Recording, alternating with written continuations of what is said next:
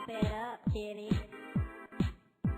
Just pump it up, kitty cat. Where you at? There you go. Put two paws on the floor, two in the air, and then just go.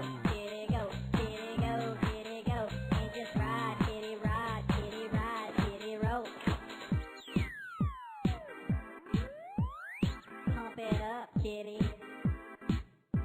Hey DJ, play that funky beat. All the kids say move your feet, 'cause the music's bumping, party's pumping. Feel that groove and you gotta do something to go.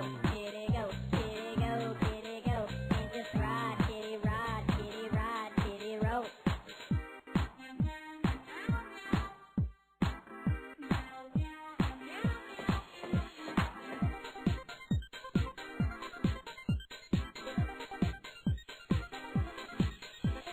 Go, kitty go, kitty go, kitty go. And just ride, kitty ride, kitty ride, kitty roll. Go, go, go, kitty go, just go, go, go, kitty go, just go, go, go, and go, just go, go, go, stop. Pump it up, kitty.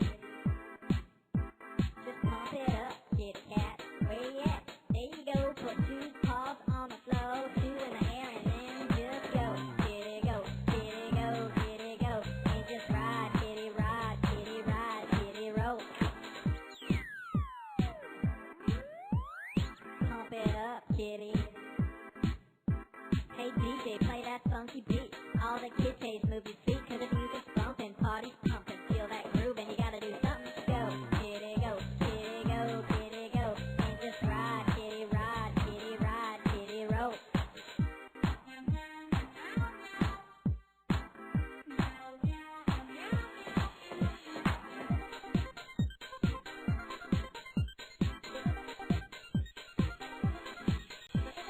Go, kitty go, kitty go, kitty go. And just ride, kitty ride, kitty ride, kitty roll.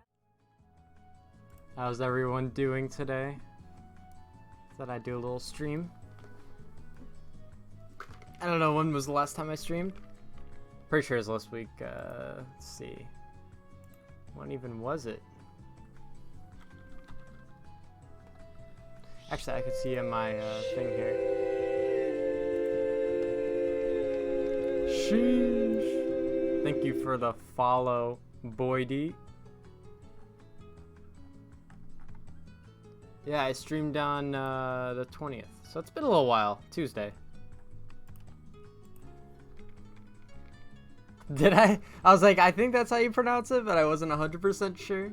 But glad to hear I got it right. That was my first thought when reading. I'm like, that seems like it's pronounced Boydie. What? Body E. Boy D? Wait, hold on. How did I pronounce it again? I said Boydie. I would think people would call you like Boy DY or something. Yeah. I could see someone saying like Boy DY or something like that, but I'm like, that's not right. Come on. Alright. What am I gonna do here though? So I have a lot of options. Only thing I can't really do is the pets. Obviously I did all the pets already in this game. I could do some of these episodes. Could try to beat one of my scores here as well. Although I don't know if I could beat that beginner one. That's pretty good. Puzzles is what I was currently kind of doing. So I'm on part 5 right here. Only a couple more parts to go, and then I think hardcore mode is unlocked. I saw that there's a new feature actually in this game. By the way, let me know if the music and everything's fine. I don't want it to be like too loud or anything. So yeah, there's a new mode called solvable mode. So I assume that means that it has to be solvable and you can't, like, there's no way that you'll have to guess or anything like that. So I could try that because I haven't done that at all. I've done just the classic version.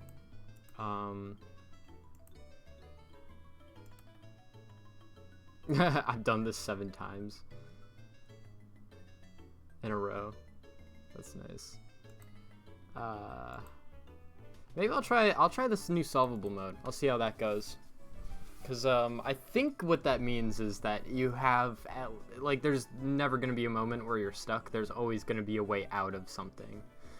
So that'll be definitely good for, like, advanced or even the custom. Because the custom can be brutal. There's so many mines. It's actually crazy. We'll start with the beginner here. Oh god, it's been a while. A little bit rusty.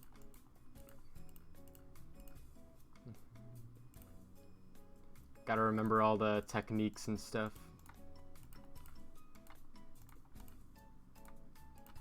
Alright, so that wasn't bad. 19 seconds. See if I could beat that here. We'll do a couple rounds here.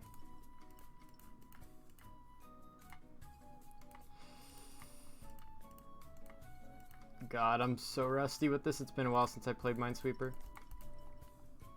Did I beat it? I did. I took about 6 seconds off. We'll try again. We'll try again. Come on. This one's not looking good.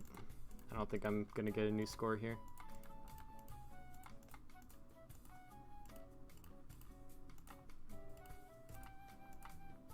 Yeah, no, definitely not. Still about 2 seconds faster than the first one, though. I feel like my mouse is kind of in a weird spot. Let me just move that a little bit. Oops. Alright, let's try this again.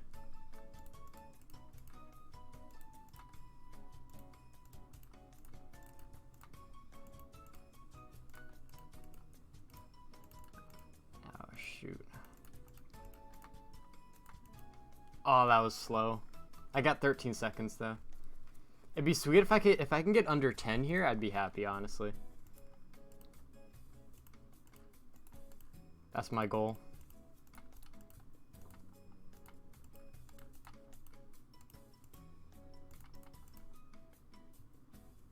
Oh, it was just over 10. Just over 10.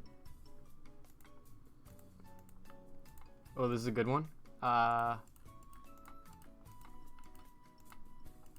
That was good. 7 seconds. I'll take it. I'll take it. Alright, so that's the beginner. Is that what it's called? Beginner difficulty? Oops. I exited the whole thing. Yeah, that was beginner. So interesting. So it saves your time, but it doesn't keep track of stats for like streaks or how many wins you've gotten. So it's kind of like maybe like a practice mode.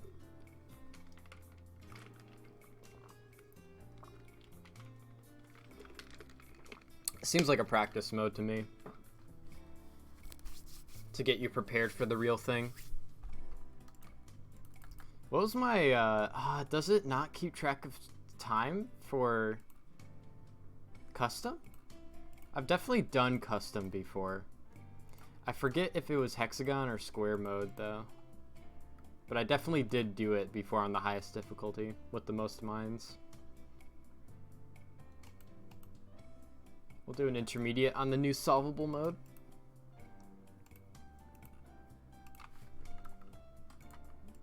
I don't know how fast I'll get this, but we'll do it first try. If I don't get this first try, then I'm gonna be so... At that point, I know that I'm just like not built different anymore in Minesweeper. Because this is solvable mode, so it should be good. Like, I shouldn't have to get stuck or anything.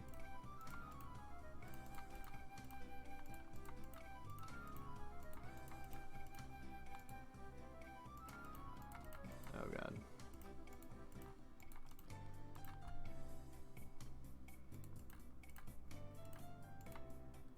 Alright.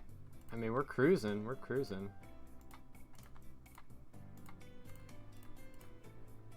We are cruising here.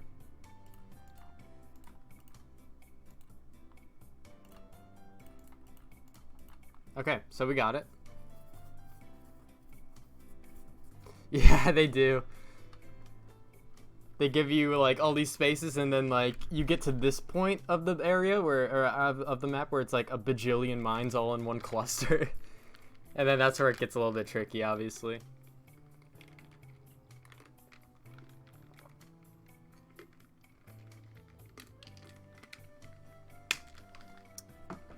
Alright, 54 isn't bad. What is my record even for like normal? I beat my record in the first try.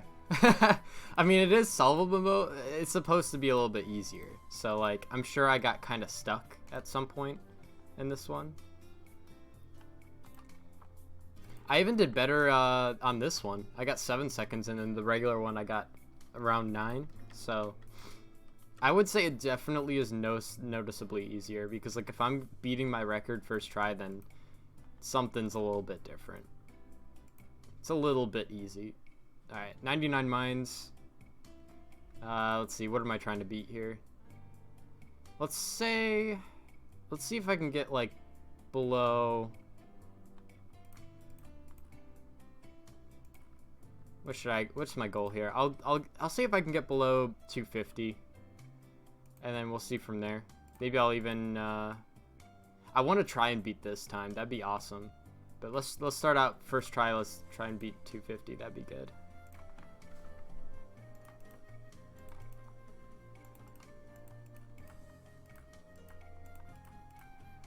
I'm so focused. And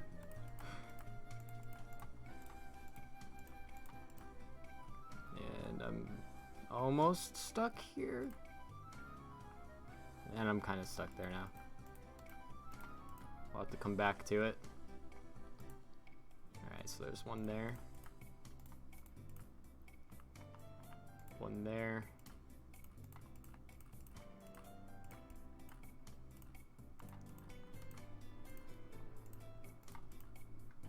Oh boy.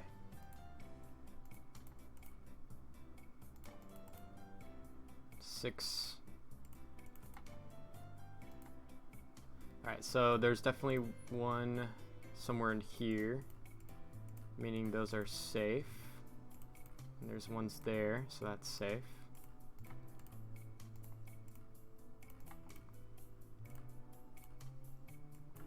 Alright, so there's one in there, so that's there.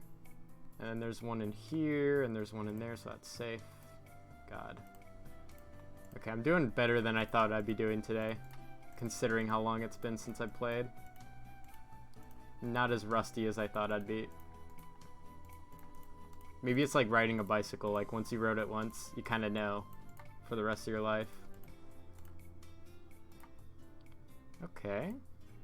I mean, we're doing pretty good here. I got the sun in my eyes, so I'm gonna have to close the windows after this.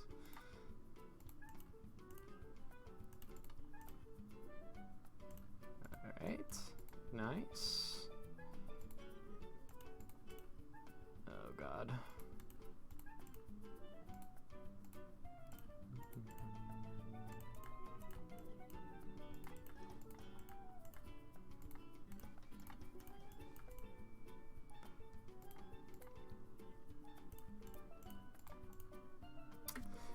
So how okay, so there's got to be one in here, meaning that there's one there. Okay, that's how you get out of that one. I'm like, no way I'm not actually stuck there, because this mode should prevent that. There's got to be one there, which means that's all safe.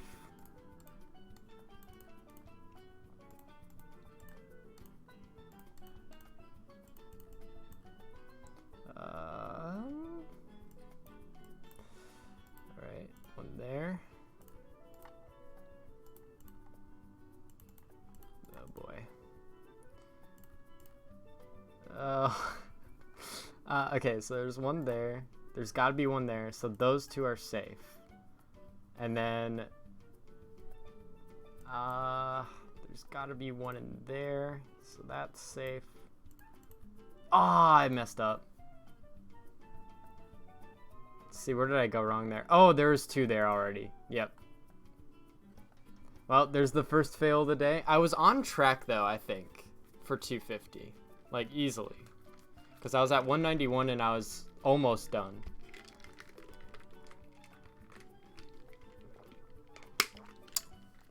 So, we'll try again.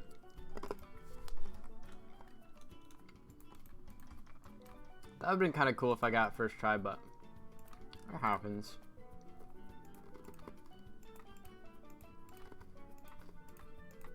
I was trying to go maybe a little bit too fast there.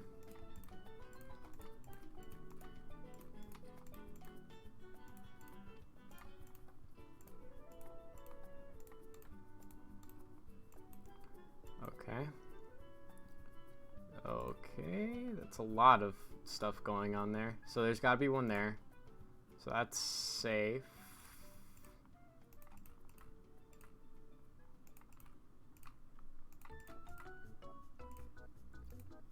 Okay.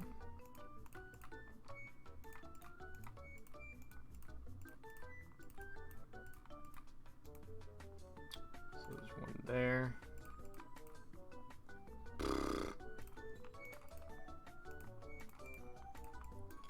I'm like clicking these half the time expecting it to blow up because I like missed a little bit of something.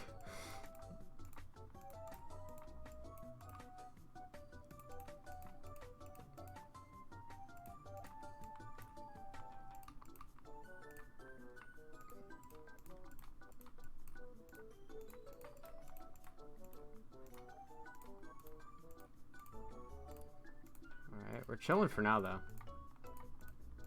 Come on.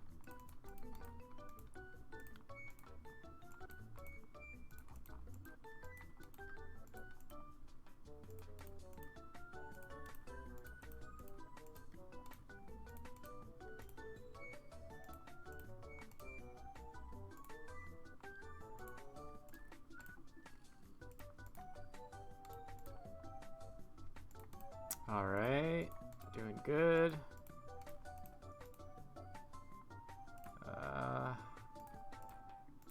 There we go.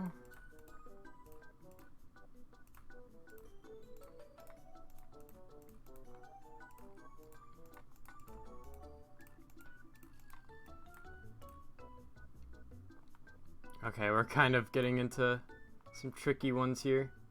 So there's got to be one here, meaning that these are all safe.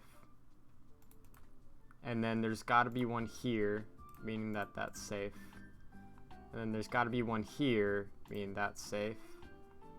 And then that's good.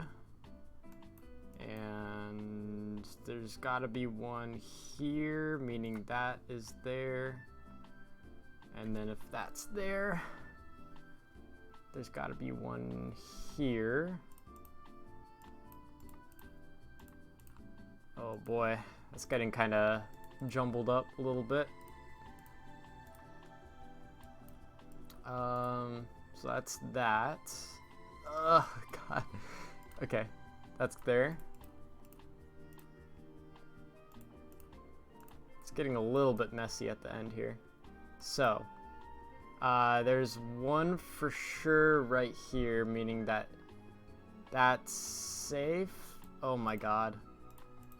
Wow. And we got a new best time here. So my goal was 250. We got 205. There we go. Tried out a little bit of this new mode here. Also, there we go with the pick a game. Beacon Pines. Is that what we're going for right now? You know, I'm happy with that, honestly, if we were to leave it off here. Because I got best new times in solvable mode, which are all better than previous times I have. So that's pretty awesome. So yeah, just as a practice mode, it looks like. Awesome. Well, here, let me get the game set up here. Hey, Belle, how are you doing? Let me change the title of the stream here.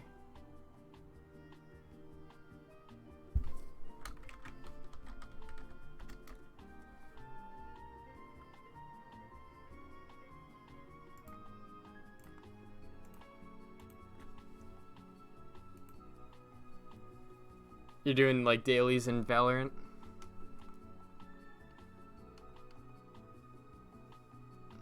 Let me edit this a little bit.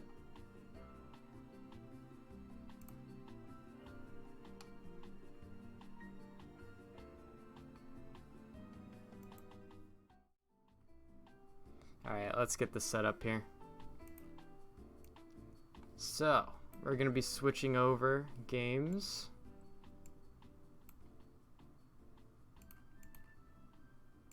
So we're going to be playing a little bit of Beacon Pines, because Belle redeemed the pick a game.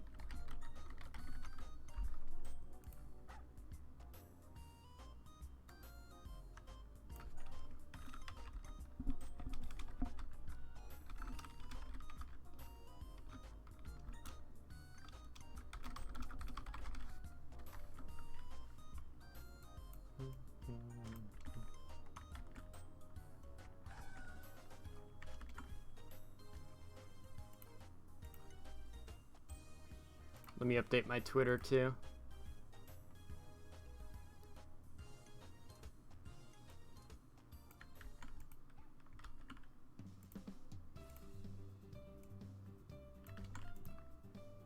Bro, I wish I could play Wii Sports Resort on stream. That'd be awesome. That'd be actually pretty epic.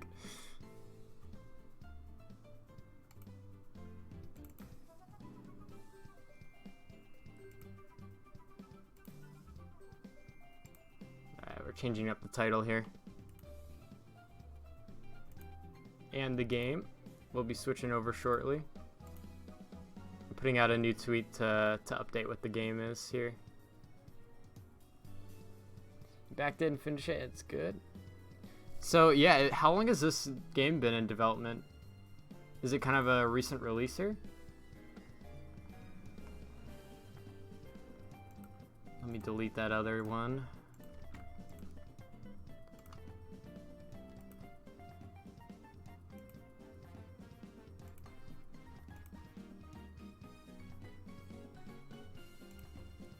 Just delete this message here.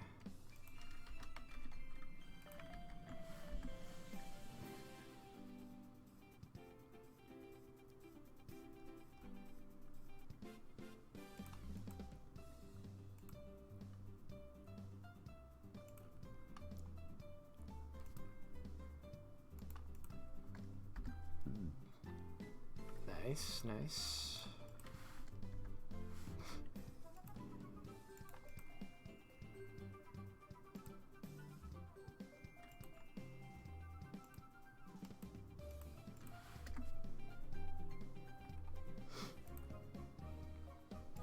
Alrighty. Came out 3 days ago. Wow, so yeah, it's a pretty new game then.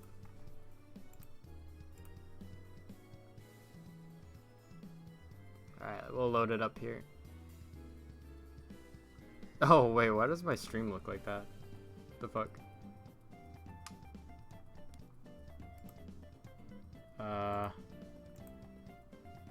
Very strange. Oh, it's my video tube. What is... Hold on, let me figure this out. Oh, that is so strange. When I exited out of my game, my video tube PNG thing just kind of messed up. That was very awkward. Alright. Almost done setting this up.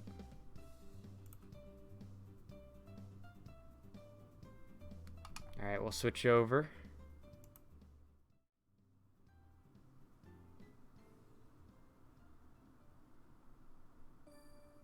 There we go. Okay. I think I'm ready here. Hopefully the audio will be good. I tested it out a little bit before stream, so it should be all good, but let me know if the volume's a little bit too loud or anything. Alright, let's get started. I know literally nothing about this game, but I was just like, you have to play this, so now I'm playing it. Made by Hiding Spot Games and fellow traveler.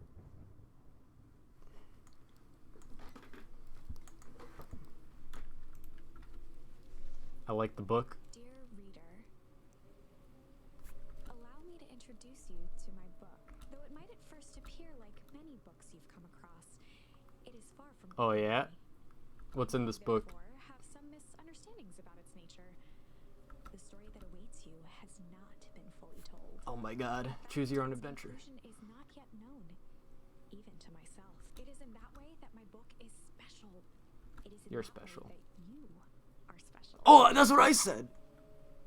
Without you, there is no story. I had no clue they were gonna say that. Oh, little low. Okay, here, I'll turn it up. Is that better? You hear the music? Chapter 1. This looks like a very pretty game. Normal isn't what it used to be. I could still turn it up if it's still low. This is all experimental here.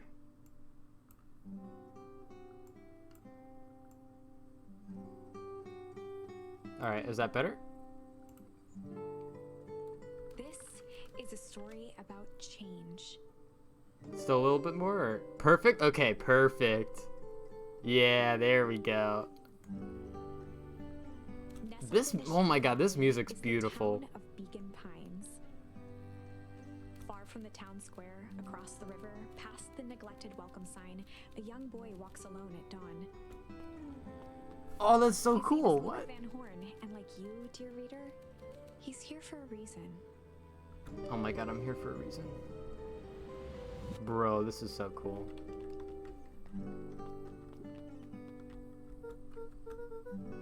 Hey Dad, how are things going? Today's the first day of summer vacation. Oh, so cute. I start middle school next year, I guess. Bro, I don't even remember what I fucking thought about middle school when I went into it. I was 6-year-old when you died. Damn, bro. Well, I don't know if that's better than your dad going to the gas station for some milk or not. From here on out, you'll have been gone longer than when you were here. Oh. Bro, this music is fucking banger. Good soundtrack already off the bat. Like, I could see this in like a chill playlist, you know? Just to study too. Mom always said that this tree was your favorite spot in the world. This is a pretty sick spot, honestly. If I were to be buried somewhere, this would be a pretty good place to be buried.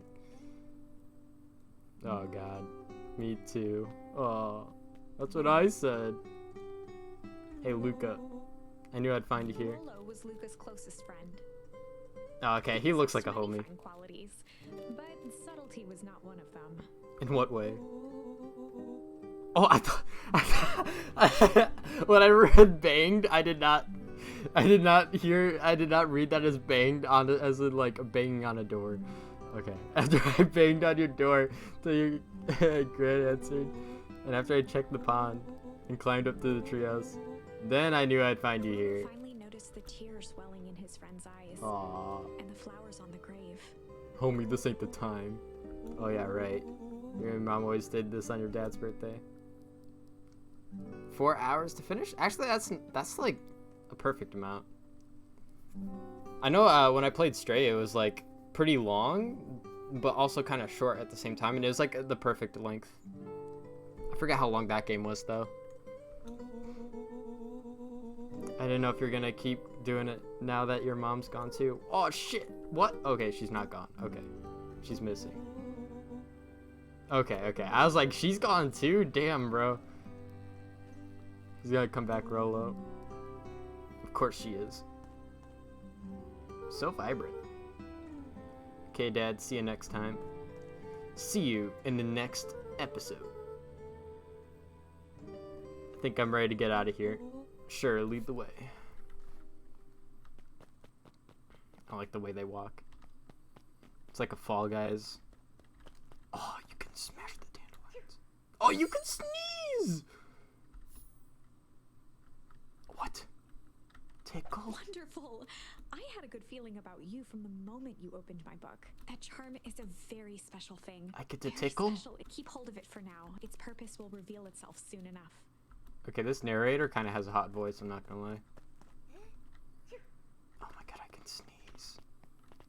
I can sneeze! I want to sneeze again. Yeah, baby! I want to destroy all the dandelions. Oh, they come back. They have infinite health.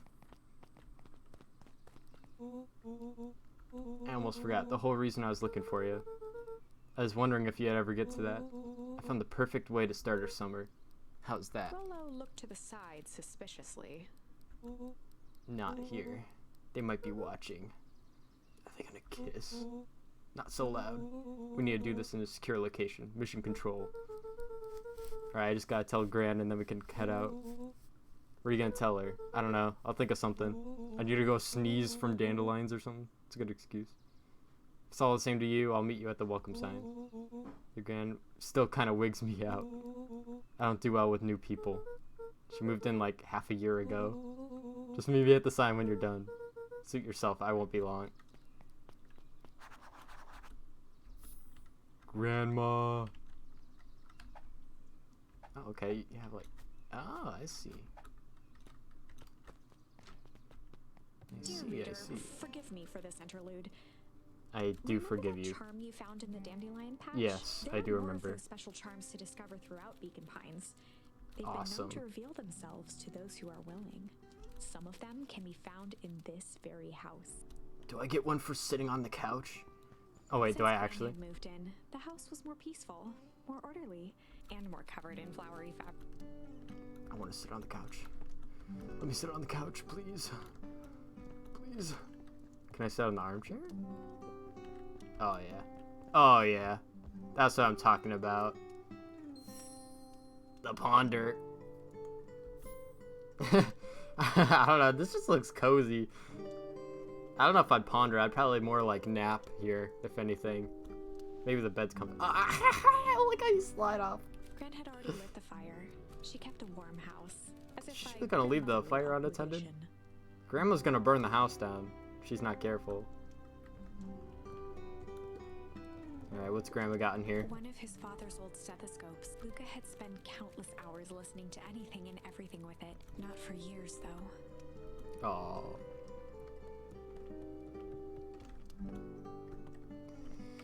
Well, at least I can ponder. Just some dusty knickknacks. Hell yeah. Hope your Valorant stuff went good. Some dusty knickknacks. I feel that. Grandmas always give all the knickknacks. I don't know, I kind of want to check out this room first. I can go out the back door. Oh my! This is cool. I am now certain that you are the one I've been waiting for all these years. You'll recall I was a bit coy regarding the use of charms earlier. Excuse me. I tend to have a flair for the dramatic. You are about to encounter your first turning point. There are certain times in this tale when everything hinges on a single word. Step forth, dear reader. Oh, is that Granny? I don't know if I'm ready. On the other hand, I suppose there's no reason to rush. They will be waiting when you return. I'm not ready to speak to Grandma. An array of prepared meals crowded the refrigerator, each labeled with the day of the week. Oh, we got it all planned out. We got like the pasta salad made for the whole week. Scissors, a broken can opener, a mostly empty bottle of glue, and some loose string. How'd they make the glue though? I got the junk? Oh my god. I got junk. Wait, I didn't mean to say that.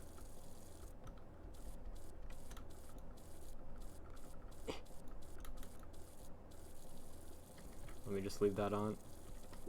The only piece of furniture Gran had brought. I'm wasting water. Was an I'm old gonna hutch. get the biggest water bill. The only piece of furniture Gran brought. Old hutch. Okay. Fine, I'll save on the water bill. Okay, I'll close the fridge.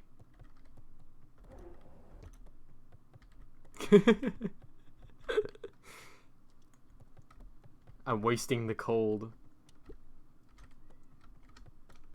Grandma's room? Luca paused at his parents' bedroom. Parents' He just room. wasn't ready to go in yet. Honestly, I wouldn't either. That'd be fucking Gran traumatizing. had commandeered the upstairs closet when she moved in. Some things need shelter from a young boy's mischief. Oh no, she it said. still does.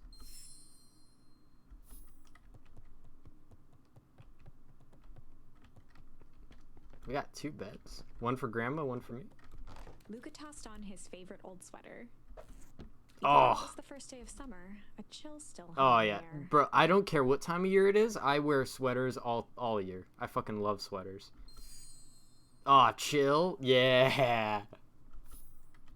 I'm chill. Gran's moving in meant that most of Luca's things had been crammed in the corner. Luca was somewhat annoyed by the situation. Doesn't like clutter. I see. I can't read this. I don't know how to read. I'm too dumb. Gran's bed was undisturbed. Luca didn't Okay. mind that she had a habit of falling asleep in front of the fire. It meant that he could read late into the night. That's me, except with video games when I was a kid. Oh, wait, also, what is on this nightstand? Nothing. Okay. We're about to bed. Nothing. Okay. We're good. Alright, Grandma, I'm coming to talk to you. I got my sweater. I'm ready. I'm so ready. A sturdy old wheelbarrow. I used to love pushing wheelbarrows for no reason. Fun fact. Those things were always fun to push around. Actually goated. Young Luca would spend hours hiding in the bushes, Yeah. waiting for a chance to jump out and startle his mother. She always enjoyed humoring him by feigning terror. God.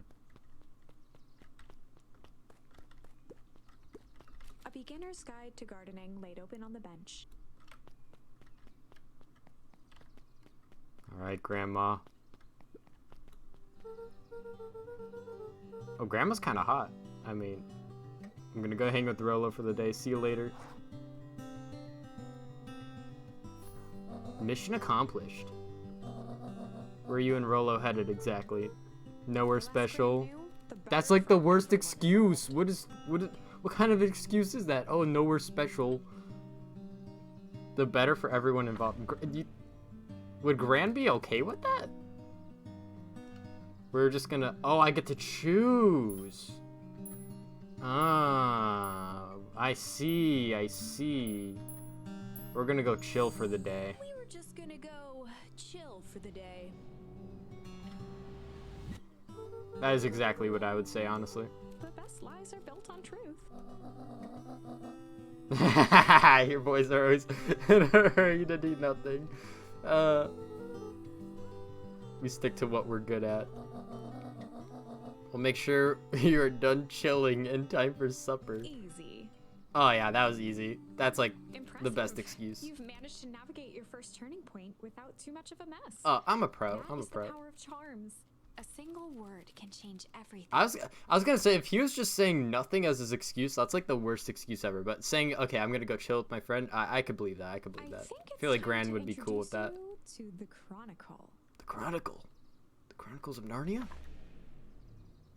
Oh shit. The Chronicle is a record of the decisions you've made. You Uh-huh. can see the turning point, which is Oh, wait, so you can actually change the story? That's at fucking any cool. time, you can use the Chronicle to go back and invoke different charms. Oh. For breaches. Luckily for us, this is the one and only turning point where the charms won't dramatically alter fate. Oh, that's pretty Perfect cool. opportunity to experiment with rewriting things. That's actually pretty sick. Oh, and you could just change it. Okay. We're gonna go hide. We were just gonna go hide for the day. What does that even mean? What does hide for the day mean? Like, hide? Additionally, when one is trying to hide something, literally using the word hide. Yeah, I was gonna say, like, the only way I could play that off is hide and seek. I don't know. Old for that, bro. I used to play hide and seek until I was in, like, fucking high school. It's not like there's much else to do around you. I'm done playing your little game in time for All's supper. well that ends well. That's funny. Okay, I'm curious. I'm curious. What was the last one? Ponder. We're gonna go ponder for the day. Ponder. We're gonna go ponder. Oh, really? What are you boys going to ponder on such a lovely day exactly? This was Luca's chance to sell his alibi. You know, big stuff, small stuff, medium, mostly medium pondering. Well, make sure you don't overburden yourself with preponderance of pondering. Huh? Oh, forget it. Alpha D now. That is funny as shit. Oh my god. I definitely picked, like, the best one, I think, out of the three. That's hilarious, though. And Luca, you and Rolo stay out of trouble. Don't worry, we're just gonna be pondering for the day. Don't even worry about it, Gran. Jeez. We're just pondering. Just don't even worry. Oh wait, can I like go behind? I'm gonna be exploring like everything. I don't think there's much to explore here though. Come on, come on. Whoa! Oh yeah, baby. For a town that saw few visitors, the welcome was perhaps more grand than necessary. Yeah, that's a big sign. I don't know if I've ever seen that big of a sign. The road leading to Beacon Pines was long and uninspiring. A sort of natural barrier for the impatient. Alright, I'm ready. Oh my god, so many furries. You know the drill. Don't let anyone discover our secret path. I like this little walk backwards. Chapter 2. Chapter 2. Wait, is that really objective? I gotta see. I didn't see that. Welcome to Beacon Pines. For many years, this valley had been a small mining outpost. Okay. It wasn't until Sharper Valentine built his fertilizer company that Beacon Pines was established. Oh, I see. Over the next 30 years, the town had grown and prospered until I guess that's the more foul manure, isn't it? harvest and his sudden death. The foul harvest. In the 6 years since, everyone was simply trying to get by. I don't know. This is looking kind of poppin', honestly. All right, let's see that. I want to get into trouble. It is get into trouble. Oh my god, that's awesome. I'm too short for this podium. Hello, sir. Sorry, young Mr. Van Horn can't talk right now. Very busy with preparations. Oh, that's the mayor? Was not busy. Was not busy. How many times do I? It's Mayor. Flustered, Sorry. Gus instinctively loosened his tie. Is he going to the secret path? I must briefly attend to a concerned citizen. Huh? There's nothing. Keep at it. Alright, what can the mayor of Beacon Pines do for you today? I'm just saying hi, I guess. Well, good day to you too, young Mr. Van Horn. Now, who is she? Hey, Mr. Kerr. William Kerr was the CEO. Oh, that's of a... Perennial I thought that was a Harvest. lady. William Kerr was the CEO of Perennial Harvest He had become Corporation. a fixture around town over the past few years. That is a After the big failing name. of Valentine fertilizer, the town was hungry to welcome a new source of employment.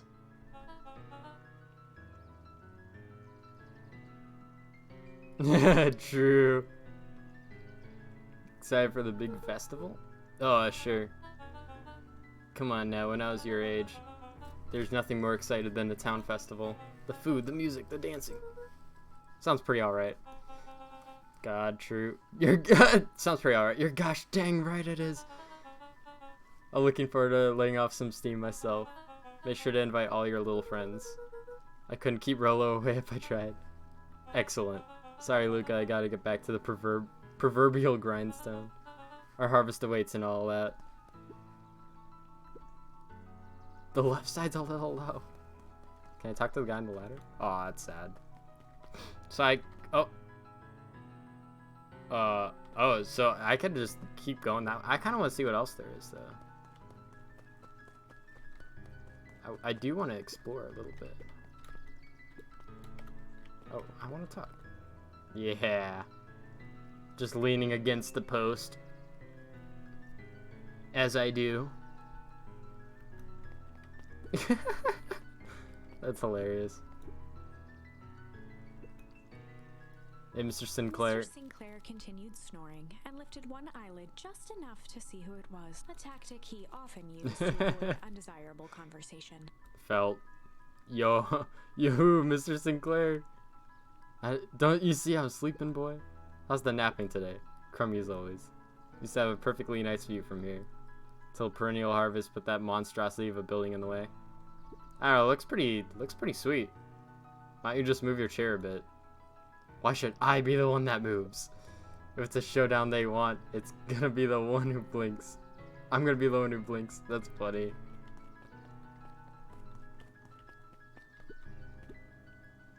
Come on, Andy, grab his wallet. Sorry, Iggy, I can't. Do it or we pound you. Yep. Yeah, but my mom said, yeah, but. If I had a nickel for every yeah, but, I'd be the freaking king of nickels. Ain't that right, Tish? Yep. God. Do you have a moment? It's just Luca. Golly, I'm sorry, it's my first week at perennial harvest. He pulled a pen from the pocket of his sweater vest and began to frantically jot something down on a clipboard. Wonderful, it won't happen again. If we're gonna be on a first name basis, then you can call me Pete. They do kind of look like a Pete. Nice to meet you, Pete. Sorry, what are you writing? Oh, just documenting. Gosh, it's exciting to be a part of something so darn special. You know, it's not just about new fountains and phone booths. We're gonna change the world. It all starts here in Beacon Pines. Isn't that amazing? Oh, anyway, I better get... Oh, that reminds me. We love to hear your thoughts. My thoughts? You bet. If we're gonna change this town, we need to get every detail right. That sounds intense. Changing the world is intense. So what do you say? Would you answer a few questions? I guess if it's quick. Wonderful. Open answering a few quick questions. One down. See, it's not that hard, is it? Okay, we're going already. Question 2. What is something you love about Beacon Pines? I never really thought about it before. Perfect. It's the only place I've lived. See? That wasn't so painful. Stopped scribbling and glanced up from the clipboard.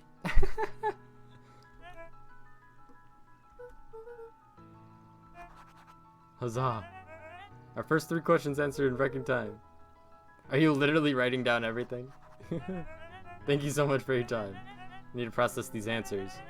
We can save the rest of your thoughts for later. Okay. Our harvest awaits. Can I go dig in the trash? Oh, damn it. Damn it. I know, but I want to explore. Can I go in the alleyway? Ah. I'm assuming this is something I'll do later. Alright, we'll check it out. I can't go down here, can I? Just gonna check. Yeah, no, definitely not. Alright. Hey Jetson, is the line playing any tunes today? No bites this morning, I'm afraid.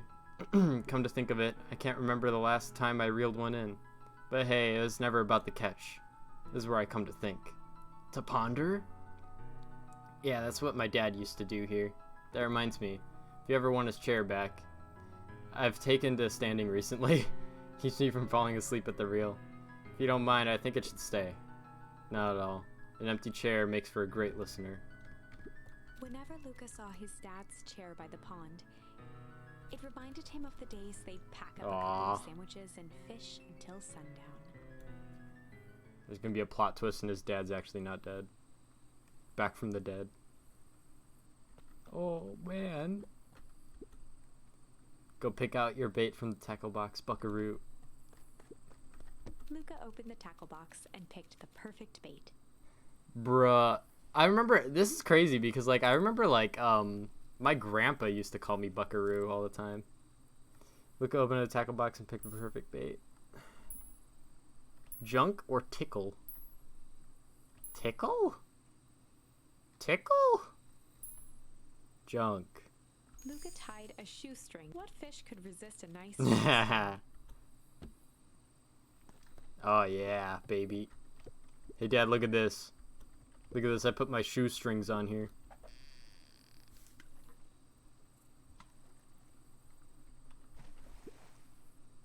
Oh, did I fuck it up? I'm gonna tickle this time. Luca Tickle! gently baited a feather on good for skimming the surface. Haha, tickle the water. I see.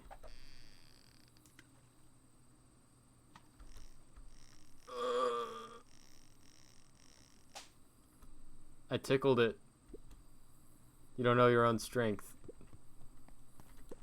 Alright, I can tickle it. Luca gently I believe. baited a good for skimming the surface. I believe I can tickle the water.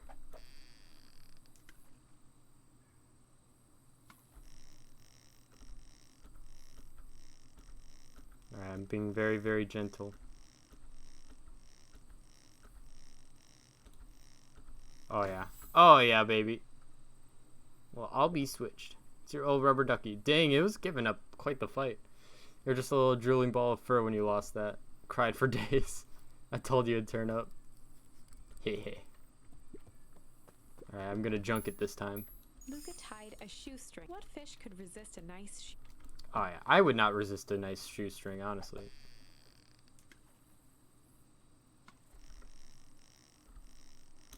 Oh yeah. I'm such a good fisherman. Come on. Oh yeah. Oh, where do you think the other one is? Hard to say. Sometimes things drift away. That's not fair. No, it's not. Well, wherever it is. I hope the other boot at least has a sock to keep it company. Alright. Luca gently I want to tickle the water again.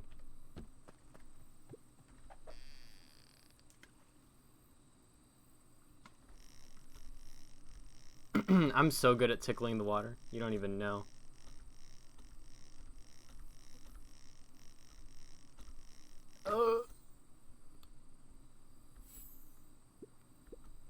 Okay, wait. I see. So it's just those two, okay. Alright, bye, Dad.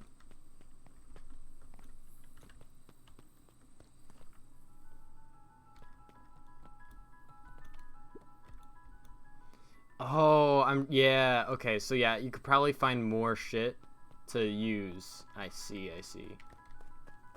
As time goes on. Mission control. Authorized personnel only.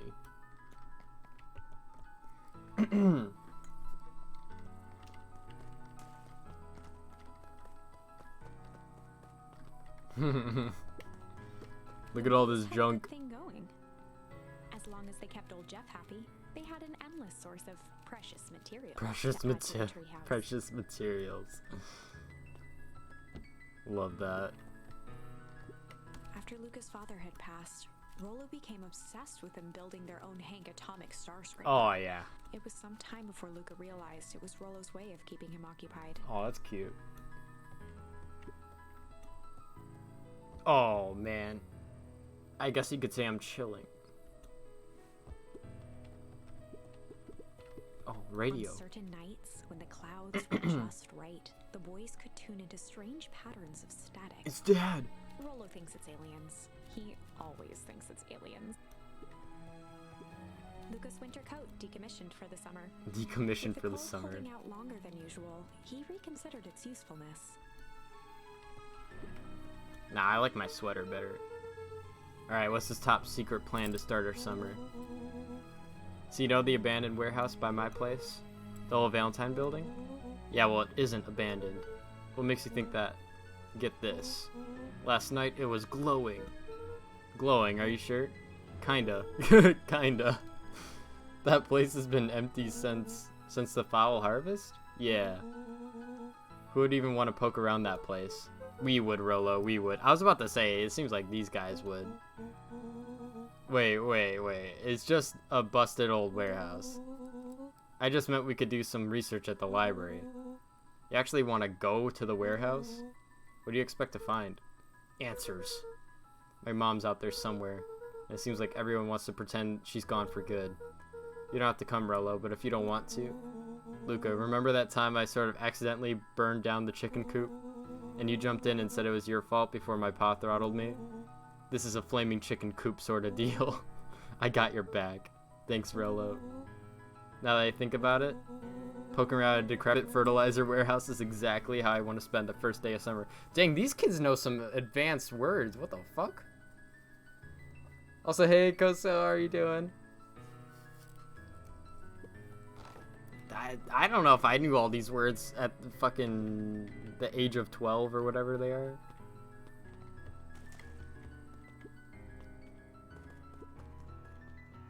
Oh, over here. I thought it was back by the sign for a second. I'm just catching my breath a bit. Go on, I'll catch up. Sheesh. Is this downtown? Town hall? Hello, sir. Holden Wilder ran the local paper of record, the Beacon. The Beacon. You're eating cereal. I saw you were calling your server. I joined and you like didn't talk at all and your Zelda randomizer was up and I was just sitting there for like a minute and I'm like, yeah, I think maybe Koso fell asleep or something and I just left. You're just like on the main menu of your randomizer, just like looking at the bottles that you had. Hey, Mr. Wilder. Or look at what's the day have in store for you? I was wondering if you heard any news about... News? The Beacon knows the news that needs knowing. Any news about the old fertilizer warehouse? Nope. Oh. Rollo thought he saw some lights there last night.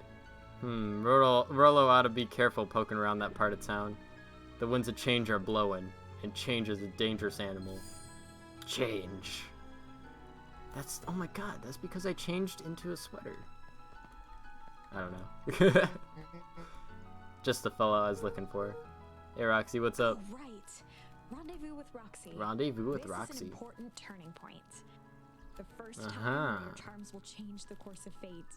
Oh god. We only have one suitable charm at our disposal. Have no fear. We can always return later using the Chronicle once we find more charms. I see. Now I'm just rambling. Where were we? I like this narrator, actually. Yeah, Roxy is cute. Have you seen my blockhead brother today? He skipped out before breakfast. Well, not really, no. Can't say I have. Can't say or won't say. Roxy, would I lie to you? Luca, wait up, I almost forgot to tell you. Roxy might be lurking around here. This is one of her favorite places to stand around and be useless. Haha. Rollo. So we need to make sure she doesn't spot us. Rollo. Why are you doing that turning thing with your body?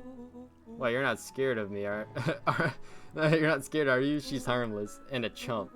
And she's right around that corner, isn't she?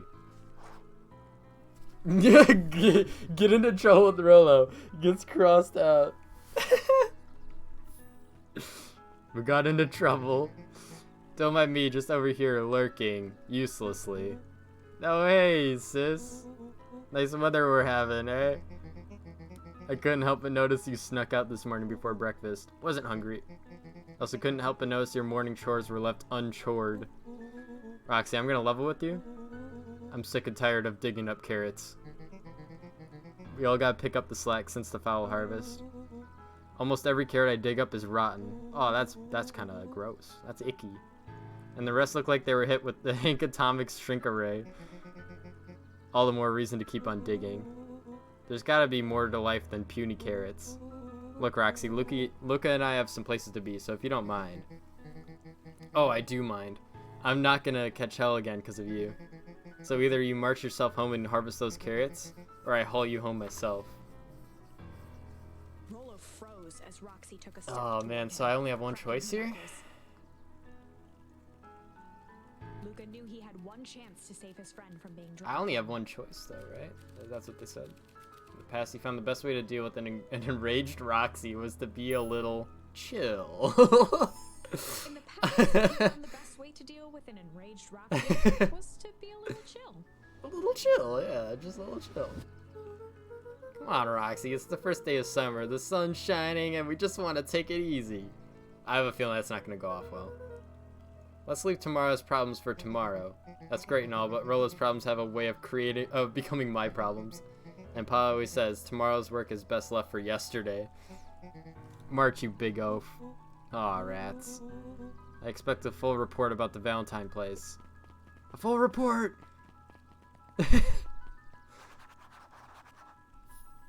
Damn. So Fitz, what are you up to this lovely day? Nope. Cool, cool, cool. Damn. Investigate the Valentine warehouse alone. So I only had that option. What are you doing on this fine day? Nope. Miss Hatch could often be Miss found near the Hatch. fountain, too absorbed in a book to be distracted. Two wandered down the wooded path, unaware of the danger ahead. Oh. Oh, this is getting good. I'm gonna jump on her face. On her book. Hey, Mrs. Nelson. Mary Luca, any big plans for the summer? Not really.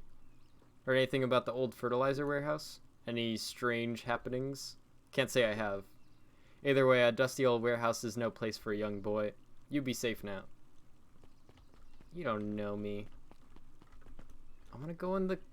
I want to get coffee. I'm going to go... Oh, God. There we go. Piper? Oh, hey, Luca, what's up?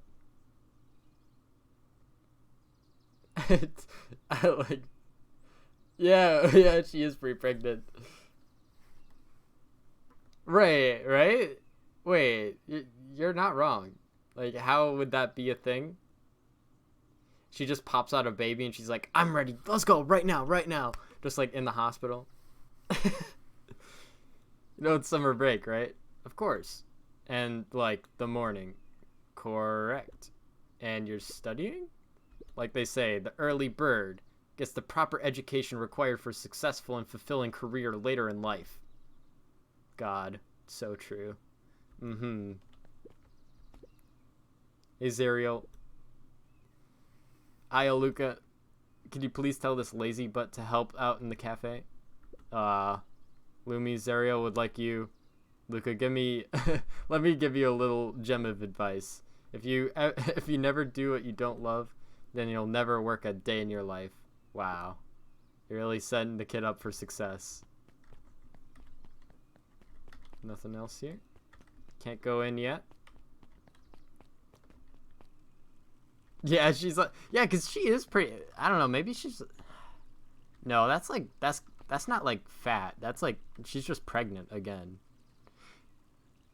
Maybe she's just like, she hasn't given birth yet, but she's just practicing for when she does. So like she has the stroller out, she's like rocking it. She's like, yeah, when this baby comes out, this is how exactly I'm going to go throughout my day. So I'm going to get in the schedule right now. I'm going to bring out the stroller. She puts like a potato in the crib or something. I don't know.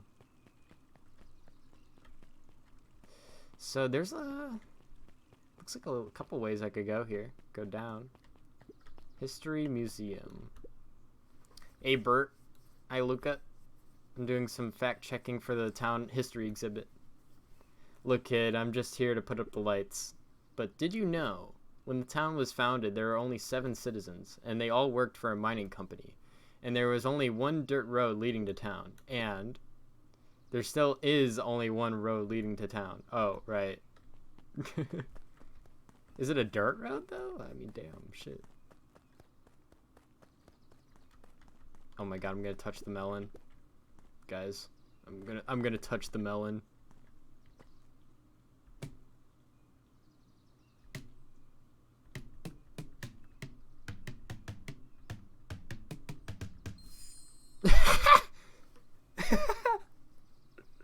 Smack! I'm so glad I got rewarded for touching the melon.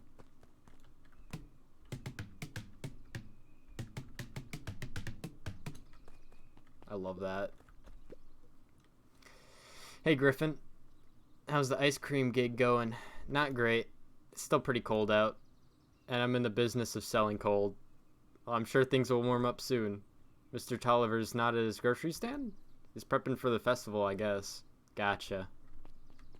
I love how this kid is kind of like as chill / awkward as I am when talking. Like the way that he talks is definitely, I feel like, the way I would talk. Very relatable. So I wonder if I could have smacked his sister earlier. Sharper Valentine powder and beacon pines. Never underestimate what a great man can do given time. A bit much, if you ask me. Yeah. I don't know. There's some limits in life. Oh, there's so much. Hey, Solomon. Apologies. No time for chit-chat. I am curious. Could I have changed the path? Okay, so I still only have chill. Also, that art. Oh my god, that art is so cute on the left. This game does have a really great art style. Like, the music and the art is just on point. Like, super adorable. Looks like the library hasn't opened yet. I'll check back later. Dang, there's like a lot of stuff to check back on, too. I kind of like that. Leaves a lot of open ends. Luca, my boy. Hold up a tick. Oh, hey, Mr. Nuncreed. I was just on my way to... I just sold the last jar of your grandmother's preserves. Can't stock the shelves fast enough, turns out. Hey, that's great, but I'm actually... I guess a Juniper will just have to swing by with more of her lovely jam. Uh-huh. Well, don't let this old man slow you down. You just remind her that she still owes me that dance. A promise Gran regretted the second it was made. Will do. I love this narrator. This man just ate it all. He's just find a woman that Juniper. Yeah, she's pretty cool, I guess. He just ate it all. I love that coaster. A real fine woman. Gotta go. Sweeter than any jam on earth. God, the biggest simp on the planet. The phone booth was brand new. Part of Perennial Brand new? Harvest's Beacon Pines Reborn. It didn't see much use. Yeah, I mean, yeah, because I feel like if people have telephones, I don't know. It is kind of a weird place for telephone booths are just pretty obsolete. I guess I just didn't know if it was in this world or not at first. Oh, hey, Luca. Hey, Joey. How's the bug hunt going? Not great. Bugs have been shy this week. Bugs get shy? Oh, sure. Bugs aren't that different from people. Sometimes they just want to be left alone. If you're going into Weepwood, just be careful where you step. No bug crunching. Got it. Yeah, I won't crunch the bugs for the homies. Also, I see a bee's nest. I wonder if I can interact with that. Luca peeked up at the beehive. It appeared to be deserted. No, no bees. But bees need to pollinate. The path led into a small hollow at the edge of Weepwood. Oh boy. Okay, no turning back now. Caution, electrified fence. Is that sign new? The fence thrummed with a gentle electric buzz. Okay, so what would Rolo do if he was here? Luca often asked himself what Rolo would do. I don't know if that's good advice. Bro, I just read your message. He smelled her fart through a walkie-talkie. You're not wrong. I do get those vibes from that other guy earlier. Jeez.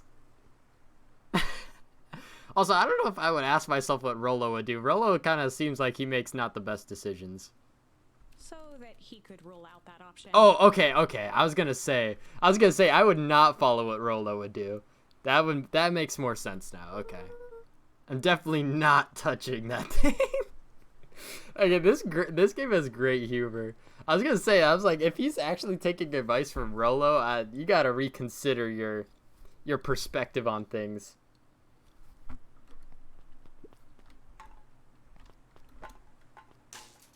Oh, As sparks flew from the wow! fence, the light atop that I'm section surprised shut that off. did something. I was not expecting that.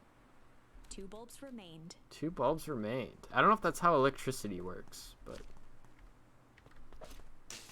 what did I just throw? Did I throw a More mushroom? to go. I'm just throwing mushrooms at electricity and it's working? Oh, hold on. That was a bad throw. The fence's buzzing gave way. What would you know? Oh boy, I don't know. I don't really I don't really know that much about electricity. Those are some hard mushrooms if they did anything. Every kid in town knew the old Valentine fertilizer building. It could be parallel circuit, I guess? But, like, to throw mushrooms and actually have it do anything? I don't know. I don't know. What do I know about mushrooms? I guess I know some stuff about electricity, but I don't know anything about mushrooms, so. Would it be parallel? Yeah. Parallel would be like... I don't know why I'm putting so much thought into this. Parallel would be like you have to hit 3 connections to get rid of power, whereas series you just need to hit 1. I think. Every kid in town knew the old Valentine fertilizer Long building. abandoned, the warehouse once served as the industrial heart of Beacon Pines. I'm putting too much thought into it. Now, it stood only as a reminder of things left behind. The dormant building showed strange signs of life.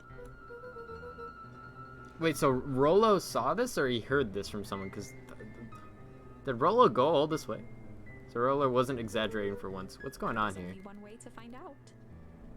Alright, I'm actually going to be right back. Oh, shit. Mushrooms are the anti-electricity.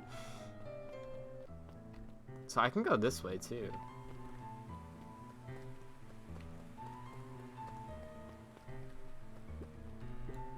Property of Valentine Fertilizer Company. Looks old. So we got some toxic waste.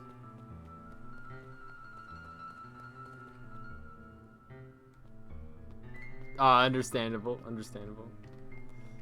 Okay, is this sussy music gonna play the whole time if I don't go there? It certainly is. Okay, we're going in.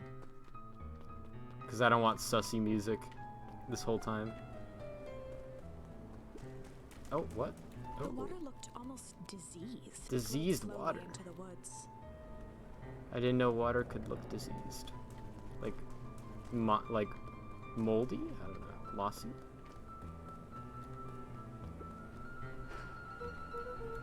That smells awful. Too bad Rollo's not here. You'd have no problem poking around in there. Rollo's a nasty boy.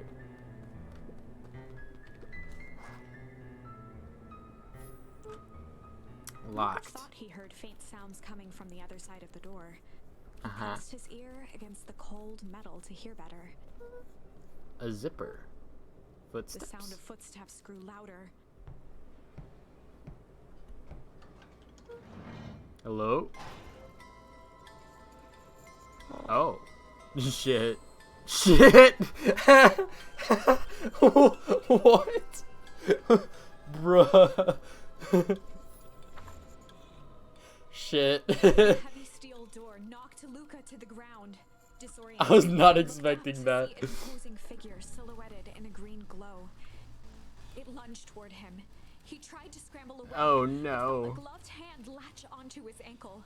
Luca watched his fingernails leave trails in the dirt as the hand slowly dragged him back through the door, into the lab, into the green light. Oh no. This is a story about change. This is a story about change.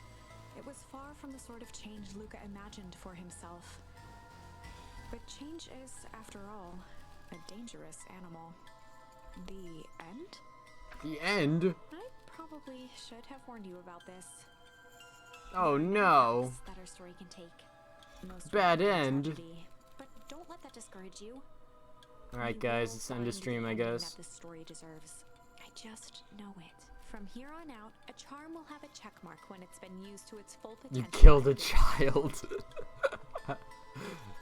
Check mark right has been used to its full potential at a given turning Now, point. let's try something different. Alright, sounds good. Oh, I could do shit. I could shit.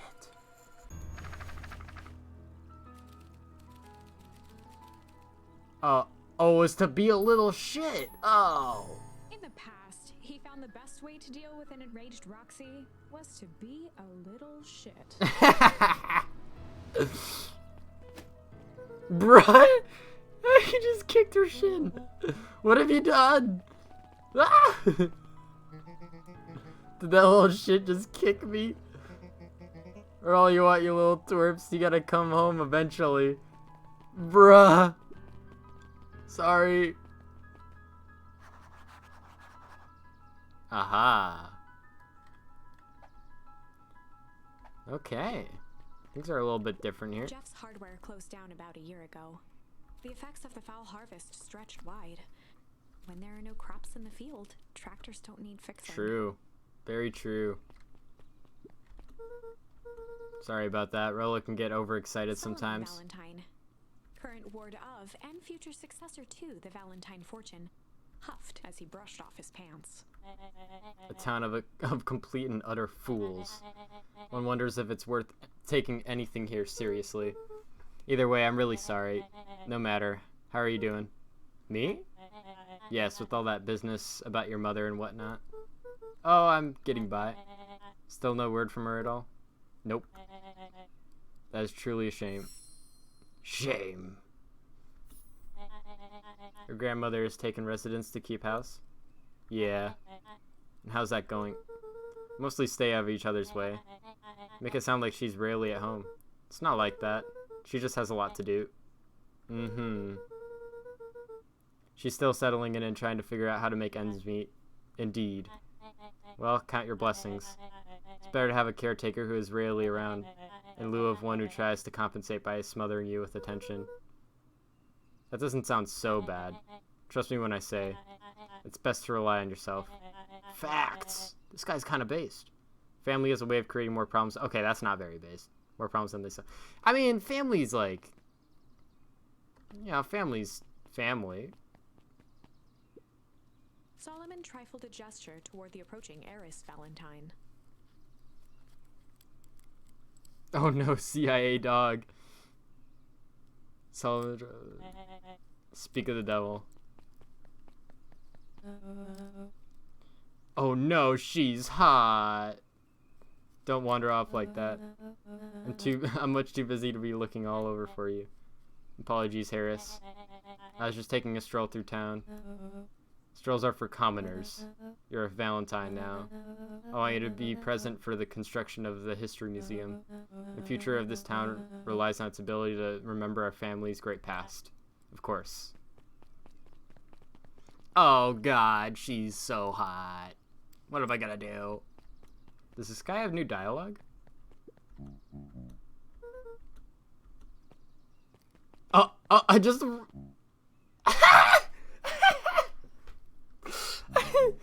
Boy's got too much of his father in him. Oh, I'm just going for it. Holy... What? Oh my god, I just went all the way. Jesus. No, jam. A little help. I am the champion. We were racing? Did that road get longer? Like anything ever changes around here. It seemed longer. You're just lightheaded from the run. You really need to pace yourself better next time. Not sure why I would take advice from second place. Has that sign always been there? Wait, what? Caution, electrified fence. No, that's definitely new. Creepy. How are we gonna get around the electric fence? Don't worry, I got this. Oh! Bruh.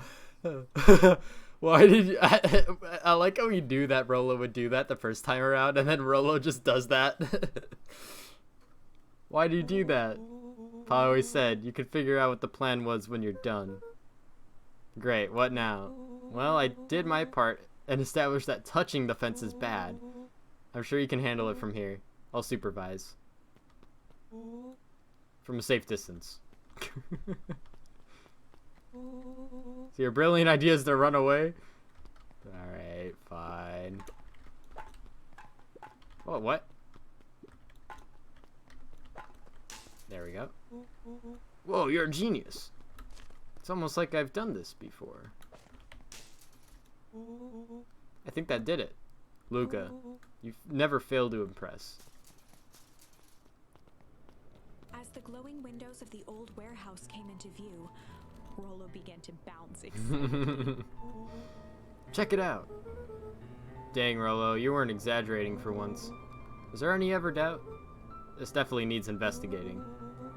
Good thing 2 ace detectives are on the case. This is bizarre. This is awesome. Rumble. Did you feel that? What, the excitement in there? You bet your butt I did. Check out this puddle. That's not normal. And this hose. Oh man, the door's locked. Try harder. No dice, it won't budge. Oh well. This dumpster's new, right? I bet it's got stuff in it. Can't really see what's in here. Who did all this? My nose is itching. I think I smell some treasure. Are you sure that isn't the hazardous waste? Just help me get in. Rolo, it would be my honor to throw you in the trash. God. Come on, Lady Luck. So what's in there? Let's see. I was about to say it's like one of you guys to me. It would be my honor to throw you in the trash. Let's see. There's a squishy bag of squish. Wow. A good inch of stagnant sludge. Your natural habitat. I like how their humor is so on point. Wait, hold the phone. Hold 2 phones. Check these bad boys out. Are those walkie-talkies? Just like the Hank atomic communicators. Do these actually work? Bro, these look like OG, like old walkie-talkie, like toy walkie-talkies. Do these actually work? Ground command to Hank Atomic. Hank, do you read me? This is Hank Atomic. Ground command. You're coming in 5x5. Oh, are your vital readouts, Hank? It's getting a little stuffy in here. Requesting assistance for evac. Help is on the way. What was that? Someone's coming. Give me your hand. I'm trying. My hands are covered in squish. Scoot over. I'm coming in. Oh, they chunky. Among Us? Among Us. Oh, wait. He did not do a thorough job of checking. Tell me you saw that. Dude, I don't know what I saw. He's coming back. Get down. He's putting squish in there. Bro, they are venting. You're so right. Oh, they just put a dead body in there. This kid's just got covered in a dead body. Under the weight of the bag. Oh god, tell me that's not what I think it is. Look, do you know what separates run-of-the-mill detectives from ace detectives? A ridiculous hat? When the chips are down, ace detectives dig deeper for clues. Oh no, he's touching a dead body. Aha. Snapped off a tag from just within a small zipper opening in the bag. Some sort of badge or something. What's it say? Held the badge up to a faint shaft of light within the dumpster. Dr. Prescott Deep Engineering. It's a name tag. Who would throw away a bag full of slimy old name tags? I think it's just one name tag in a bag full of something else. Oh, okay. I think we should make a break for it. Stay calm. This is no time to panic. I'm not panicking. You're panicking. Rolo, calm down. You don't have to squeeze my hand so hard. Dude, I am not holding your hand. Quit messing around. What other slime-covered hand would be in here? Oh no. What is that? Oh god. These kids are gonna be traumatized. I'm beginning to see the benefits of your run for our lives plan. Right, we clearly established that I'm faster than you, so I'll go first. Why not go together? Flaming chicken coop, Luca. I'll make sure the coast is clear. After I go, count to 100. If you hear me yell, run. If you don't hear me yell, run. Actually, either way, haul ass. Rolo, I'll give you credit. You sure found an eventful way to start our summer. It's what I do. Well, here goes nothing. Lucas sat in the dark. Yeah, right? Like, oh shit, that's actually just a dead body. I was like, okay, maybe it's just something else. But no, that's just a dead body. 2, 3. He pressed his ear to the dumpster wall, straining to hear Rolo's footsteps as they faded away. God. 15, 16, 17. He tried not to think about the contents of the dumpster as he counted. Rolo actually just told me to stay in the dumpster with the dead body for 100 seconds. 35, 36, 37. The thick stench made it hard to breathe. Bruh, Rolo, you're kind of bogus. Yeah, I was gonna say, yeah, I would just leave, honestly. And peered out. Nothing. No sign of Rolo. No sign of the man in the yellow suit. Time to haul ass. Time to haul ass. The dumpster, stumbling to his knees. He was up like a shot and running, sprinting toward home as fast as he could. Deacon Pine's I would blue too. eye, blurred by the tears that welled up in his eyes. He wouldn't remember getting home at all that night. Throwing his front door open, storming up the stairs to his room and surrendering to sleep almost as abruptly as he hit his pillow. Chapter 3. Chapter 3. Finding a friend. The next Okay. morning, it was quieter than usual at the breakfast table. Only the sound of silverware and chewing interrupted the awkward silence.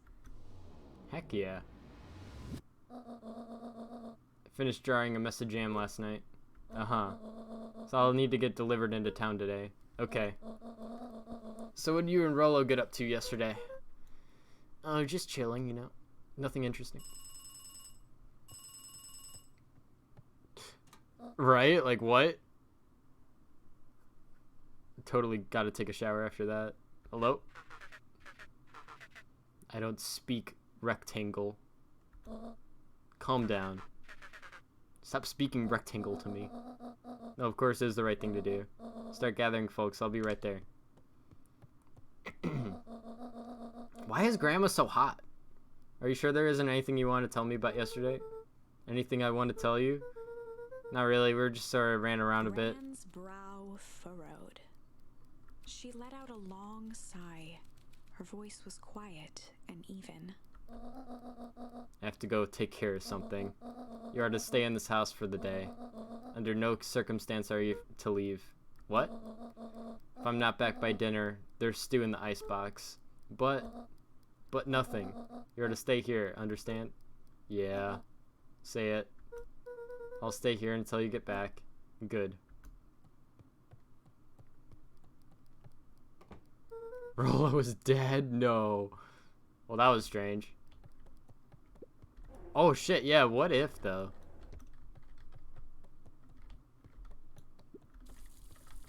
Alright. Nothing really new here.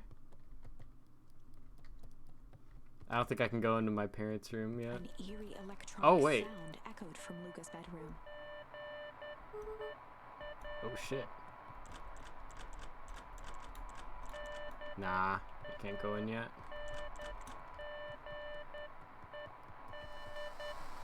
The walkie-talkie. Hello?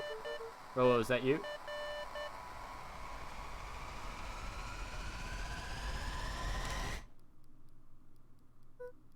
Over? Strange. Luca glanced at the now silent walkie-talkie. He wasn't sure what to think. Luca glanced at the now. He wasn't sure what. I'm not sure what to think. Thank you for the follow, Kraulemon. That is a sheesh moment. I appreciate the follow. Who's knocking at my door? I don't want your Girl Scout cookies. Oh, hey, Roxy. If this is about me accidentally kicking you yesterday, is Rolo here? No? Look at me, Luca. This is serious. Is Rolo here? No, I haven't seen him since yesterday. Rolo didn't come home last night. What? A pit formed in Luca's stomach. Oh boy, he also went missing. Or he's just dead. Where's the last place you saw him? We were playing around. in Weepwood, and then it was late, and we went home. Weepwood? If he's alive, I'm gonna kill him, that little creep. Is there anything else? Anything that he said? His mouth felt dry. No, we were just messing around. Okay. I need to go let people know to check the woods. You just stay out of trouble.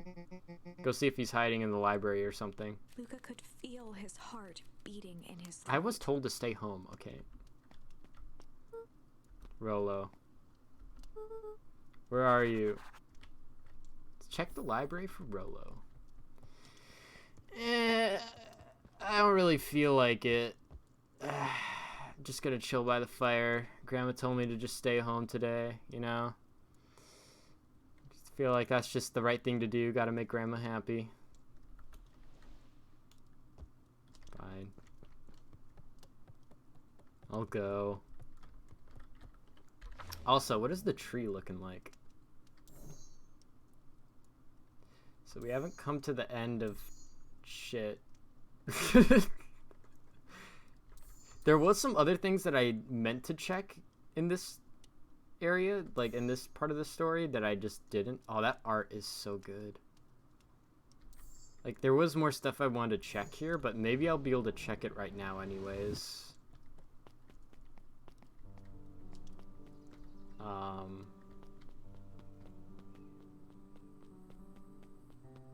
Can I go back here? Nah, not much. Just wanted to check.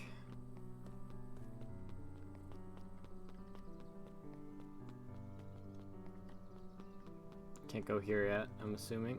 No. Ooh, things are pretty different. Hey Bert, have you seen Rolo? Nope. Though I've been mostly talking to clipboards. They're setting up lots of stuff for the festival. This one said he had to process some answers. I told him that was fine. I'll wait right here until he gets back. I could just chill on the side.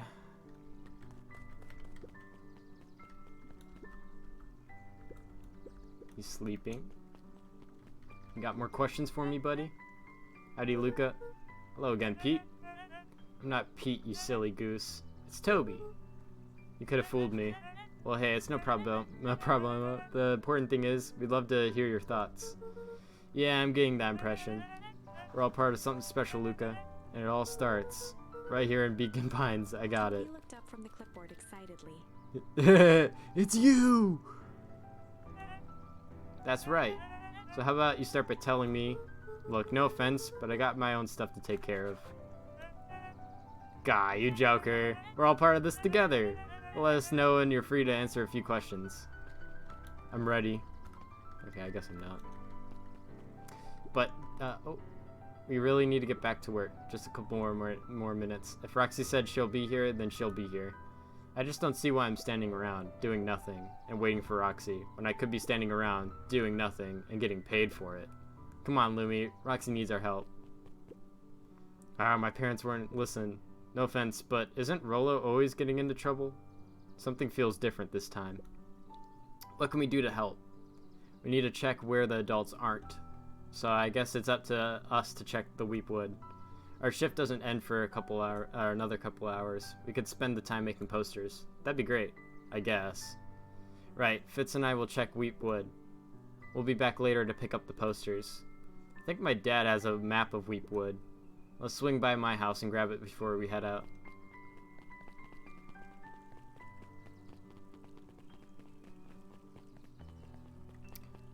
So, okay. One thing I did not check that I did want to is what's over here.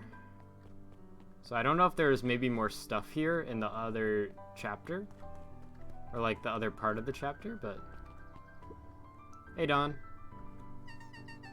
Is it true about Rolo? Yeah, he didn't come home last night. I wonder if it's connected. Connected to what? I was checking in on reports about increased activity around town. What sort of activity?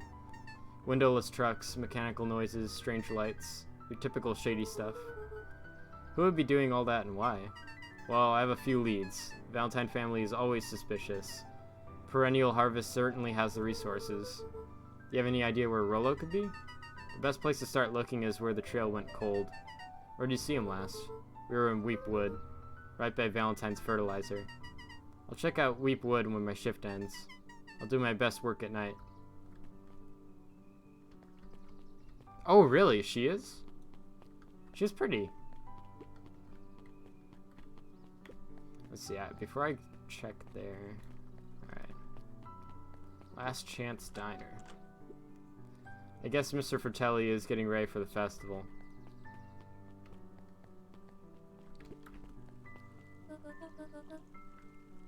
Oh my god, they're so hot. What's this about a missing child? I must stress that the situation is completely under control. It just all seems so terrible. And you're sure there's nothing we can do to help? Nonsense, young Mr. Cotter. We'll turn up safe and sound, I'm certain. You just focus on settling in. I trust my sister has supplied you with suitable lodging.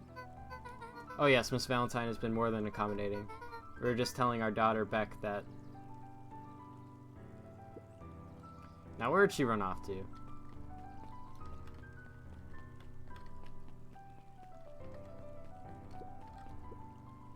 His eyes went wide in disbelief. What do you mean, vanished? That's impossible. Oh my. He doesn't even see the danger he's in. Don't think I can go in there again. Alright, before I go to the top left, let me see what's down here. So this is actually open now, the History Museum. I think it is a fourth wall poke, yeah. MILFs, true. We love our MILFs. Yeah, because like earlier they were talking about like, oh, they went to the woods, blah, blah, blah. Hey, Ilson. History Museum. It's laughable, really. Did you happen to see Rollo in there? No, just the shadow of a family, clinging onto the town, clinging onto the past. Cling. Feel free to check for yourself, but don't expect to have your mind blown.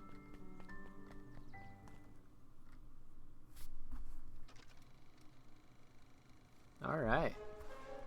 We all know Beacon Pines is a great town. Oh my god, I love this. Great towns grow from mighty roots. Well, you cannot tell the story of Beacon Pines without telling the story of one shopper Valentine. Young shoppers. Okay, he's kind of hot. Led to a grand vision. A vision of a community dedicated to a better tomorrow. In his own words, a better tomorrow is within our grasp, but it requires a singular mind to harness it. Lucky for us. I love this voice. And how does one grow a better tomorrow? With fertilizer, of course. Valentine's Fertilizer Company became the lifeblood of a town yearning for purpose. But then tragedy struck. A scientific experiment gone wrong. An accident which took Shopper away from us far too soon. To this day, we struggle to pick up the pieces. But one foul harvest isn't enough to stop the people of Beacon. True. We can always recover. Shopper Valentine lives on. It lives in the hearts of everyone with a dream for a better tomorrow. Together, we will follow his example. I love this voice. Future. Paid for by the Valentine family and the Valentine Fertilizer Company Revenue Fund. That's great.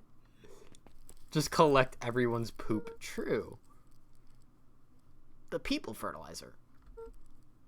That was unhelpful. It might not be unhelpful. You never know. Alright, how's the ice cream business going? Hey Griffin, has Rollo been by? Haven't seen him all day. I'm sure he'll show up safe and sound. And when he does, tell him there's a strawberry chocolate double scoop waiting for him. On the house. You'll like that. I gotta touch the melons. God, this is so relatable. That's totally an innuendo, right? Smacking melons? I mean, come on. It's such an obvious one. Also, is there any other, like, new things I could do? I don't think so. No.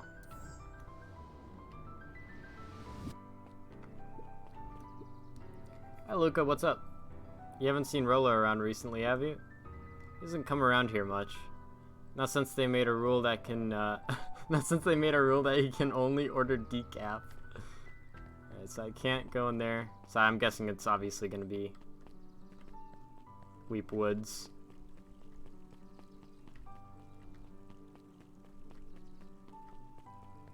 Actually, we might have to go to library. Still can't interact with that. Yeah, I think we gotta go to library here. Is there any other options? You know, I never went right here, so I wonder... Oh, wait, hold on. Joy, have you seen Roller around? No, sorry, Luca. I have my eyes in the dirt looking for beetles. I can't seem to find any. Never came home last night. You think it's because it's been colder than normal? I don't see why that would have anything to do with Rolo. No, the beetles. Do you think the temperature confused their circadian rhythm or something? Who's to say? I'm no beetologist. Just keep an eye out for him, would you? Of course. Yeah, so I wanted to check out this area. Oh, looks like there might not have been too much. Destroyed their wealth and reputation. The Valentines shuttered off their estate from the rest of town. Yeah, it looks pretty closed off. The Valentine mansion loomed over every other building in town. It is a pretty building. And literally. There's more stuff this way.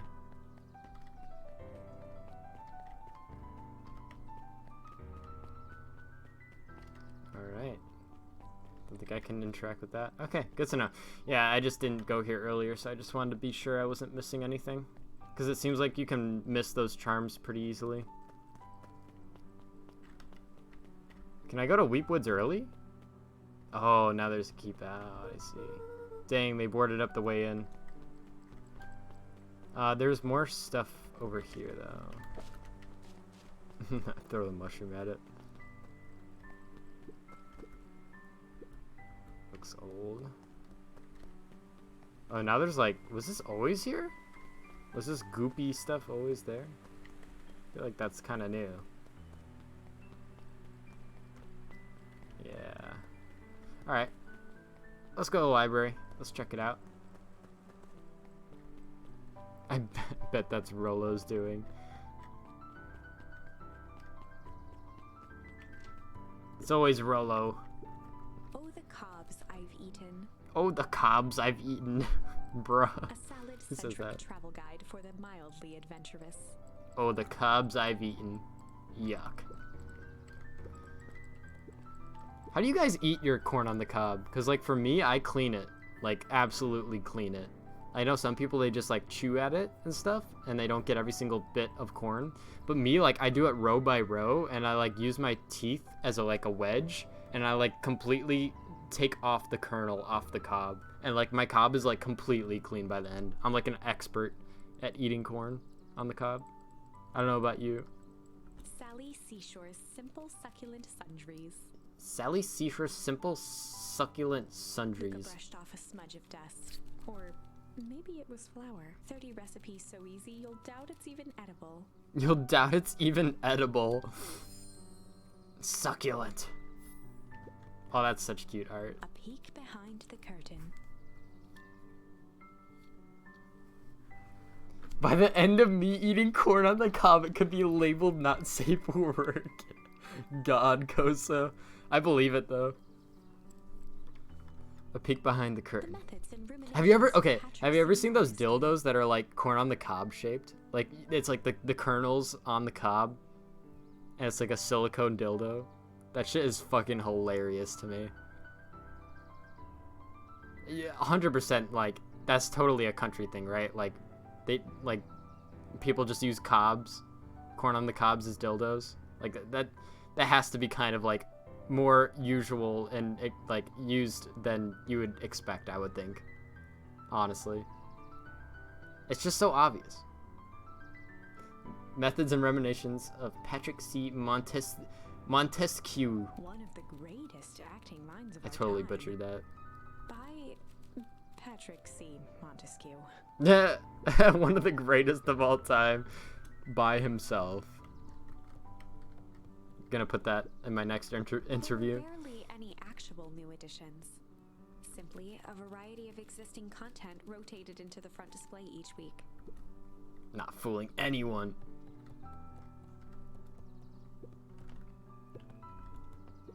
I want to talk to you. Hey, Jace. Oh, hey, Luca. Did Rolo come by? No. I was actually surprised. He's usually here early on days when a new issue drops. Rolo's the biggest Hank Atomic fan I know.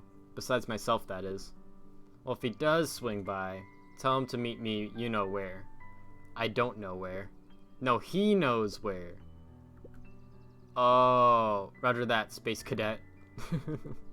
The bottom corner shelf was a dusty array of thick science books. Also sounds good, Koso. Take your time, homie.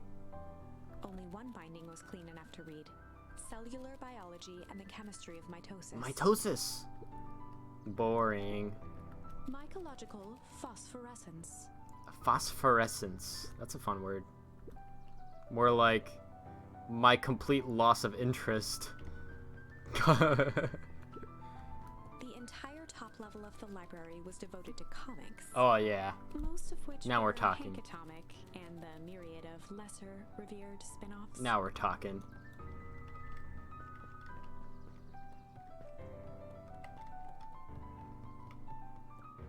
Well, I got one new of these.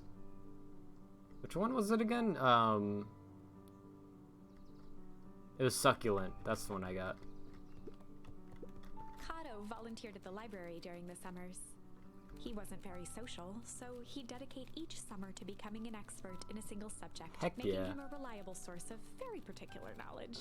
If you were to ask Kato something he didn't know, he'd escape into the dusty old bookshelves and return with just the right thing. What a man. Kato was lost in his reading. Luca crooked his neck to see the title. Introduction to Melitology. Melitology. What is that? That's such a cute voice! Oh, hey, Luca, you snuck up on me. Good book? Dunno, just started He it. gestured to the shelves. I'm really running out of books I haven't read yet. So now it's on to the wonderful world of bees. Turns out bees are pretty cool. For instance, did you know that around 70% of bee species actually live in underground tunnels? Or that there are 2 queens in a hive? They will fight to the death for supremacy? Fight! Oh, I love that art. Fight! That's interesting, but you haven't seen Rolo around recently, have you? Not since yesterday. Keep an eye out for him, okay? Sure thing. If I see him, you'll be the first to know. I love that. So we completed that. I'm guessing something's gonna happen. Oh, so there's there. I actually want to check one more thing before we continue.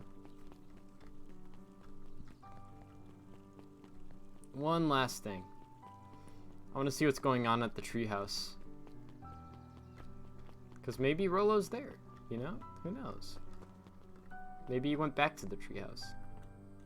I don't think he has anything new, right? Hey, Jetson, have you seen Rolo come this way by any chance? Afraid not. As elusive as the fish in this here pond. And also, is there any new bait I could use?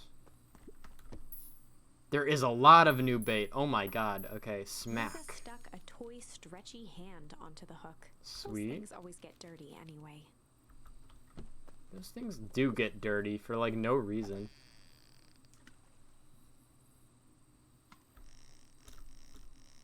Oh boy, this one's kind of tough.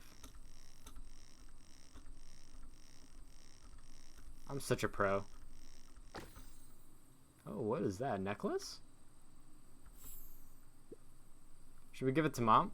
She likes jewelry. It's a sweet thought, Buckaroo. But I'm not sure she'd fully appreciate a pawn bracelet. True. Luca Cling. wrapped some tape around the hook. Hey, Tape. you never know. Thank you for the follow, Sleepy Possum Hours. I love that name. I appreciate the follow. Thanks so much. Some tape. Interesting. We're gonna stick the hook to the fish on the side. It's a new strategy in the world of fishing.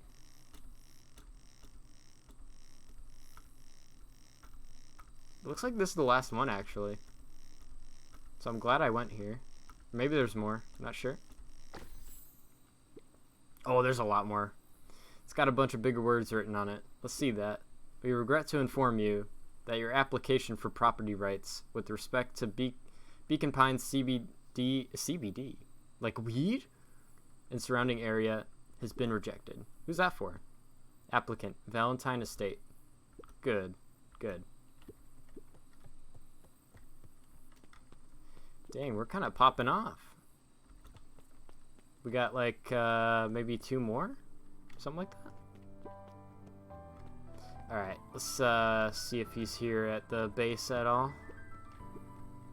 We could chill. It doesn't look like there's really anything. Yeah.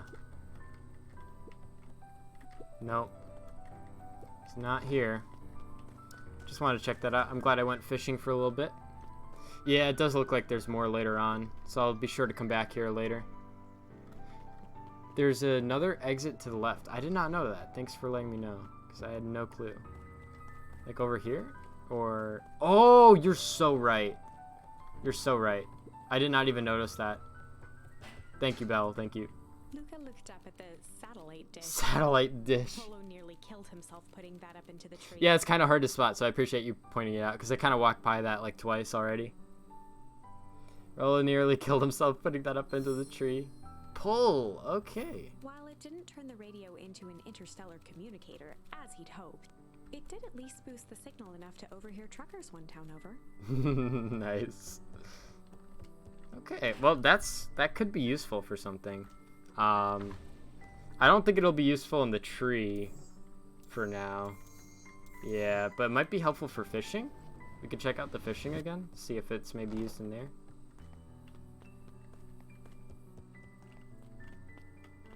Yeah, we'll check out fishing, see if it's used.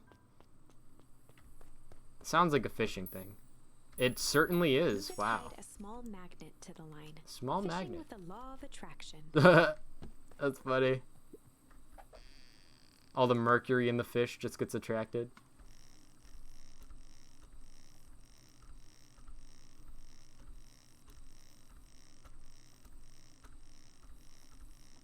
I'm so good at fishing. What do you think the lock is for this key? Now, why would we want to find that? Because then we could know the secret. God, that's no fun. The second we know what it unlocks, it just becomes a boring old key. Right now, this key could unlock anything. Cool. That's not wrong, not wrong. Well, that was helpful. We got a little bit further with that. Alright, now I think we can go back over here.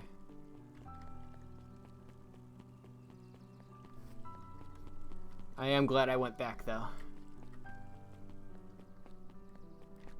Found a couple more things. What sort of monster puts candy behind a locked door?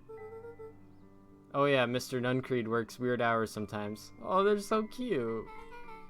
Oh, their voice is so cute. Ah, of course he does. How about you? When do I work? No, what's your name? Luca Van Horn. You new here? Yeah, not by choice. Moved often, giving her little time to establish any real connections. Aw, she's so cute. She would tell you she prefers it that way. I'm looking for my friend Rolo. He didn't come home last night. So he's missing? I guess so. Like missing? Does that sort of thing happen a lot around Luca here? shifted his feet uncomfortably. Yeah, my mom is missing. Well, that sucks. Yeah. So, I should probably get going. Hey, wait up. What? Luke pulled a coin from her pocket. Oh, that's a cool animation. I'm coming with you. What? So says the unlucky penny. Unlucky? Yeah, well, technically it landed on heads. Leave this kid to find his friend alone. But I always do the opposite. So it's kind of like me and Rolo. I guess Rolo is my unlucky penny. That settles it. A person should never be without their unlucky penny. Let's go find him. Name's Beck. Pleasure to meet you, Beck. We got a new friend. I suppose I could use some help. Try to keep up. Absolutely adorable. Okay.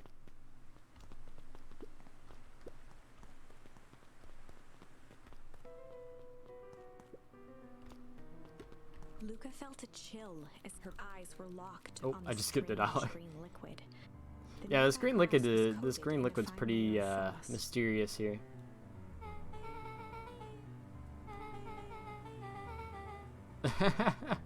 Puddles of glowing ooze are definitely not what I expected from this place. I have no idea what that stuff is. Well, the next obvious step is science. And what does science suggest? Poke it with a stick. Watched as Beck dipped a broken tree branch into the goo. That's Beck's eyes funny. widened Oh as shit. flowers grew from the dead wood. It's fertilizer. First small buds, which quickly bloomed into vibrant petals. What the? As Cool. quickly as they had grown, the flowers began to shrivel and turn gray. Oh no. Beck dropped the stick with a grunt of disgust. Okay. So science tells us this gunk is weird as hell. Yeah, it seems dangerous. Hey Tish, look at the cat dragged in. Yep. I don't got time for this right now, Iggy. Aw, don't say things like that. It hurts Tish's feelings. Ain't that right, Tish? Yep. She looks fine to me. Why, hello. I don't think we have properly been introduced. Iggy's the name. This is my compatriot Tish. Yep. Probably heard of us. Can't say I have. I'll forgive you just this once on account of you being new around here. Why would you hang out with this dud? Oh, he seems pretty alright. Iggy, why do you have to be so... you? Has he even told you that his parents skipped out on him? Oh, that's rude. Shut up. It's true, they got tired of having such a pathetic kid and... Dang, this dude's going in for no reason. Iggy, I'm only gonna say this one time. Don't talk about my family. Well, look who's grown a backbone now that a girl's around. First is Pop's croak. No! Then his mom finally couldn't take it anymore and bounced. Oh yeah, I get to choose here. Step towards Luca, his sneer lit. Can I like punch him in the shins just like for the sister? Welling in Luca's eyes, his fists clenched. Some things about Beacon Pines were very different from the city, but a bully from a hayseed town is really no different from a city bully. True. Beck took a deep breath and thought. Time to bust out the tickles. Strange. Yeah, where's the shit option? Time to bust out the shit. That'd be funny. Just like take a crap and just like throw it at him. I'ma tickle them. What? Time to bust out the tickles. Time to bust out the tickles. Yeah. Hey Tish, want to see something cool? Yep. Check it. Beck lunged forward and began to tickle under Tish's arms. God. That's so funny. What the? Tish, is she tickling you? Yup. Yup. Yep. Tears began to form in Tish's eyes as she gasped for breath. Oh my god, we're gonna make them die from laughter. Yep. Doubled her efforts until Tish finally had had enough. Yep. What just happened? She seems nice. Sorry for the interruption. I just think you were threatening us? His eyes darted around, a realization dawning on his face that he was now out. I just remembered. I have somewhere to be. See you around, new He kid. kicked at the puddle before making his escape. Oh, that's fucked up. Whoa. What a little creep. Beck, I think you got a little ooze in your hair. Beck shook the ooze out of her hair as best as she could. Oh, that's kind of cool. What are your feelings about having a more mature, refined look? Oh god. I don't know, that's kind of looking cool. Chapter 4. The best policy. The best policy. Luca paused for a moment, catching his breath. He'd only just met Beck, and somehow he already managed to drag her into this mess. Hopefully he could make it up to her. But finding Rollo was his primary concern. Alright, so we came to the end of... Oh, Luca, what are you doing out here? A white kid with gray hair just run past us in panic. Fitz looked drained. It was clear they'd spent all day searching. That's Beck. I don't care who she is. What happened? Or just helping look for Rolo. Luca, I need to start with telling me the truth. Roxy's temper could often be dismissed as the impatience of an older sibling, but this was the most intense Luca had ever seen her. Her eyes were wild and unfocused. This narrator Straight is through fucking Luca. great. We're running out of time. In a torrent of rambled words and tears, Luca broke down. Rolo and I were just playing in Weepwood yesterday.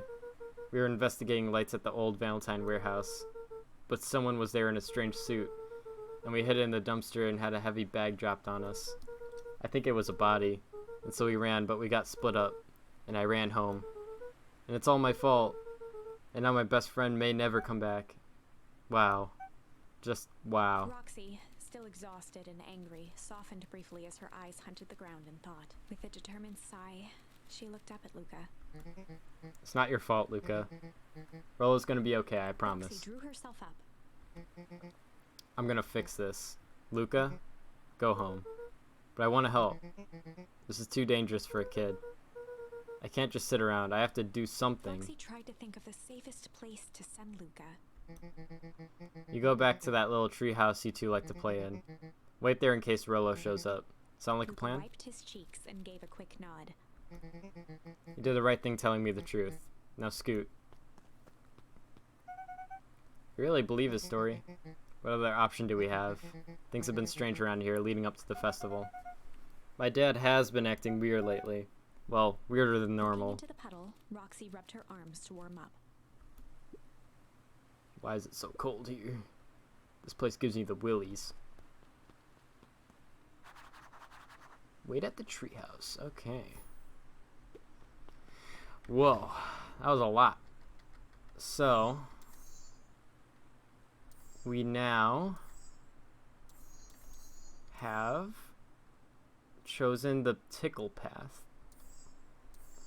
There was some stuff earlier that I wanted to check too. I don't know if it's worth it going back, because all I missed was that like little area, so I don't think I would have missed any charms. So I'm gonna assume I'm good for now.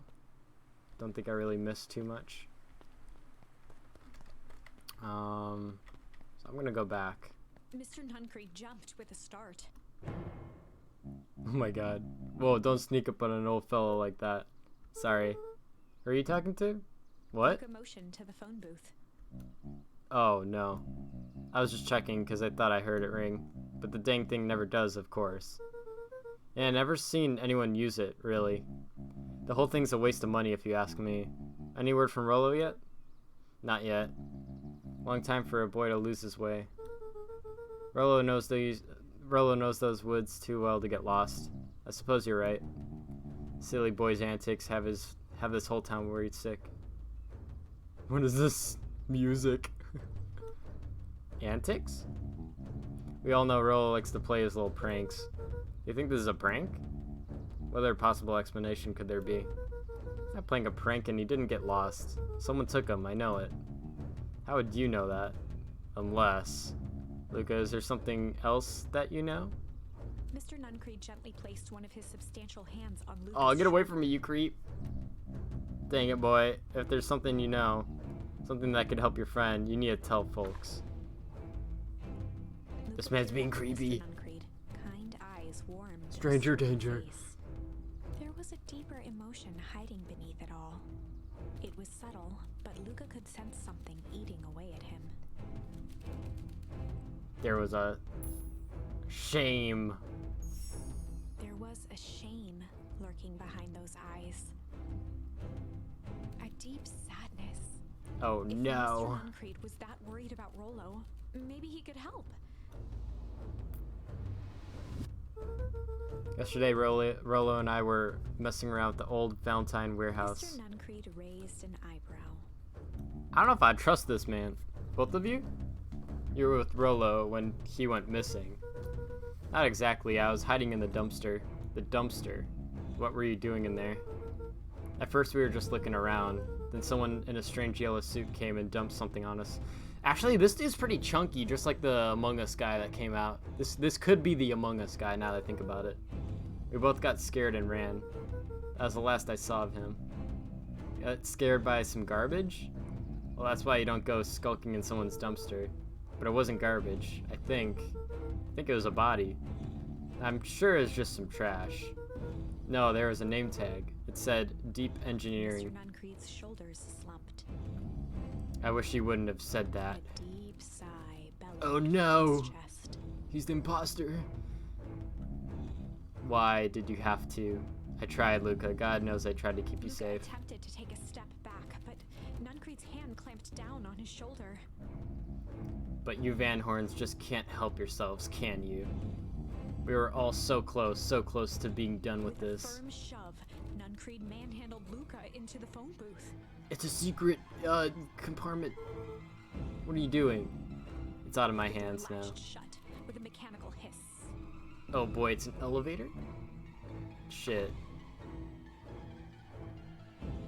As Luca pounded the glass, the floor dropped from under his feet. The inside of the phone booth was now a Oh, loose shit. capsule, plummeting at gravity's whim. Luca winced and pressed his hands to the walls. As he braced for Oh, impact, shit. the capsule hurried to a surprisingly smooth Oh, okay, we're good. He felt a cold rush of air and opened his eyes with hesitance. Two large figures in hazmat Okay, we're suits not occluded good. his view. Luca heard the deep, resigned voice of Mr. Nuncreed over an intercom. He knows too much. He knows too much. And... Wait. No. This isn't the end. I know there's still much more. Somehow this went wrong. Okay, let's try something else. Okay.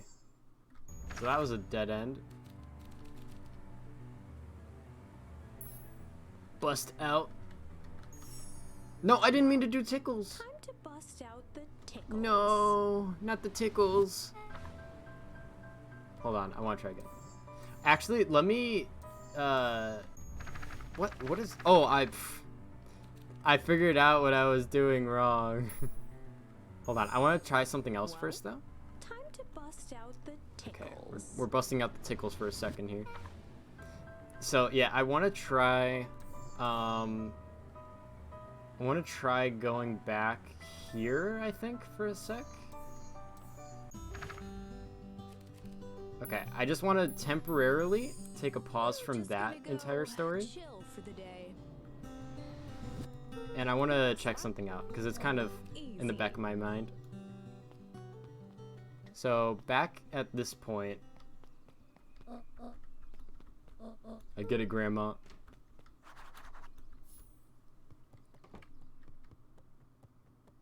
Yeah, there's like a part of town that I didn't go to on the first day that I just want to check out.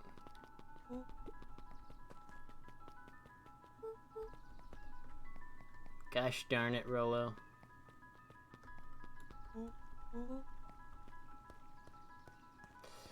Might take like a second to get back there, but Welcome to be ferment. It wasn't over the neck until in the okay.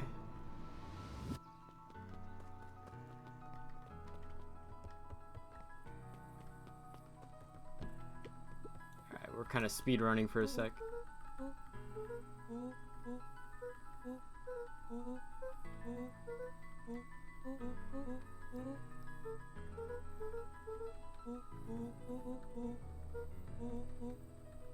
Alright, alright.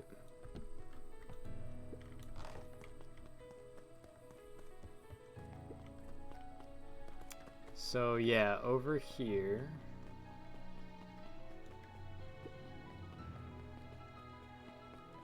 This way. Was there anything? Or did I just miss some dialogue maybe? Hey Don, sorry to wake ya. No problem. Dawn had dreams of Comes with the becoming a job. big-time reporter. At night, she searched for the story that could be her big break. By day, she hawked Oh, I papers did in miss the some newsstand. dialogue here. I kind of missed like the whole introduction to her.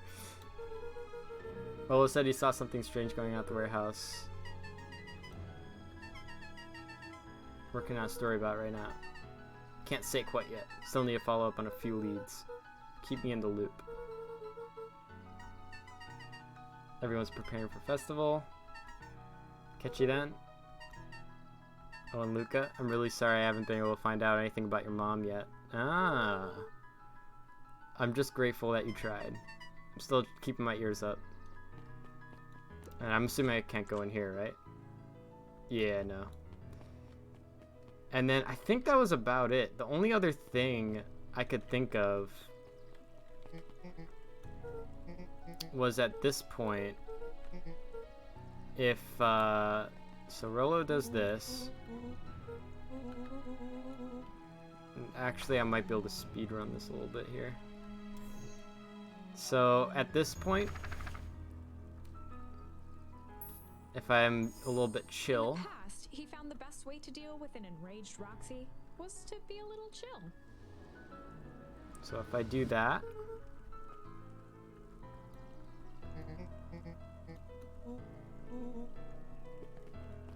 Alright, so that happens.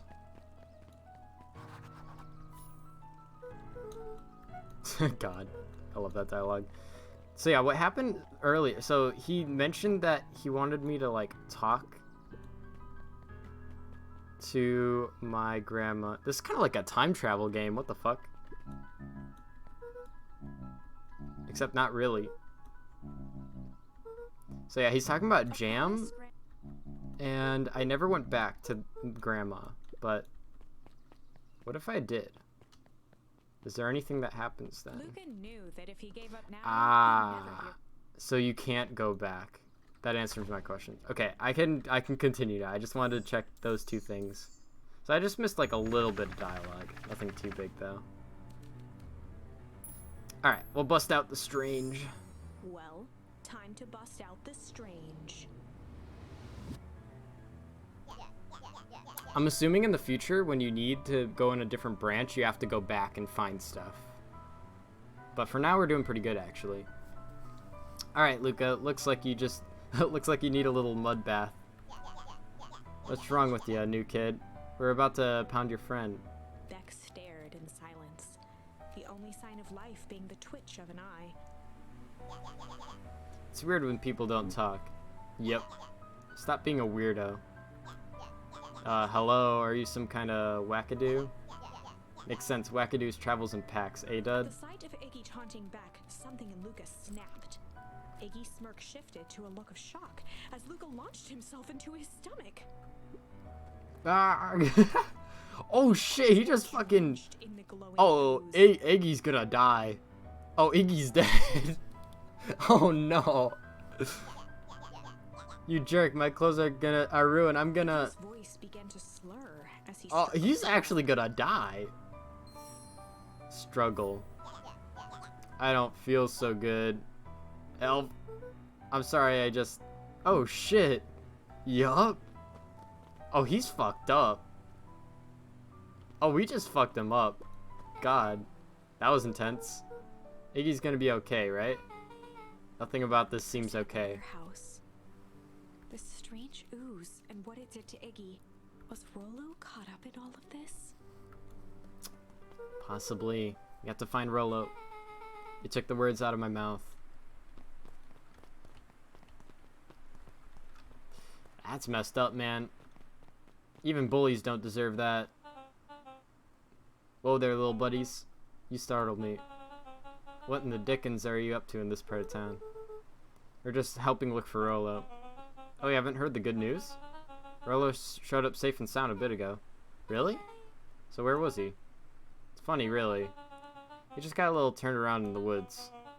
They can be disorienting, you know? I'm starting to get that impression. Rolo's at his house now, getting some well-deserved rest. Wow, that's a relief. You two should scurry along before you get lost yourselves. Yeah, come on, Beck. I can't wait to introduce you to Rolo. Oh, that reminds me. Luca, your grandmother was looking for you. She was? She was worried sick. You should march straight home. I guess. Beck, your folks might be getting worried too. I'll walk you home. I need to talk with Nellie about work anyway. Beck glanced toward Luca. I guess all's well that ends well. I'll introduce you to Rolo tomorrow. Sure. Glad he's okay. We made a new friend. Yay. Rolo was safe. A wave of relief washed over Luca, which was quickly replaced by a sense of dread. Gran is going to kill me. Yeah. If he hurried, he might just make it home before sundown. Chapter 4. I like how there's actual pages, like we're on page 50. That's kind of neat. Our harvest awaits. Luca took a deep breath and gingerly opened the door, steeling himself for Gran's wrath. Gran, I'm home. Everything's fine. Gran? Is she in the back? Gran? I know I wasn't supposed to go anywhere. I was just helping look out for Rolo.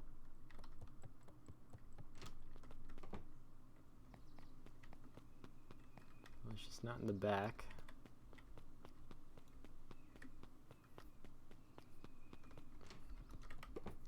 Gran? Oxy came over. She was worried about him. So I figured you wouldn't mind if I helped look for him. I think Gran's mad. Turns out Rolo's safe and sound.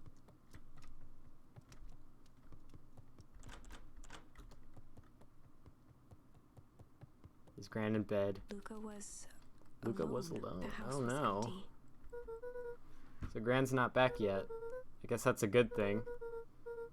I don't know. You get like 2 missing parents. I would not say missing a grandma too is a good thing. I'd be a little bit worried. Nothing to do now but sleep, I guess. Face plant right into the bed. God, I feel that. Sitting by the pond. Listening to small waves lap against a rock. Oh yeah, His that's father chill. sat in a folding chair in front of him. Without turning, he spoke. Why don't you grab me some nice bait? Oh yeah. Chipping, Dad. Luca hopped over to the tackle box and popped open the lid. Inside, It sounds was familiar. a rolling, buzzing mass. We're fishing with bees? Bees? Luca's father gave a warm chuckle. Well, you catch more fish with bees than honey. Pick us out a True. good one. Luca closed his eyes and plucked out a bee.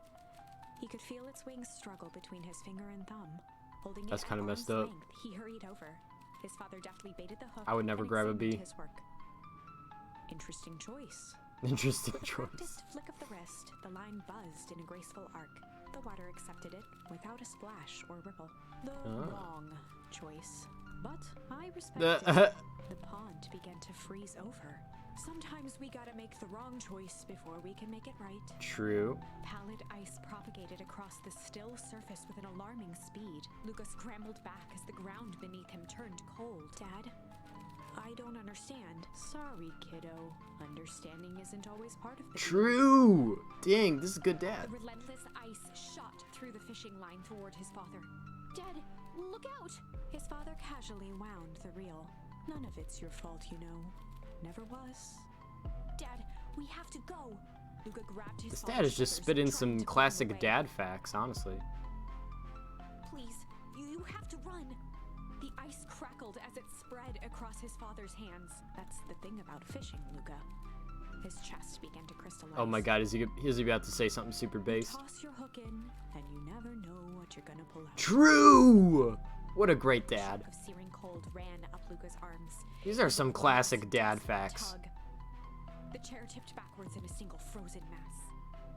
Luca tried to stop the momentum, but it was too late. He watched the icy form of his father slam into the hard ground.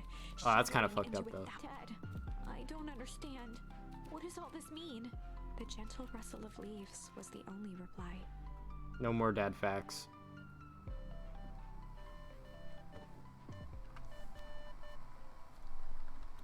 Luca's eyes struggled to focus on the walkie-talkie. Rolo? I don't speak rectangle. Faintly, he could hear Rolo amongst the noise. Luca. Rolo, is that you? Luca. There? Rolo, it's the middle of the night. Luca, thank God. Listen, I don't know how long this thing will work down here. Down His here? voice was coming through more clearly now, but some words were still just static. I don't think Rolo's home. Listen to me, someone grabbed me yesterday. What, the man in the hazmat suit? It was someone took me to some sort of, I think I'm underground. Underground? Are you okay? Kinda.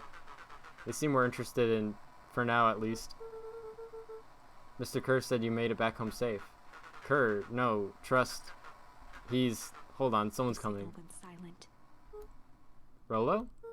Rolo, where are Luca you? held Still. waiting for a response. His pounding heartbeat marking the passage of time.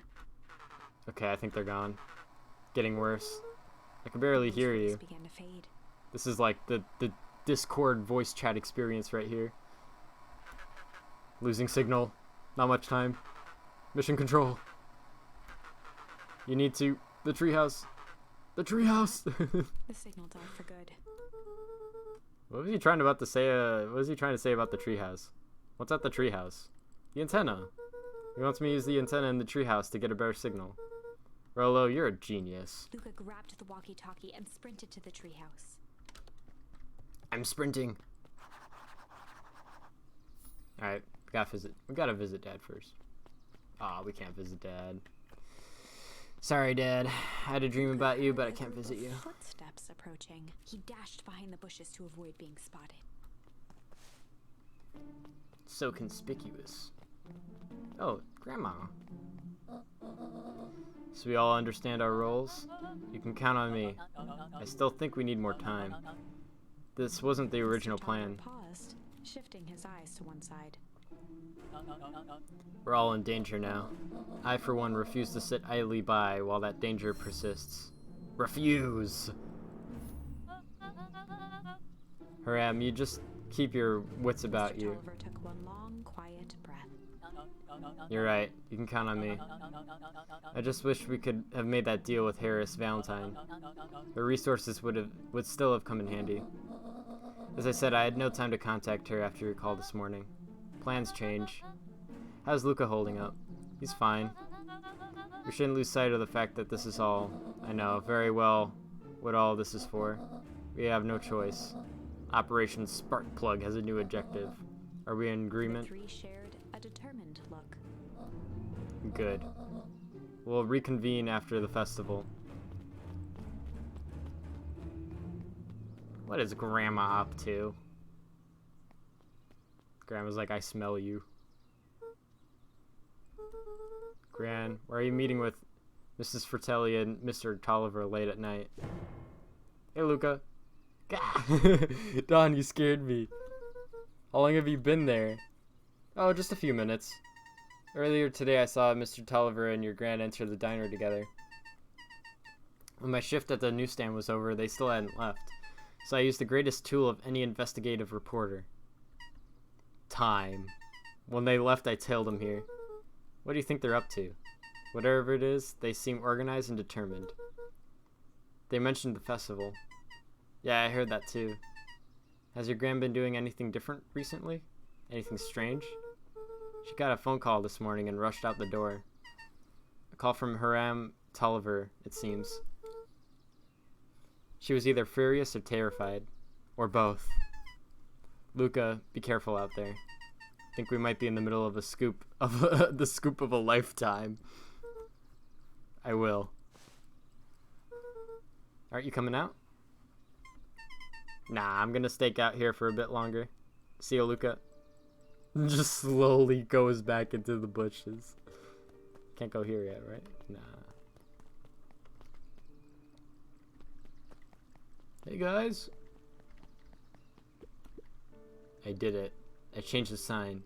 Splendid. Did anyone see you? I don't believe so. You're right. It was simple enough just to rearrange the letters. Odd choice for a prank, though. In situations such as these, odd is good. The two boys shared a mischievous grin. I can't wait for everyone to see the big reveal. It should be quite memorable. Let's make ourselves scarce for now. So we could go to the treehouse. There might be more to do out here. Alright. Guess not.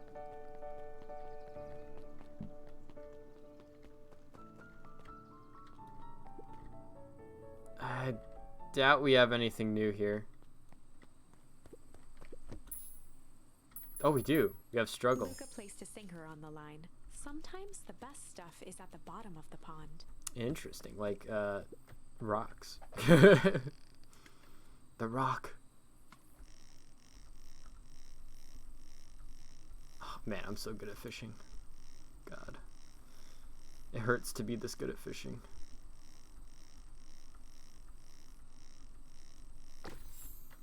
We get there. Alright, sounds good, Bill. Malice 80 proof whiskey. A hard liquor for a hard man. Best leave that be. Takes a real piece of work to leave something like that lying around.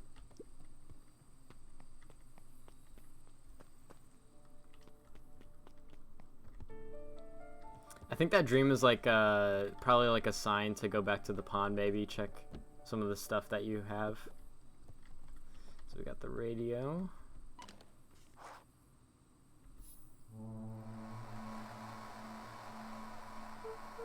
Rolo, are you there? I'm at the treehouse now, Rolo. Mr. Kerr said that you're alright. What happened out there? Dang it, Rolo, where are you?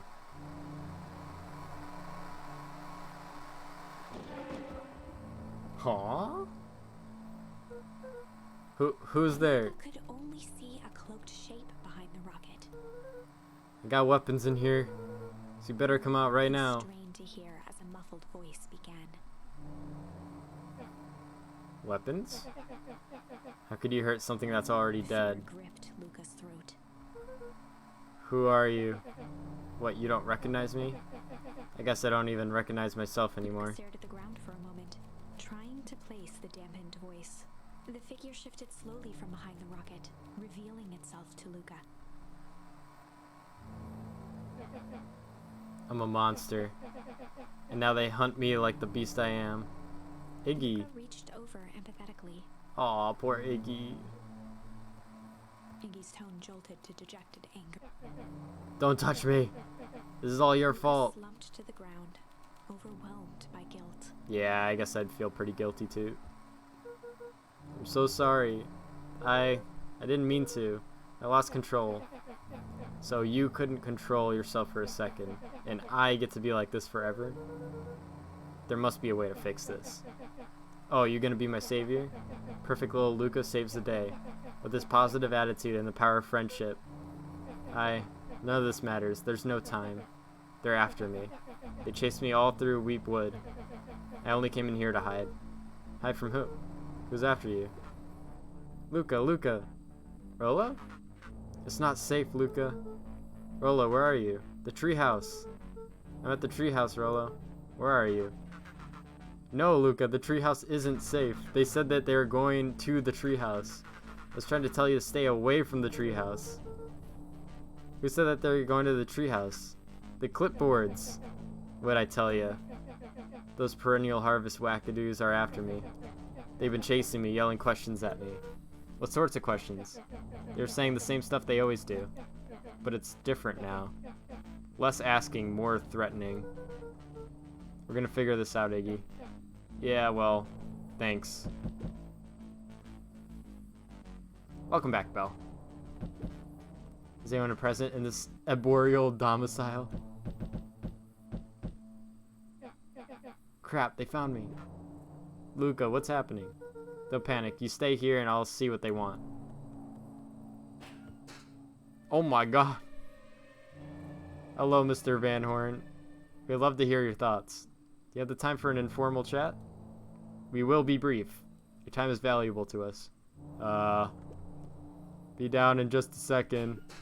Of course. Of course. It's like zombies. We have a problem. Luca, you gotta get out of there. Who's out there? Is it them? Yeah, it's the clipboards. A bunch of them. How many? Maybe all of them? And yeah, you were right.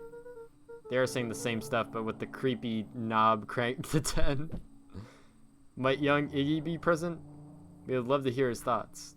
Run! He slumped to his knees. I don't know what to do. I'm just so tired. Luca, what do we do? Luca grabbed the walkie-talkie and headed for the window. Follow my lead. Luca and Iggy climbed up the back of the treehouse to its roof, where Rolo had constructed his MCDC. The Mission Control Defense Cannon. Mission Control Defense Cannon. Behind the crowd of clipboards, William Kerr strode forward, a warm smile on his face. Iggy, there you are. You gave us all a heck of a scare. Go away, just leave me alone. Oh, I'm sorry, Iggy, but no can do. Don't worry though, we're here to help. Help? And why are you chasing me? Luca, can you talk some sense into your pal here? Just look at him, he's not well. What's wrong with him? What'd that gunk do to him? Well, that's a pretty hunkin' big question, Luca. All you need to know is that he's sick. He's real sick, Luca. I just need you to let us up there and take care of him. He told me that Rollo was okay, that he was resting at his place. He is, poor fellow just got a little lost. That's a lie. That's a hurtful thing to say, Luca. I thought we were buddies. Why, 'cause he lets you ramble on like a wackadoo? Nobody likes you, you creep. Kerr's smile faltered. Why don't you pop on down here so we can have a face-to-face? Yelling like this is gonna give us a heck of a sore throat. And who wants Luca's that? grip tightened on the MCDC. What did you do to Rollo, you liar? Well, shucks, Luca. The only teeny tiny fib I tell you is that he was at home. He is resting and he is perfectly safe, for now at least. What happens to him next is up to you, Luca. Look around. You're in quite the pickle, and I'm the only person in the whole wide world who can help you. You get to decide how this ends. Sheesh. Mind Yeah, raced. her is kind of a He's dick. caught in a trap. What do you do when there's no hope? He wiped his cheeks with a sleeve. What are you gonna do, Luca? Alright. Decided to take the only option they had left. Fight. Luca drew himself up and decided to take the only option they had left. Fight. Fight. He swung the mission control defense cannon around, aiming it confidently at the smirking face of William Kerr. Oh, yeah. Hey, Mr. Kerr. Summoned his most insolent demeanor. Rollo sends his regards. Hey, that was uncalled for. More than a little rude. Just plain unsanitary. Luca, I really did think we were good pals. What a shame that it's come to this. Turned his back on the two boys. End With this. a nonchalant wave of the hand, he made his exit. Oh no. The boards began to slowly advance on the treehouse. Luca looked to Iggy with resignation in his eyes. The end. The end! That escalated quickly. Maybe discretion was the better part of valor here. Let's put a pin in this for now. Dang. What can we even... Oh. Oh. I got a new option here. Okay. I didn't even think that you could go back to, like, these ones. That's interesting. Oh, so, like, every time that there's, like, a branch, maybe, is when it ends? I see, I see. Okay. Back to all the way here, Jesus. So we're on our own. Rollo went back home. And now we're gonna struggle instead of This is a story change. about struggle. Luca Story could about hear a struggle. machine humming somewhere nearby. He felt around wildly, searching for something, anything that could help. His hands found a hard object. That's Maybe a crazy that you towel? could go that deep and have it end. He yanked it free, lifting the cold stone. Let me go! Luca swung the tile as hard as he could at the shape that still held fast to his leg. He heard the crack of glass as the stone hit the assailant's Sheesh. mask. With a muffled yelp, the hand let go. Luca was free and scrambled to the door. He never looked back once on the long run home. My boy. Chapter 3. Chapter 3. Wow. That's crazy. Everything's fine. The next Everything's fine. usually at the breakfast Chapter table. 3. After everything that we've experienced, everything's fine. Only the sound of silverware and chewing interrupted the awkward silence.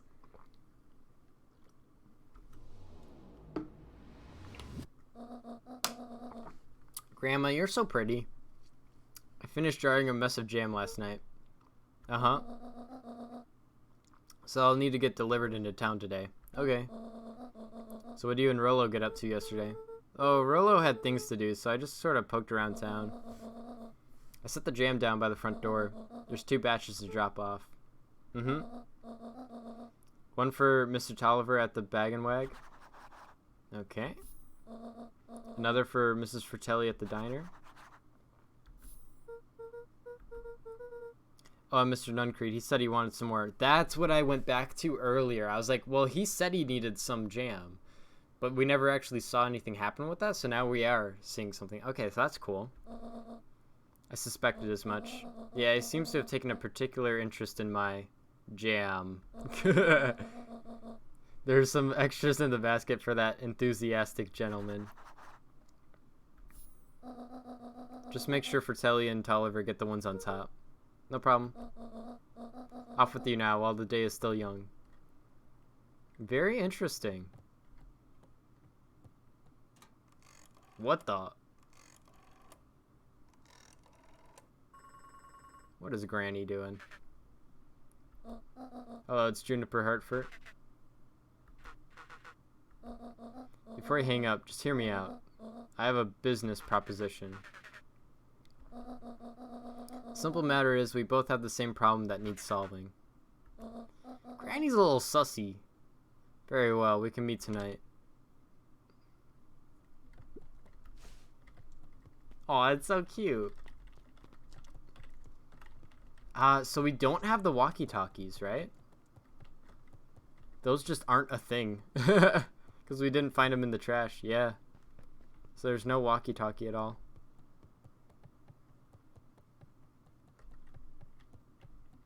That's pretty neat, actually. I like that. Okay, sorry about yesterday. Roxy can be so annoying. But good news, no more boring chores for me today. Did you make it to the old Valentine warehouse? So, what'd you find? Give me the dirt. Something happened. There was someone else there. What? Who was it? Was it aliens? I knew it'd be aliens. No. Zombies. No. Alien zombies? What else could it possibly be? Rolo. I gotta deliver these into town first. We can catch up later. Ooh, is it a whole thing? Sounds like a whole thing. Yeah, we shouldn't talk about it here. Meet me at the treehouse tonight. I'm not sure what this treehouse is you speak of. Meet me at mission control. Roger that, Space Cadet. I love Rolo. He's so dumb, but he's lovable. He's great.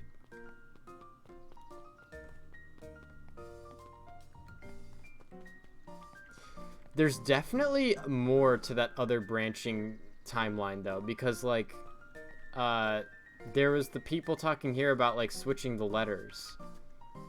But now that's just not a thing. Unless that shows up later, possibly?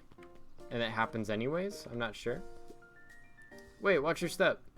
Oh, sorry, there's a whole family of beetles here. They've gone missing. I thought they just sort of wandered around. Everyone has a home, Luca. Even beetles. Checked the soles of his sandals. I think we're okay. It's weird that they're gone. They went missing when the festival preparations began. I think the noise scared them away? Something like that. Just watch where you step, okay? Alright. You can tell those jerks, it doesn't matter how many boxes they pile up, I ain't moving. Oh, is that what this is? They keep putting boxes and shit? That's funny. Alright, can't interact with the trash.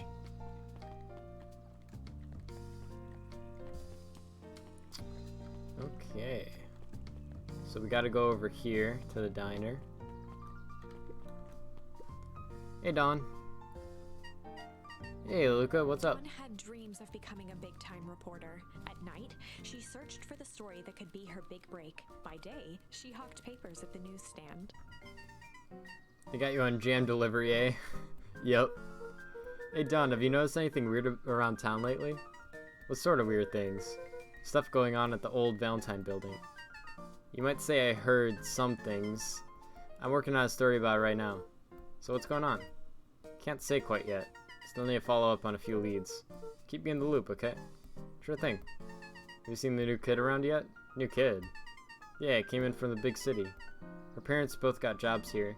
But one of them is working, but get this, one of them is working for William Kerr and Perennial Harvest. And the other is working for Harris Valentine. And? The Valentines represent Beacon Pines past. Perennial Harvest has positioned itself as this town's future. Must make for some interesting dinner table conversations. I can imagine. Alright, we got some jam to deliver. If I could just be left alone, young Mr. Van Horn. Oh, sure, sorry to bother you. It's just that.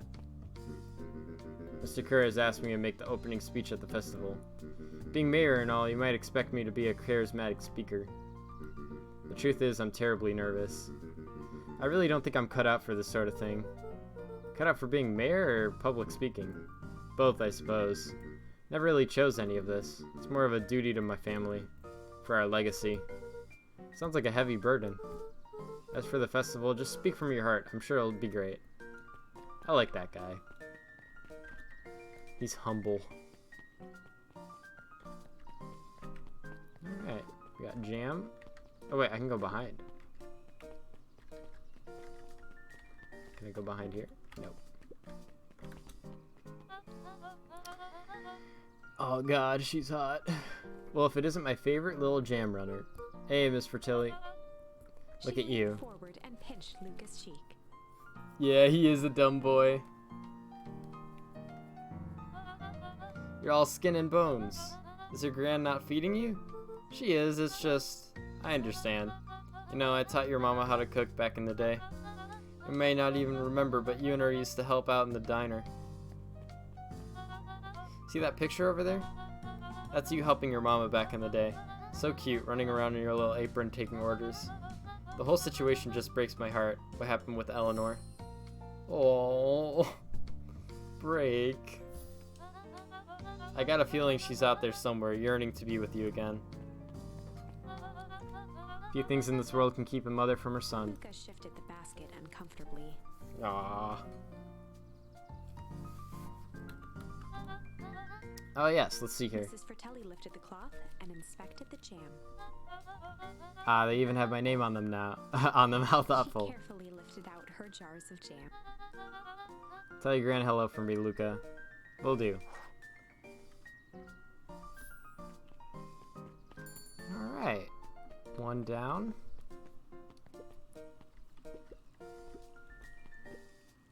Mr. Wilder, I trust you have time to chat. Heiress Valentine, oldest of Sharper Valentine's children, and heir to the Valentine fortune, had a way of making questions seem like demands. Certainly. What seems to be the problem? Mr. Wilder had learned to assume that if he was hearing from Eris, it was because she had taken issue with something he put in the paper. I couldn't help but notice that the front page of this morning's paper was consumed with stories about this silly festival. Well, yes, that is the news of the day. But there was no mention of the museum, nor the fountain through which it was endowed. I'm sorry, Miss Valentine. My readers are more so interested in the town's future, rather than any one family in particular. There was a time, Mr. Wilder, when the goings-on of my family was the only thing this town cared about. Well, things change, ma'am. Dang, he hit her with the "you're not relevant anymore." And you know, change is dangerous. If you finish that thought, we'll make that monocle a permanent fixture of your anatomy. My apologies. Good day, Miss Valentine. Hit her with the fact, true. Did I give you the impression that this conversation was finished? Mr. Wilder averted his gaze and began to polish his monocle. Well, good day, Mr. Wilder.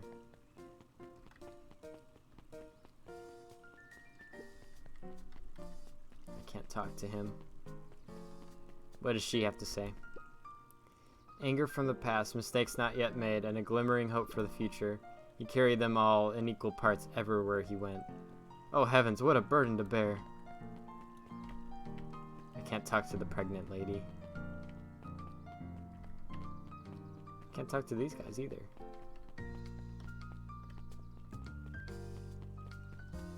Alright. Let's go down here, see what's going on. There's a lot going on. Huddled at his counter, Hiram Tolliver was meticulously shining apple. More accurately, Hiram Tolliver was meticulously shining one apple. Hello? Eep! With a yelp, Mr. Tolliver fumbled the apple, flailing at the air as it fell. Oh, sorry. No bother, no bother. He leaned forward and lowered his voice. I see you have something for me. Yeah, Gran had some jam I'm supposed to give you. He leaned in a bit further. Jam? Yeah, these ones on top. Show your name on them. Mr. Tolliver leaned back, speaking loud enough for anyone to hear. Ah, yes. The jam! Thank you so much for delivering this jam to He me. reached forward and snapped up the jars of jam, giving Luca a little wink. Oh my god. I shall put it on my store shelves post haste. Okay, I should finish my deliveries. Of course. Of course. He leaned in for a final whisper. Of course. What the fuck was that all about? How do you keep the ice cream cold? We keep them on ice. Where do you get the ice from? I don't know. Somewhere cold? Where do they keep somewhere cold? Look, Bert. You want some ice cream or not? No, I'm good. Can I touch the melon while holding jam? Oh, I can smack it with the jam. Oh my god. Is this gonna be any different? Celebration of excellence. We all know Beacon Pines is a great town. What you may not know is great towns grow from mighty roots. Looks like the same thing to me. Cannot tell the story of Beacon Pines Oh. without telling the story of one shopper Valentine. Young shoppers Now we have to watch this whole thing again. A vision of a community dedicated to a better tomorrow. Alright, sit back and relax. A better tomorrow is within our grasp, but it requires a singular mind upon it. I mean, to be fair, I do like this this voice. It's very nice. And how does one grow a better tomorrow? I just love the way they talk. Valentine's Fertilizer Company. Yeah, I totally meant to do this. Yeah, I just love this so much that I wanted to hear it, you know, for the second time. An accident which took Shopper away from us far too. I like the sad sun, actually. To this day we struggle. This is a nice time to hydrate, actually. I'm gonna hydrate. Isn't enough to stop the people of Beacon Pines. Just get a little break, you know. Valentine lives on. It lives in the hearts of everyone with a dream for a better tomorrow. Together we I'm will staying so hydrated right now. grow a bountiful future. Paid for by the Valentine family and the Valentine Fertilizer Company. I'm so glad I watched that twice. Unhelpful. Yeah, you could say that again. I could see why they say it's unhelpful now. I can go to the library. So all of this isn't really anything different. I could still talk to them. I could talk to you again. Hey, Jace. Oh, hey, Luca. Have you seen this new issue of Hank Atomic? Not yet. No spoilers, please. It's awesome. It's a flashback. No spoilers, please. We get to see how mild-mannered Henry Adams becomes Hank Atomic, man of space justice. Jace, no! Spoilers! Oh, sorry. My point is, you're gonna love it. Alright, Jace. Catch you later. Roger that, Space Cadet. That is actually the worst. That is legitimately the worst. I fucking hate spoilers, man. Hey, Kato. Good afternoon, Luca. Can I help you find something? Maybe, maybe not. Try me. Well, there's been some weird stuff going on at the old Valentine warehouse. Can't say I know anything about the old warehouse, but empty hives don't stay empty for long. Huh? Luca motioned to the book in front of him. The more I read about bees, the more with similarities I see with people. If a hive collapses and fails, it doesn't stay empty for long. A new queen will set up shop pretty quickly. So you're saying it would make sense for someone new to start using the warehouse. Nature arbors a vacuum. Interesting. Hey, creepy guy who wants to kidnap me in a different timeline. I got some jam for you, Mr. Nuncreed. Luca, you seem chipper? It's funny because he literally last night tried to like abduct us. But we smashed his mask with a rock, and now he's just like talking to us. That's fucking funny. Well, aside from being on delivery duty, it's a nice day. Mr. Nuncreed eyed Luca for a moment, then nodded in agreement. I suppose it is. So, do you want your jam? Oh, right. Usually Juniper drops those off herself. I guess she's busy today. Anyway, this is the last delivery for the day. Oh, in that case, Snatched the basket from Luca. I'll hold on to the basket until the next time I see your gran. What a creepy dude.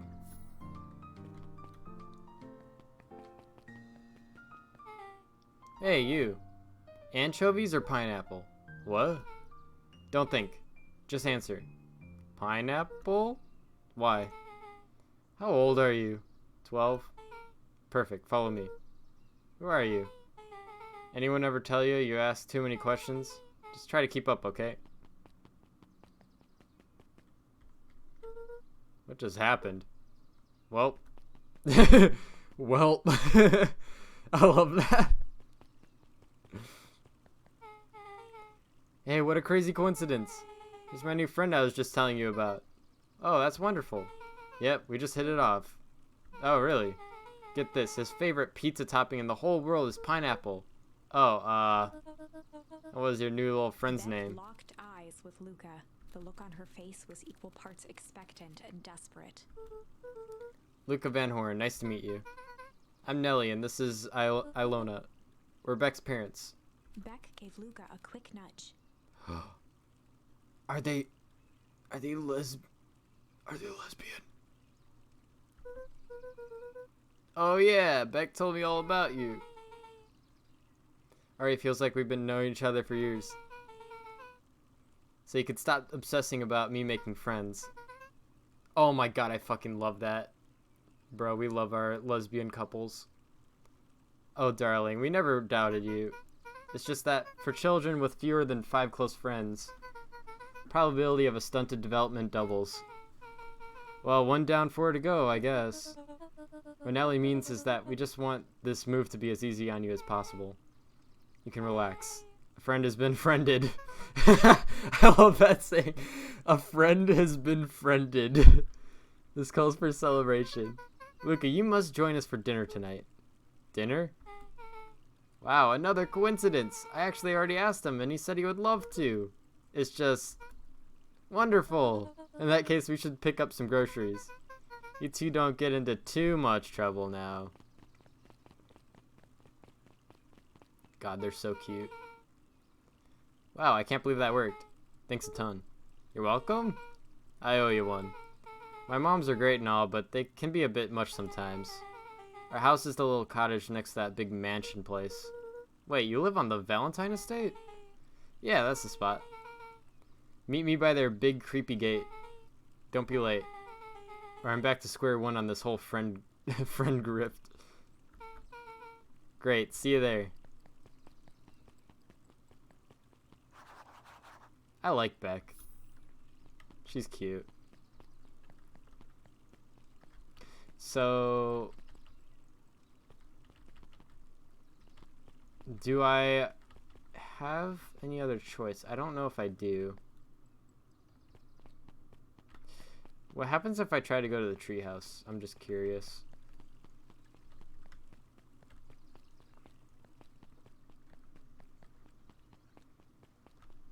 I'm just curious.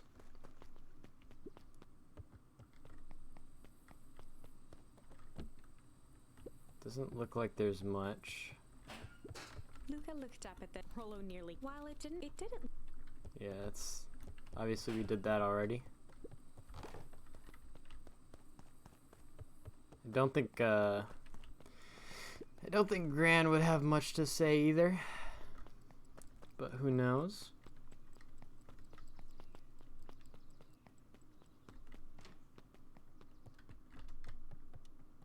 Is she outside? Oh, she's like gone. The heck? Alright. Grandma's gone. I wonder if we get to go in that bedroom. I'd love to see what's in there. Yeah, Grandma's just out. Okay. I guess we'll go. We'll go to the estate.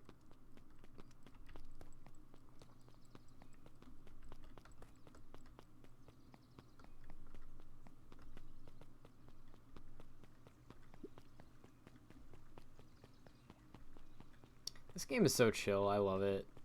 This is a good recommendation, Belle, if you're listening. I appreciate it. And I appreciate the code, too. How do you pronounce that, Jeff? Good morning. I'm just going to say Jeff. Good morning, Jeff. What's so good about it? Another day further down the tubes here, if you ask me. My name's Jeff. Come on now, it's not all bad. The festival is coming up. The festival. Old Man Valentine used to put on cockamamie shindigs all the time. Oh my god, what is that? Old language. And where did that get us? Well, it's Perennial Harvest putting on this one. And they're doing it for the whole town. As far as I see it. The difference between the old Valentine company and this new Perennial Harvest outfit. Jeff dug through his pockets for a bit. It is Jeff, okay. What's the difference between this empty soup can and this brown banana? But those are both garbage. Exactly. Never change, Jeff. Never change.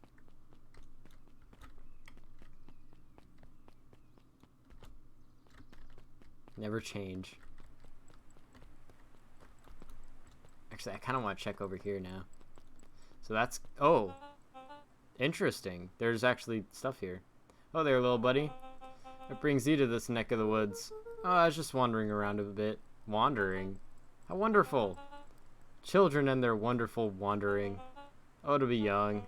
Anyways, I can't let you pass just now. Top secret business that away. Mr. Kerr winked with a wry smile. I'm just yanking your chain. Perennial Harvest is just making a few improvements. He gave Luca an energetic thump on the shoulder. Better head home now. Our harvest awaits. What if I go back? Alright, you little rascal. Better head home now.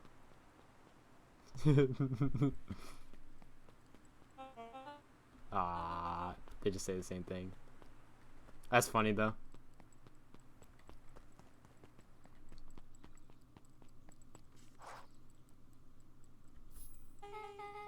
So who all lives in that house? Hyras and Gus Valentine grew up there, and Solomon moved in a few years back. That creepy little kid in the vest? Sounds like the one. So just 3 people live in that huge thing. I bet a bunch of shady stuff happens in it all the time at a place like that. Not really. The Valentines pretty much keep to themselves. So it's empty and boring? Pretty much. What a waste. My mom says that used to be way busier back before Sharper died. Before the foul harvest. Okay, that's like the 5th time someone mentioned this foul harvest thing, and you all use that same ominous tone. Eventually you're gonna explain to me how that harvest got all fouled up. But we can't keep my parents waiting anymore. This way. I feel that whenever like everyone's mentioning this one thing and you don't know what it is. Like, tell me. Most kids would have just ditched me by this point. Why are you still here? You look like you could use some help. You know what, Luca? You're not so bad. Let's get through this as simply as possible. Let's just eat, smile, and nod. Fun. Great. Whatever you do, don't bring up their work. I think I can handle that. Beck took a long breath, then gave a firm nod. Here goes nothing. Chapter 4. Chapter 4. We are succeeding right now. Dinner with the Moodwills. Oh boy. Moodwill was worried about change. A gardener at heart, she understood the necessity of change, relied on it even. But there was a difference between the controlled world of her plants and this cluttered cottage in a strange True. town. Almost done. Nellie was a blur of activity, digging through boxes. Sorry, love. Couldn't find the dishes. We'll have to make do with paper plates. I feel that. Dinner went by without much conversation. As she watched Beck and Luca finish up their pizza, Ilona let herself relax into the Pizza? chair. Oh my god. The things she cared about were still here. Nellie finally had the job of her dreams. Beck was beginning to take root. Ilona's task was simply to tend to them. Heck She yeah. could do that. Yeah. So Luca, tell us a bit about yourself. Where do you live? Oh, I live with my grandma. Over on the other side of the river. Your grandma? Where are your parents at? Beck. Manners. It's alright. My dad passed away. God. Bro. I guess there is no easy way of saying it, but damn. that like went from 0 to 100 in a split second. It's okay. My dad passed away in an accident at the fertilizer plant 6 years back. Oh dear.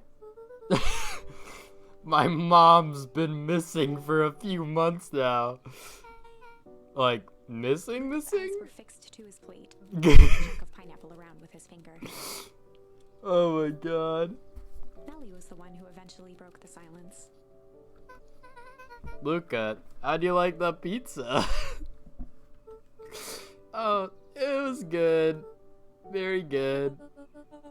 Normally we'd have put more effort into Ilona dinner. nervously gestured toward the boxes. We aren't fully settled in, and Beck had mentioned that it's your favorite. I'm sorry, are we just skipping the part where he said his mom was missing? Beck, I'm sorry, Luca. This move is us all a little Luca tired. wiped his face with his sleeve. No, it's fine. So, Beck said that you moved here for work? Beck gave Luca a kick. She said not to talk about work.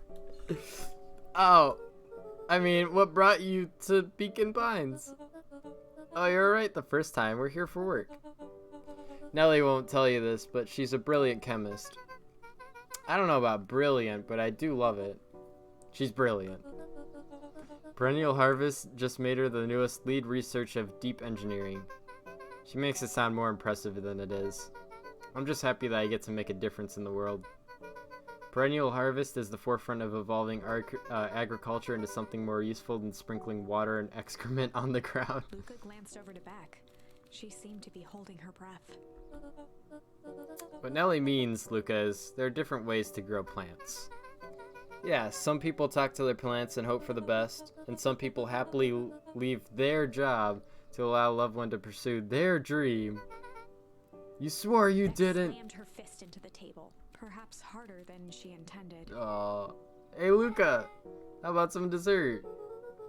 Actually, I have to meet my friend Rolo Luca soon. glanced outside to gauge the time. The sky was darker than he expected, filled with ominous clouds. Looks like there's a storm brewing. I should get going. Oh, I didn't think there was any rain in the almanac. Yeah, almanacs aren't that useful around here. Luca wiped his mouth one last time with his napkin and started to get up. Thank you all for the pizza, it was really good. See you at the festival, Beck.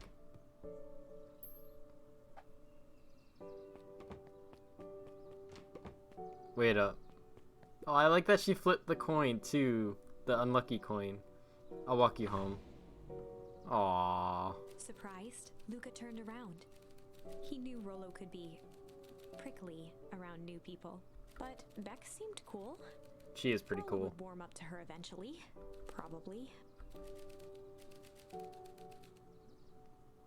Luca began to respond, but the sky answered to him as the clouds above began to rumble, break.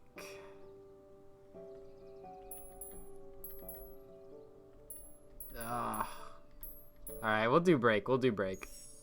Luca began to respond, but the sky answered for him as the clouds above began to break, revealing patches of star-filled summer night. Aww. Moonlight filtered down, shimmering in the treetops. Sure, you can meet Rolo. You're not going home? No, I promised Rolo I'd tell him about... Luca stopped himself mid-sentence. It is a nice, yeah, it is a nice background. Promise you tell him what? Spit it out, bub. We're thick as thieves now. If there's a juicy secret, you gotta tell me. Okay. You can come to the treehouse and I'll tell you both what happened. Heck yeah. Bro, that's what I say. I say heck yeah all the time. That's like my thing. Back skulking by the gate. So you're telling me there's nothing mysterious or creepy about this place? It's mostly boring and empty. I refuse to believe that. Big spiked gate, looming mansion, rich reclusive owners. It even smells shady. Beck grabbed the wrought iron bars and shook the gate. Mark my words, you decadent nightmare house. You will reveal your secrets to me. The expression's so cute. Oh, what? What did you do? First of all, I told you so. Second, hide. That's Harris Valentine. Who's she talking to? Shh. I expect you to return that suit in working order, of course. As long as everything proceeds as planned, there's nothing to worry about. The only thing I'm worried about is what's rightfully mine. If that means making some unsavory alliances, so be it. I couldn't agree more. There comes a time to suspend hostilities. I'll deal with our common threat. Now this is what I was talking about. Beck's voice was an excited whisper. Proper shady stuff. Someone in a suit like that tried to grab me yesterday. Seriously? Shh. You do understand that when this all inevitably fails, I will deny everything. I wouldn't expect any less of you. You just worry about your part in this and let me handle the rest. I can't wait to see the look on that Rube Kerr's face. Yes, the truth will come to light. I'm so surprised you're so comfortable with the potential collateral damage. If there's one thing I've learned, is that change is painful. Wow, I was expecting shady, but that's just flat out supervillain talk. If you don't mind me, I love that. If you don't mind me asking, why? Why are you doing all this? A mysterious figure retracted their mask, hair pushing out from all corners. Oh! A Family. chill ran down Luca's spine. Excuse me? His vision blurred. Beck stifled a sharp wince. Grandma? He looked down to see himself wrenching her hand. Grandma, why?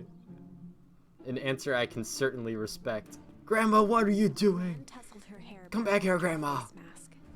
Grand tussle her hair back. Oh no. Just remember, keep everything nice and normal until the festival. I don't need lessons and rousing suspicion. Gran gave Eris a curt nod and disappeared into the night. Grandma, you're acting a little bit suspicious. It's almost like you're an imposter among us. Chapter 5. Grandma's very sus. She is probably the imposter. What big ears you have. Oh Lucas no. sat shivering in the bushes, staring at his feet. After checking to make sure the coast was clear, Beck gave him a gentle tug on his sweater.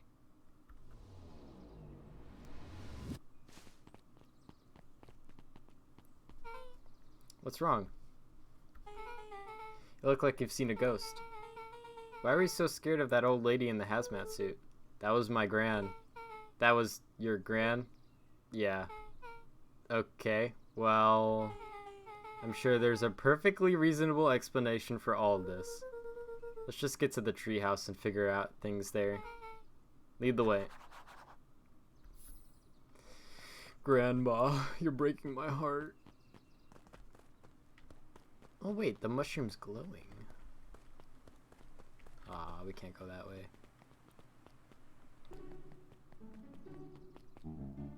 For the last time, there's nothing to worry about. Of course, we're not worried. The clipboard finished writing with a scratchy flourish and looked up. Just dotting our I's and crossing our T's. We'll maybe try minding your P's and Q's. Mr. Nuncreed, arms crossed over his paunch, gave an exhausted sigh. I thought for sure he was the imposter. If there's anything you need to, if there's anything you need knowing, you'll know it. Absolutely. We'll just sign here, acknowledging everything is accurate. We'll be out of your hair in a flash. Oh, for the love of... He snatched the pad and scribbled his name so hard that it nearly snapped. There. And would you like my eternal soul as The well? clipboards looked at each other for a moment, almost pondering the possibility, then broke into laughter as they walked away. That's funny.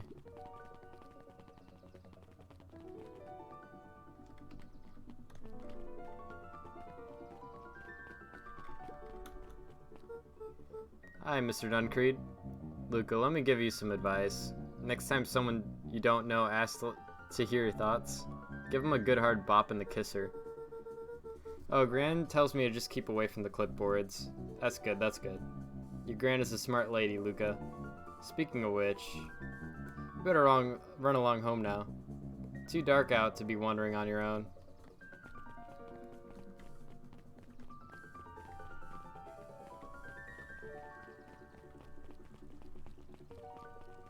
Oh, this music's beautiful.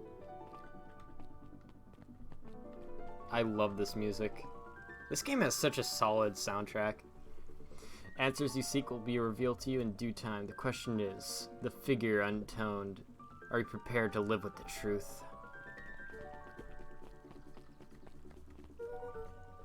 Better not dilly-dally. Gotta get to the treehouse. Another day, another dollar. See you tomorrow, Z. Have you noticed how all the perennial harvest folks order the same drink? Decaf cappuccino with extra foam. Why? I don't know. Just thought it's a little odd. Pretty weird for sure. Well, the customer's always right. See you bright and early tomorrow. Sorry, I can't wait.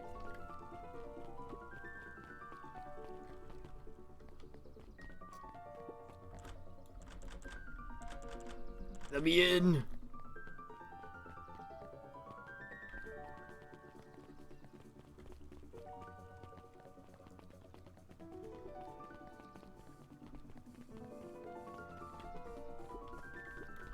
Let's see what's going on here. Gus Valentine proudly surveyed the half-covered festival banner. It's all coming together quite nicely. Couldn't have done it without you. Mayor gave a half-hearted shrug. I'm not so sure about that. Nonsense. That reminds me, I wasn't able to thank your sister for her contributions. Yeah, she's been indisposed of late. She doesn't much like me, does she? Oh no, that's not it at all. She's just been busy. Of course. Regardless, I would be forever grateful if you could pass my thanks on to her. The History Museum adds a real air of import to the whole affair. We couldn't very well celebrate the story of Beacon Pines without including Valentine's. My father was a great man. You're darn tootin' he was. Locked his arm on Gus's shoulder. I don't like her. But I mean the entire Valentine family. Present company included. Can I ask you something, Mr. Kerr? Call me William. Ask away. William, why are you doing all this? Gosh, I never felt one needed a compelling reason to throw a party. Not just a festival. All of this. There's gonna be 100 down on their luck towns out there. Why is the Perennial Harvest so interested in helping Beacon Pines? You know what I love most about the agriculture business? Seeds. Seeds. Yep, little bundles of potential. Glimmer in his eye, Kerr gestured grandly toward the horizon.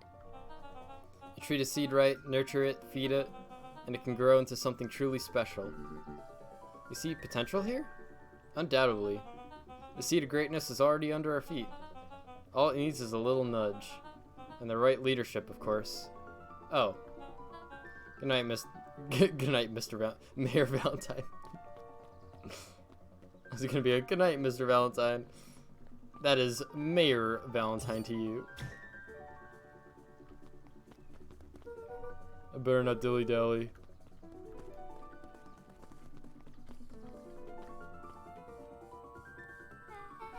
Oh, this is nice. Yeah, the treehouse is just a little further on from here.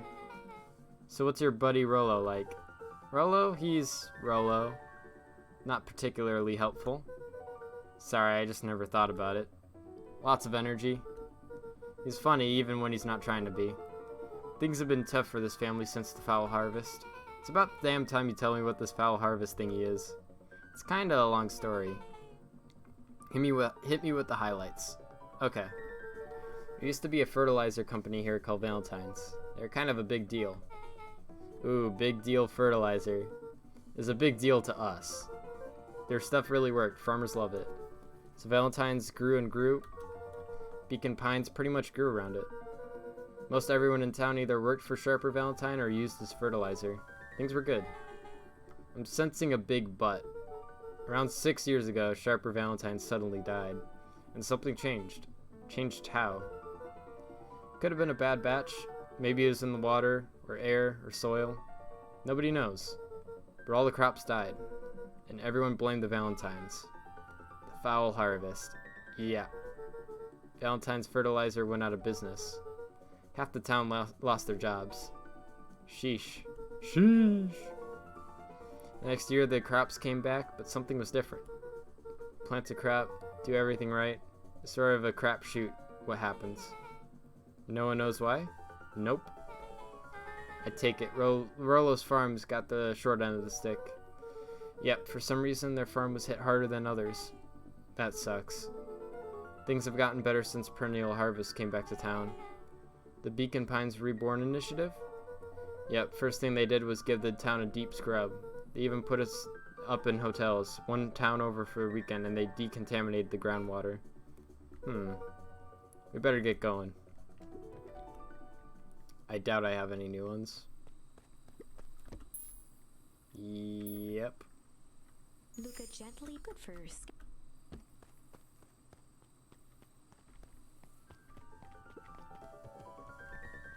There's Rolo. It's about time. I was about to give up and go home. Who's the new kid? Name's Beck. You must be Rolo. I see my reputation precedes me. Welcome to Mission Control. Waggled his head with pride.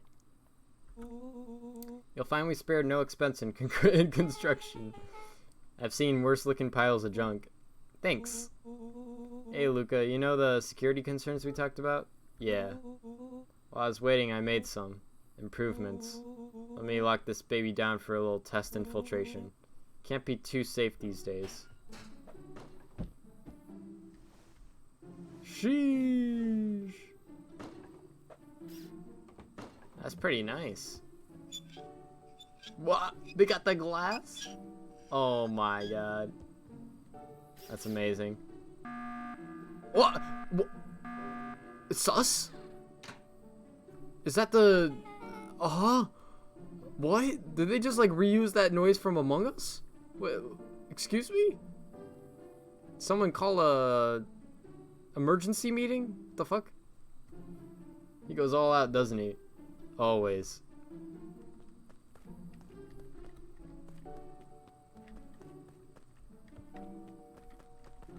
What do I do here?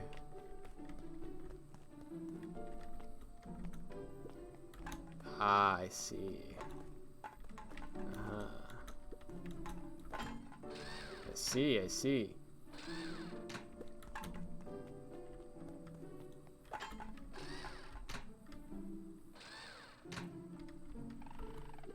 Oh, that's cool.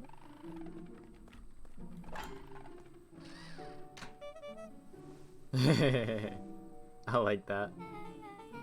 Where'd you guys get all this junk in the first place? There's a guy in town named Jeff who trades us junk for snacks. Junk food for junk. Nice. I love Beck. So, pretty sweet security, right? It was imaginative, I'll give you that. Luca, are we sure we could trust the new recruit? I'll vouch for her. Thanks, I guess? Oh, Luca, you promised to fill me in about the Valentine warehouse. Luca sucked in a long breath. So, like I said, there was someone there.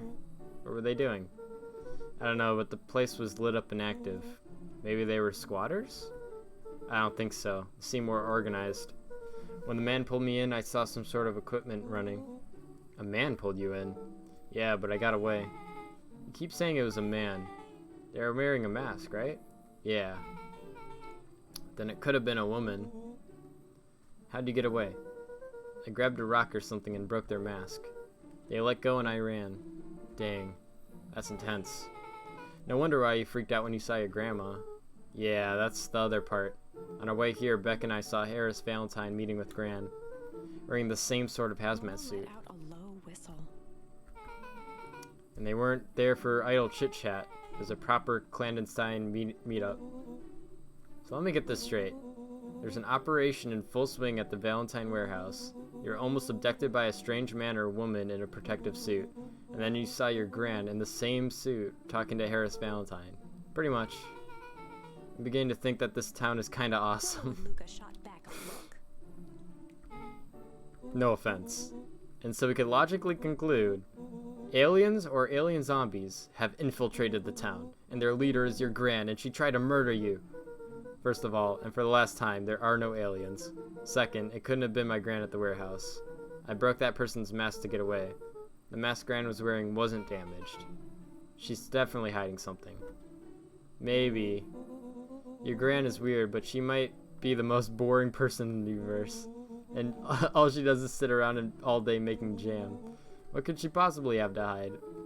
I don't know. We haven't talked much since she moved in. Moved in? Your Gran isn't from here?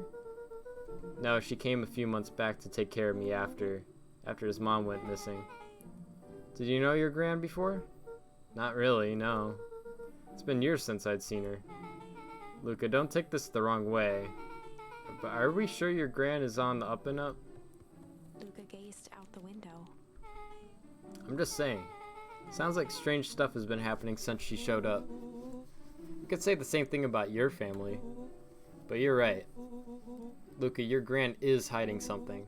And Pa always says, folks only bury stuff worth digging up. I don't know, like bodies? We need to investigate your house. If my Gran really is hiding something, don't you think I would have noticed by now? It's kind of the whole point of hiding something. I guess you're right. Gran's been leaving the house for hours at a time this week. I'll call you two tomorrow when the coast is clear. We can start getting to the bottom of this. I'm always game for a good snoop. You can count me in. It's in the Chapter parents' 6. bedroom. Secret lair. Secret lair? Summer forged ahead, but the nights only seemed to grow colder.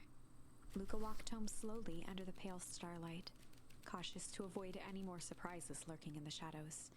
Reaching home, he slipped quietly into bed, half dreading what they might discover the next day.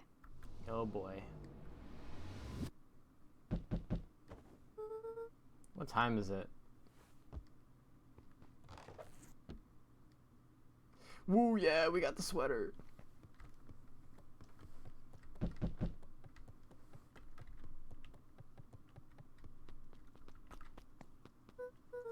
Rolo, what on the earth is that? That ridiculous thing on your head. Oh, this? It helps me think. You're gonna need a lot more of those. Joke all you want. We'll see who's laughing when I crack this case wide open. The coast is clear? Yeah, whatever she's been hiding up to this week, or whatever she's been up to this week, it's been keeping her busy most of the day. Very well. The game is afoot. Luca and Beck rolled their eyes as Rolo strutted across the room. If I were a Gran, where would I hide my deepest, darkest secrets? Perhaps where you might least expect it. Rolo flung open the cabinet with confidence. Aha! He coughed as a veil of dust. I think it's safe to assume anything that dusty isn't what we're looking for. Or maybe that's what she wants you to think. Then again, any good detective knows not to trust their first hunch. First hunches are for suckers.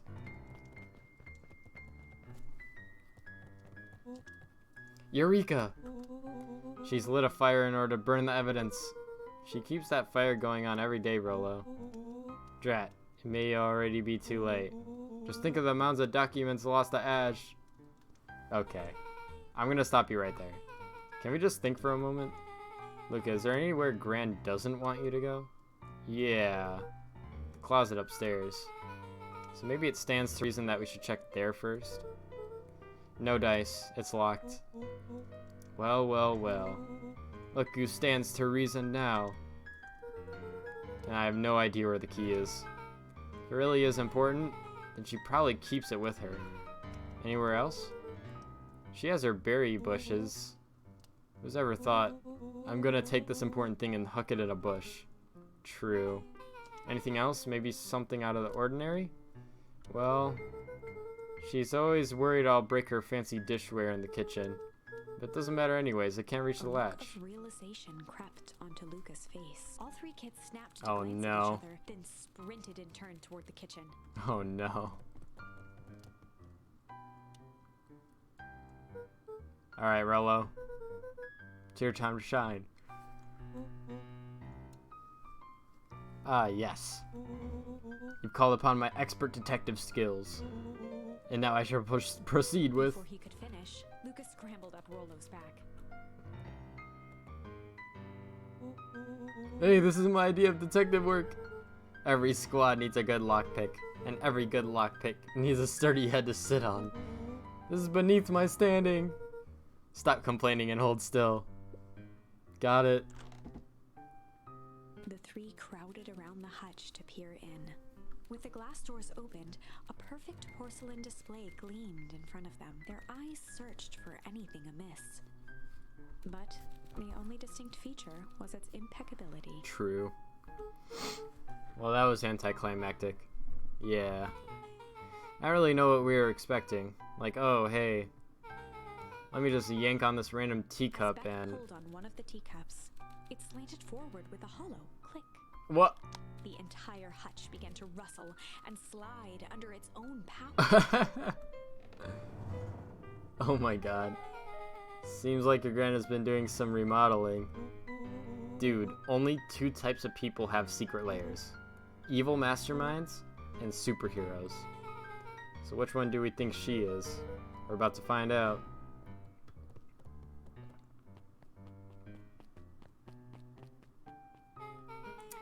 Okay, so more of an unhinged conspiracist vibe? Oh, wow.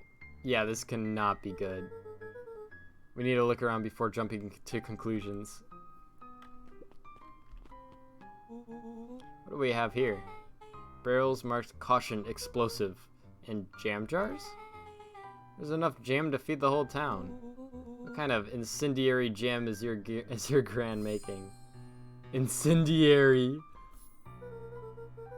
She wouldn't have had me walk around town delivering bombs, right? Only one way to find out. Rollo casually spun open a lid and dipped his finger in the jam. He Huckleberries. smacked his lips. A hint of brown sugar. And... ink? What? Rollo plunged his hand in the jar, fishing out a soggy slip of paper. Aha. Rollo offered the slimy note to Luca and licked his fingers clean. It's addressed to Miss Fratelli. A Jangram? It says, last night I used the disguise Harris provided to scout the location. The timing window should be possible. Operation Spark Plug is a go. Aw man, are they doing a heist? Whatever it is, it can't be good. So more a bombshell than a bomb, am I right? You're new here, so I'll let it slide. But I'm the bad joke guy around here.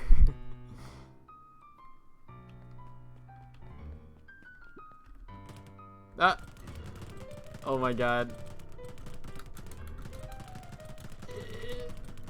Gotta practice my punches, you know? Very important as a detective. A spider web of string connected photos of people from the town, interspersed with hastily scrawled notes. Well, she sure has kept herself busy. Is your gran a serial killer? Because I'm starting to get a vibe. Don't be ridiculous. Sure, she's just tracking the movements of everyone in town out of the kindness of her heart. She puts little symbols by some of them. Yeah, Mr. Nuncreed has a check mark. The clipboards are all inside a big circle. My mom's are both on there. Both are question marks. Gus Valentine has a question mark. Harris has a question mark, but that's been crossed out. Mr. Kerr has a bullseye. The killer has chosen her next victim. We don't know what any of this means. Whatever it means, it's probably not good. Luca jostled each cabinet drawer in turn. Only one was unlocked. He fingered through the filing cabinet, pausing at a bulging folder labeled Walter. Walter? White? For a long moment, he just stared at it. What you got there? It's my dad. Looks like some of his old medical files. Your dad was a doctor? Luca nodded and caressed the label with his thumb. Well, are you gonna read it? Luca, we need to cook. Luca, we need to cook. Here, let me help. Rollo swiped the folder from the drawer and began leafing through the pages. He whistled to himself, barely looking at the text. How about you actually read some of it? One sec. Dense documents such as these are a lot like a cheeseburger. It's best to skip straight to the middle. That's where all the meaty bits live.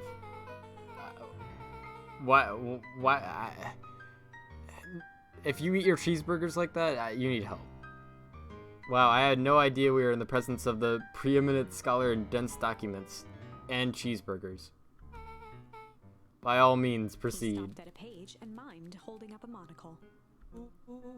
Ah, here we are. Follow-up examination of Terence Wilby. Patient shows further signs of paleness and malaise. Body temperature continues to drop. He now describes soreness of muscles and joints. This is similar to the symptoms exhibited by Mrs. Wilby just a few days past. Still waiting on lab results from Joseph. Rollo looked up with heightened surprise. See? Creepy. Yeah, that's kind of disturbing. Who's Joseph? That's Mr. Nuncreed's name. His Wait, finger traced across the page. there's more scribbled in the margins. Could it be contagious?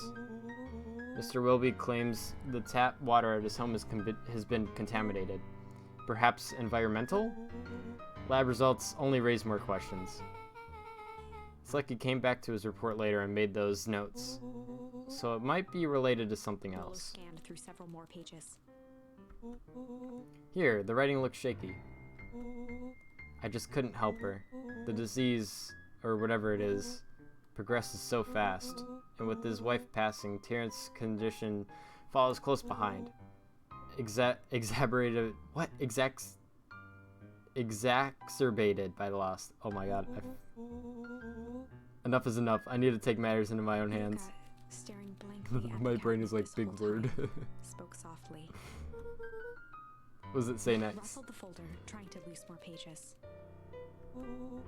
That's where it ends. What? There has to be Luca more. frantically shoved the remaining cabinet folders, trying to find another labeled Walter. Walter! Luca, I think that's the only one.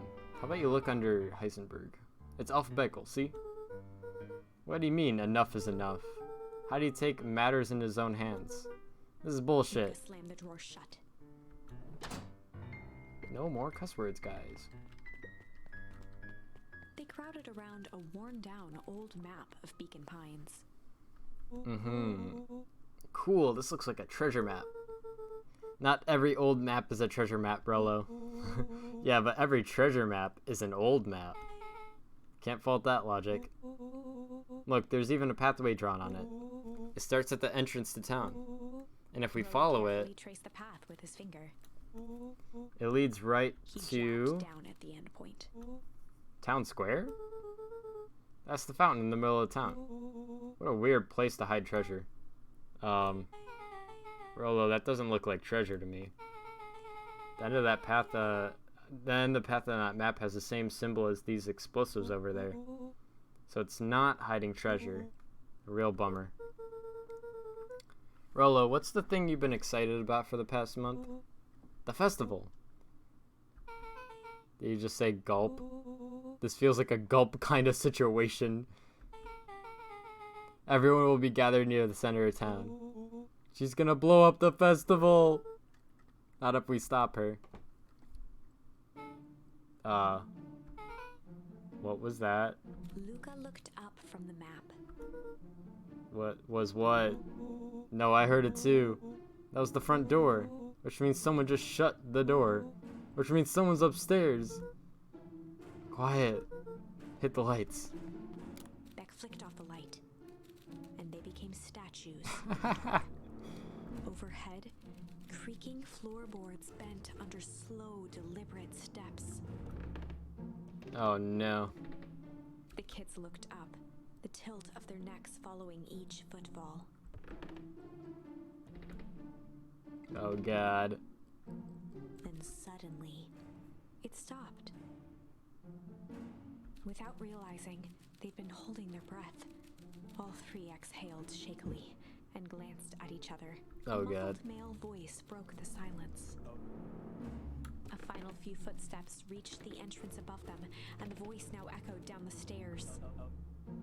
Anyone down there? Three kids shuffled to the corners without a peep. As he began to descend the stairs, the man's voice punctuated every new step. Thump. Yoo-hoo. I'm not here to hurt anyone. I'm just here to help. Just... At the bottom step, the man paused, squinting to search the room for signs of life. Huh. Guess it's nothing. Shifted suddenly. Luca gave him an intense, chastising look and whispered through clenched teeth. Rollo, It don't. was too late. Rollo was already inching toward the stairway. He screeched as he charged Oh my toward God. the shadow. Flaming chicken coop! With all his weight, Rollo tackled the man to the ground. Rollo? Mysterious creepy man?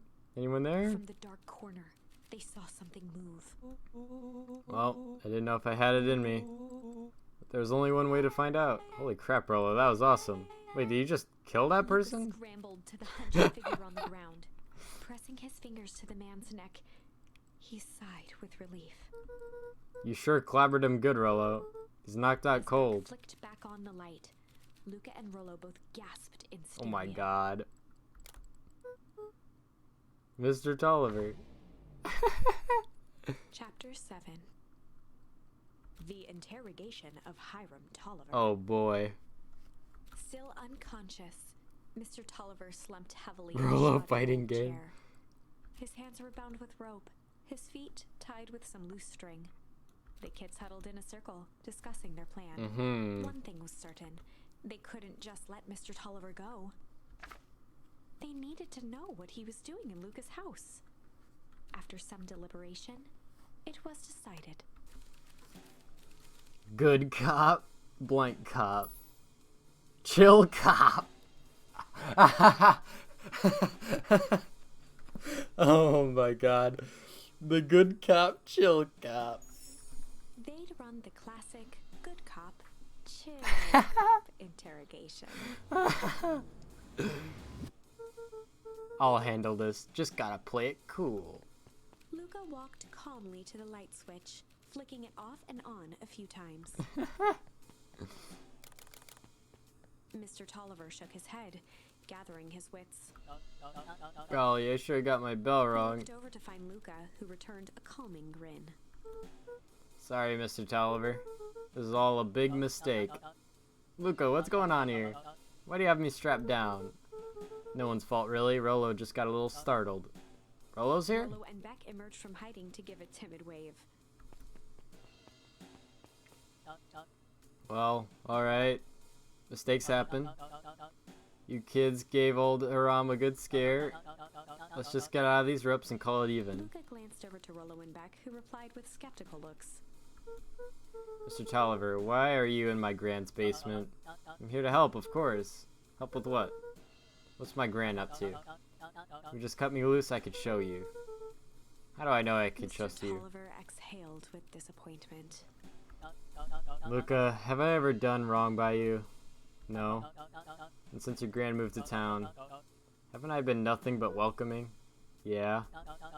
So why would I turn my back on your family now? It's just, all the stuff seems pretty weird. A board with names of people from town. An archive of my dad's old disturbing patient Luca notes. gestured to the corner. Barrels of explosives. I can explain everything. You just need to untie me. You kids deserve an Luca explanation. looked again to Rollo and Beck. This time they shrugged. Luca began to slowly loosen the bindings. Mr. Tolliver gently rubbed his wrists. That's a good lad. This all makes sense in time. He edged imperceptibly toward the stairs as he spoke. You see, this town has secrets, Luca. A very dark past Before indeed. the kids had even noticed his movement, Mr. Tolliver was at the light switch. A past that must be brought to. Punctuated his final words by flicking the switch and rushing up the stairs. Light. Son of a... Darted to the wall and turned back on the lights. It was too late. Rollo confirmed what they all heard. I don't think good cop, chill cop worked very well. Mr. Tolliver's muffled voice came from behind the door. I wasn't lying, you know. This is for your own good. You kids just keep tight down there. And let the adults handle They looked this. bewildered at each other. Play it cool, huh? Not now, Beck. They heard the staccato thump of quick steps exiting the house. Oh The my kids god. looked down in resignation. This isn't how it goes in Hank Atomic. No. For some reason, they'd always assumed it was up to them to save their town. Yeah. He opened his mouth, hoping to conjure some magical words to make this right. Only a hollow croak escaped. The end. No. Well, we certainly aren't going to find a grand resolution to our tale locked in a basement. Yeah, that's true. Back to the drawing board. Back to the drawing board. So we can do Rumble. These are all finished still. I like this. I still love this shit. I guess we'll do Rumble.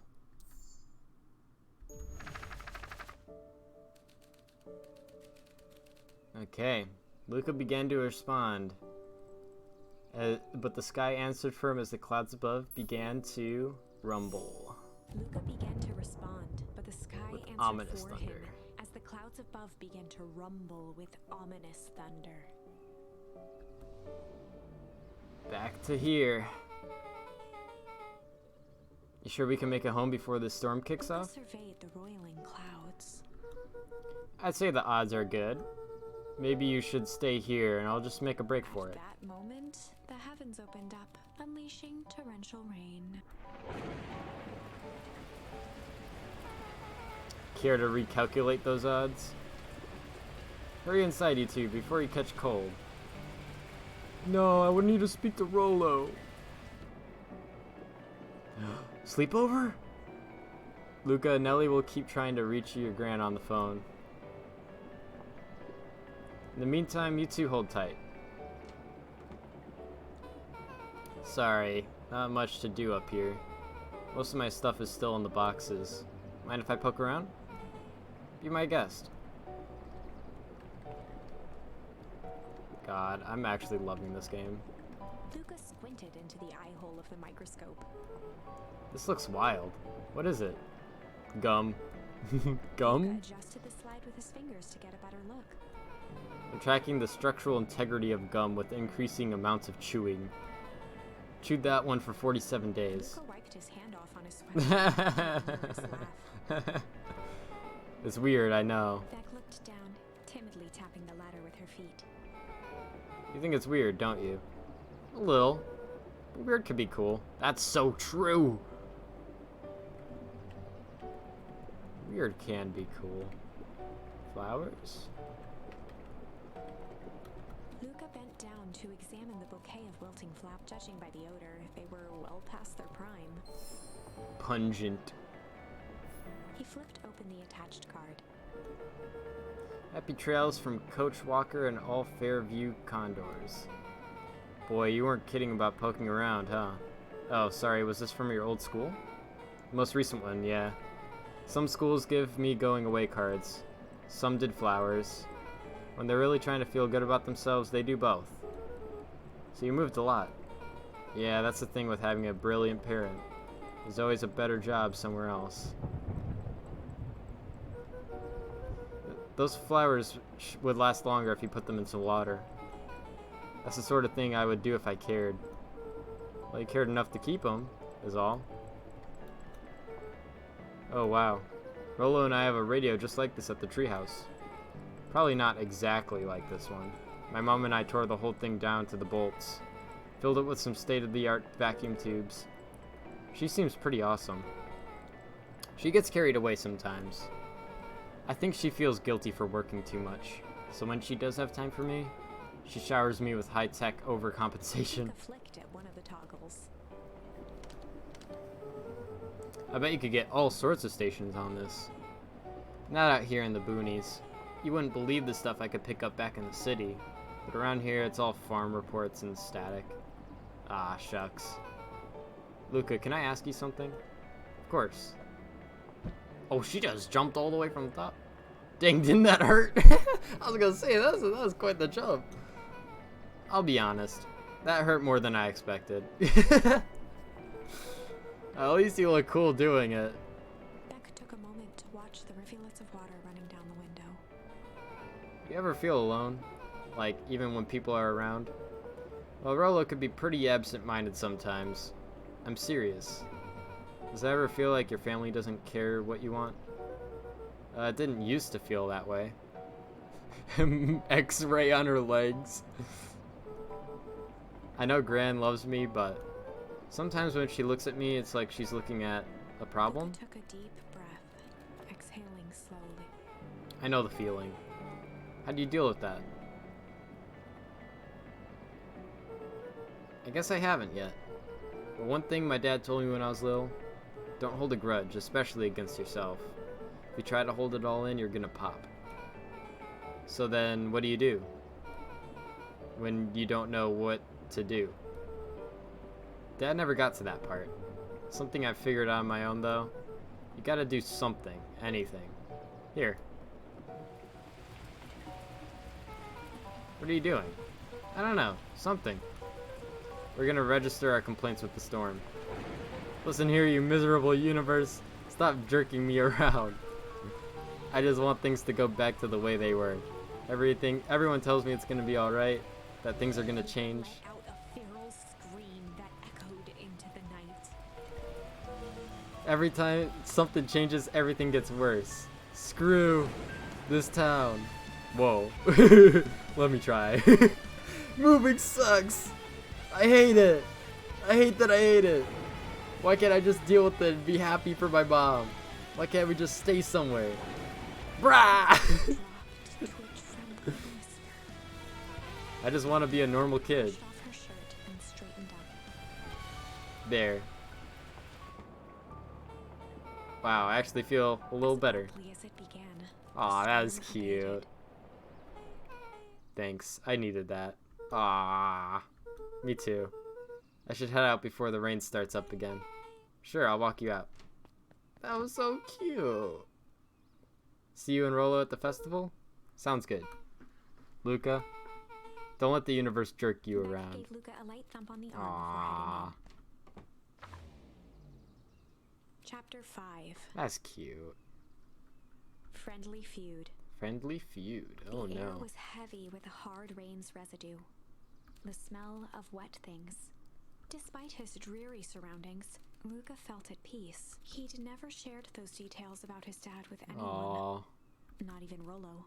But it's not like this changed anything. Rolo was still his best friend. Yeah. Adding Beck to the group would help balance things out. Everything's better in threes. True. This is what Luca told himself as he headed to the treehouse. Catch up with Rolo at the treehouse. That was so cute.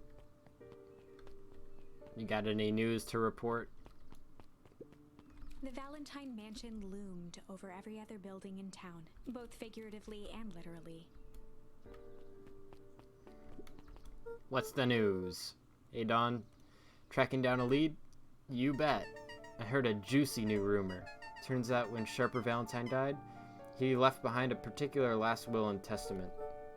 Peculiar? How? He didn't just give his kids an inheritance. There were conditions. Like what?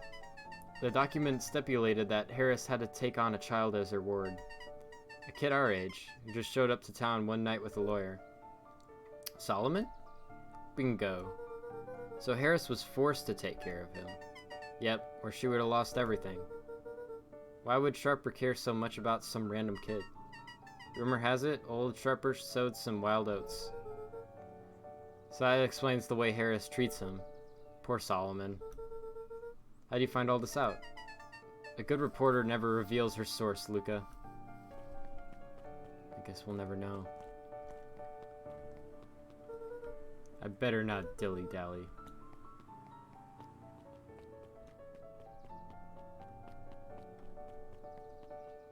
Alright. Jeez, everyone's like gone. He met his old friend's eyes and was greeted with nothing but ice-cold anger. Heavens. This is no time for fractured friendships. Alright.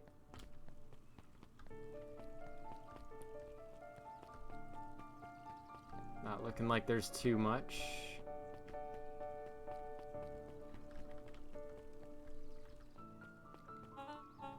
Excuse me, what are you doing? Just locking up for the night, sir. Oh, wonderful. I can only assume this means all festival preparations have been completed ahead of schedule. Not exactly, sir. The storm set us back a bit, and it's getting late, so we all decided to... You all decided... Yes, sir. I was unaware that your job involved deciding things. We are all here at Perennial Harvest because we believe in creating a better future, yes? Yes, sir, very much, sir. Do you want to be the one to tell this town that we have failed them? No. Then we gave up because there is a little rainstorm and we all got sleepy? Of course not, sir. Good, then it's decided. Yes, sir, we'll work till the last task is done. See that you do. Our harvest awaits.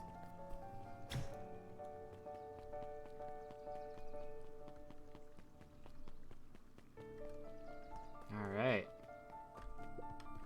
Let's see if I got a new one here. I think I do, actually. Yeah, pungent. I was thinking that'd probably be a fishing thing. Around the hook. A twig of thyme. Some fish have refined taste. True. Maybe, maybe.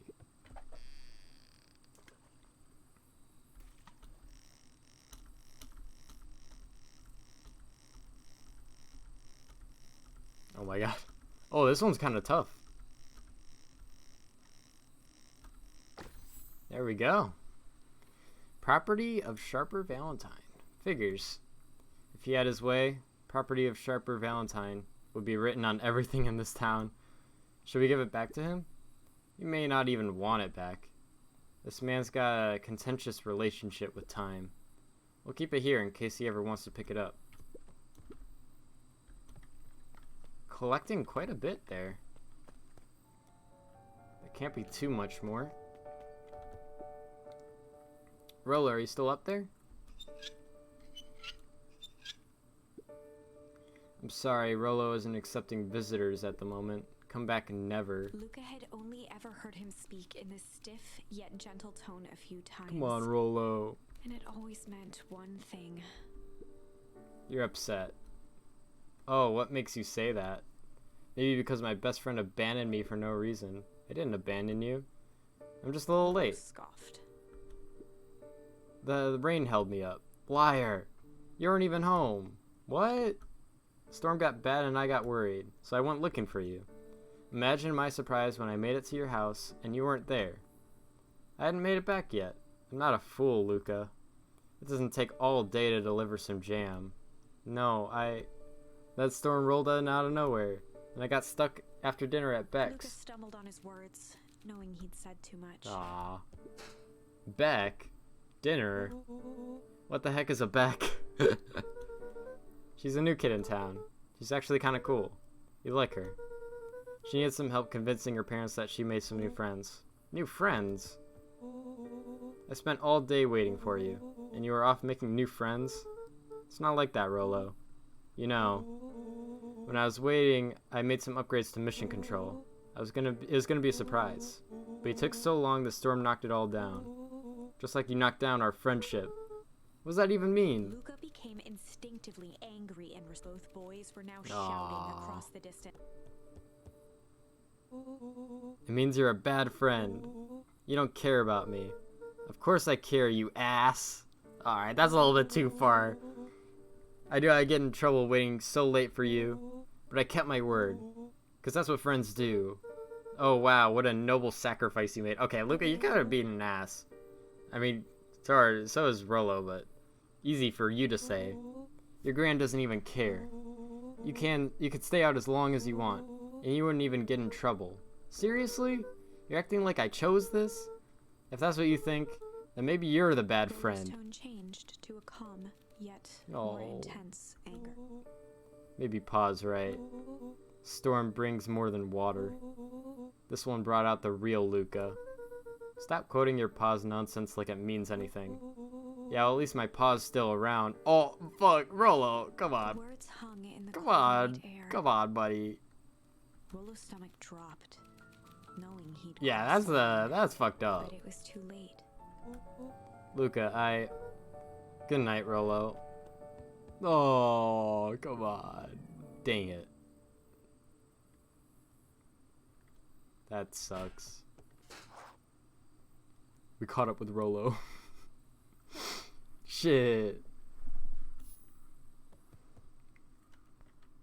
Big oof. Bro, friendships ending is never fun. Alright. Luca dug through his old stuff, not even sure what he was looking for. A soccer ball. Rolo. What a jerk. Call me a bad friend.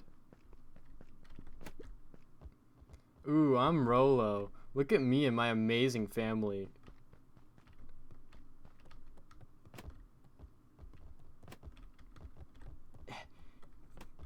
Kick it. Kick the ball. Am I supposed to hit something?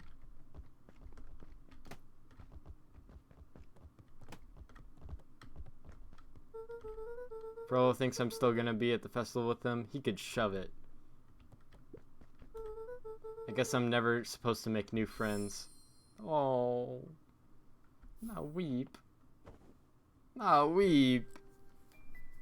Luca? Gran cooed gently from the hallway. You slept straight through breakfast. Luca, are you alright? I'm fine. Just don't feel like getting up yet. Okay, I'll leave this oatmeal by the door. I gotta run out and take care of some things. Okay. I'll be back later to check in. Sure. Luca just wanted to be alone. Aww. He waited to hear the sound of the front door closing.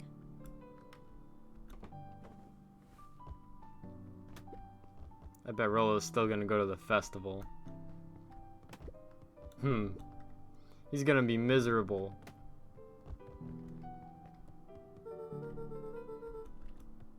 Am I missing something?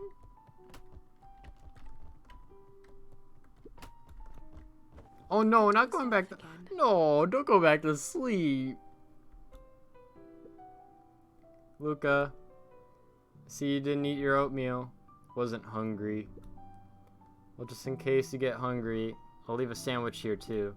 Thanks. Rolo came by. What'd he say? He wanted to talk to you.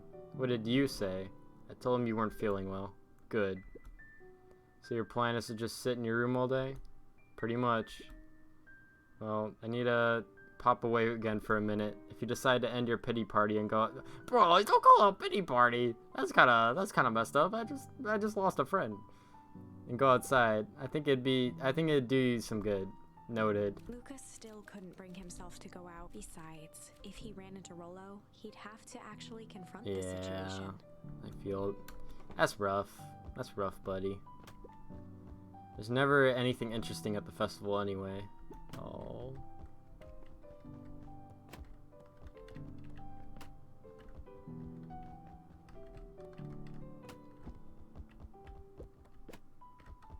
The Adventures of Hank Atomic. Aww.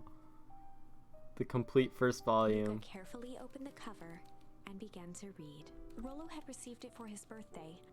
A special hardcover edition with behind-the-scenes commentary and bonus. Aww.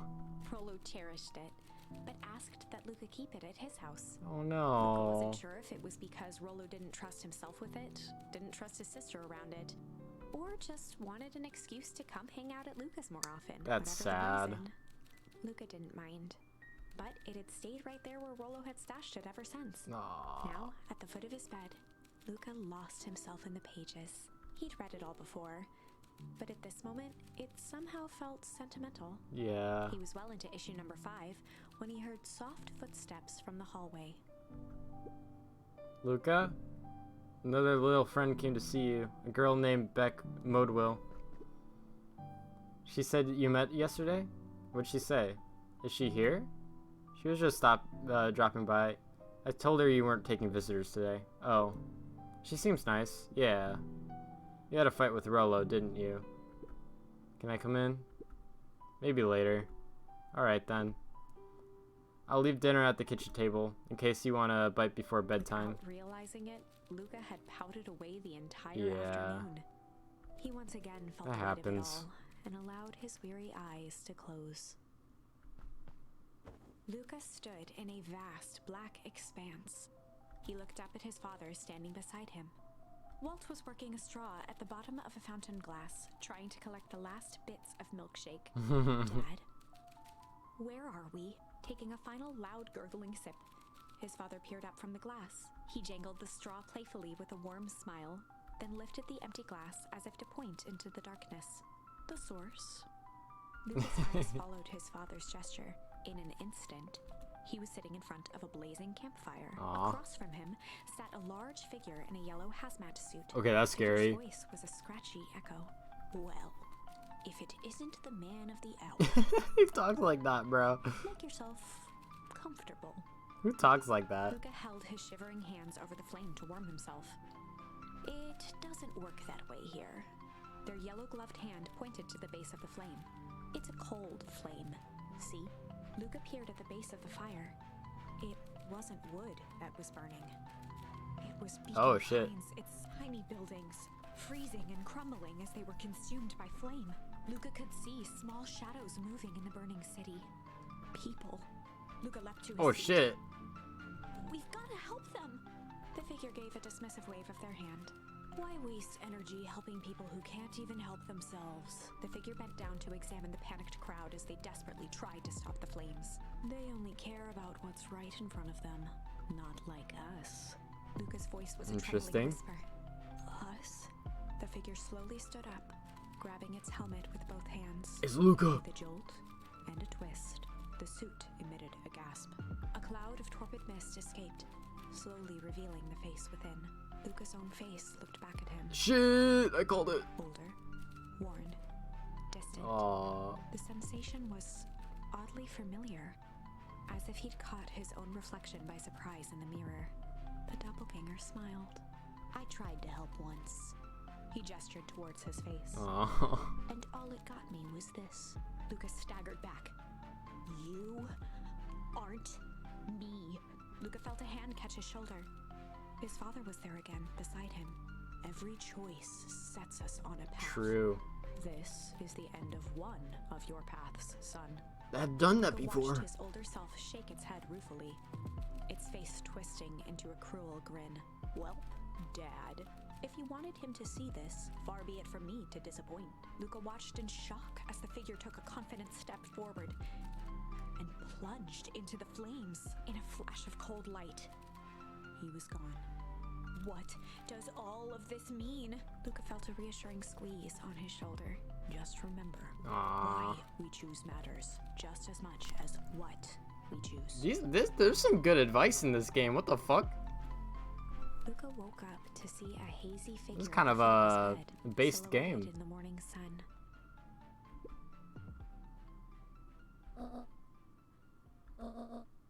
It's only Gran. Luca rubbed his eyes. The kind, concerned face of his gran came into focus. How are you feeling? Fine. Anything you want to talk about? I don't feel like talking. That's just as well. How about you sit there and listen a bit? Whatever you and Rollo fought about doesn't matter.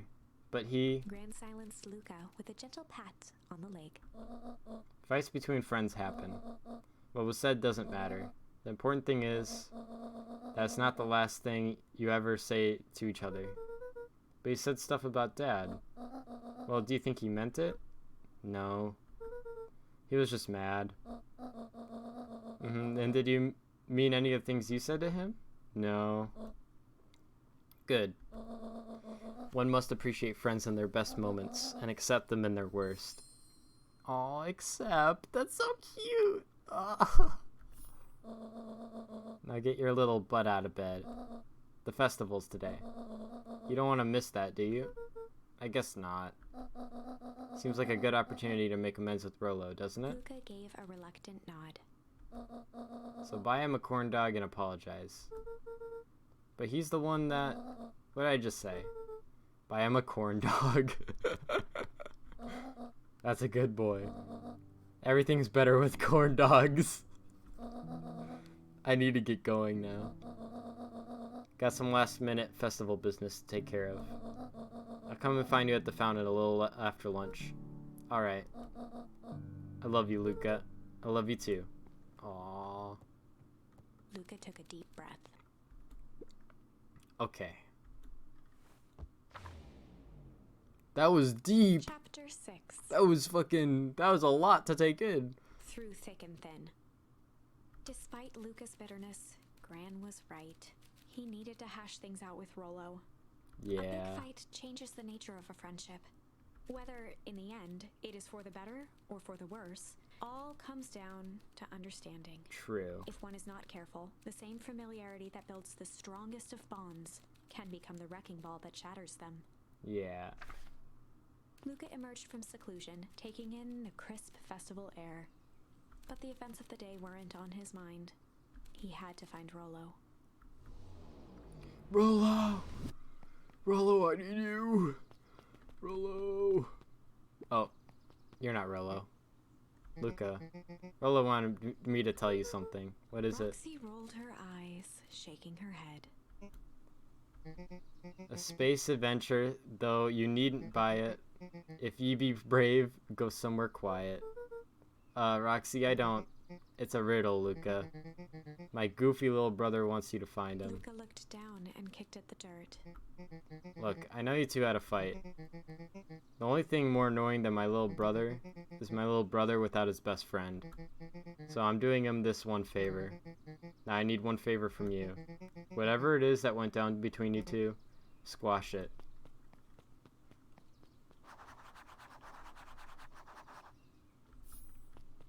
Well, let me check out up here, because maybe he's up here? I doubt it, but... Hi, Dad. How you doing? Alright, bye, Dad. Okay, so definitely not there.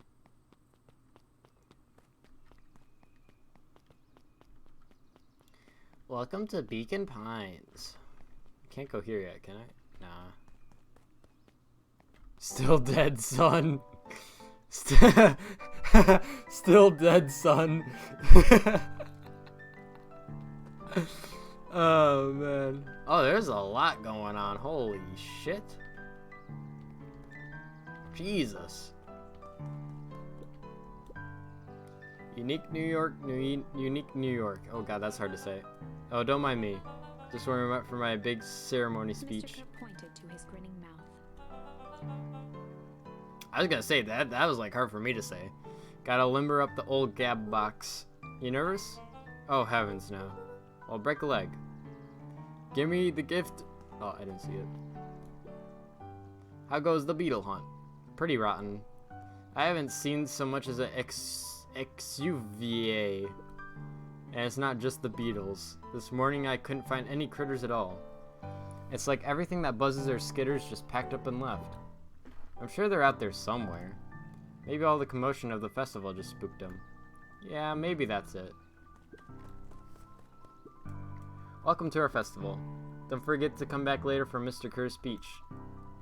And the Perennial Harvest Festival sign reveal. You don't want to miss it. I don't know who Perennial Harvest thinks they're impressing with this ridiculous festival. Totally. The town's still falling apart. The weather's still cruddy. And the seasonal harvest looks like it's gonna be worse than last year's. You said it. No amount of corporate pandering is gonna change any of that. Exactly. But the lemonade at the drink stand over there does look pretty tasty. Fits. I'm still gonna be mad at them. I'd just rather be mad while sipping some delicious lemonade is all. Bro, yeah, you gotta steal as much as you can from corporate. Can I have lemonade? Please? Okay.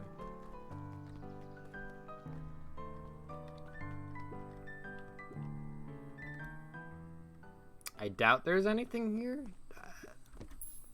Yeah, I was gonna say.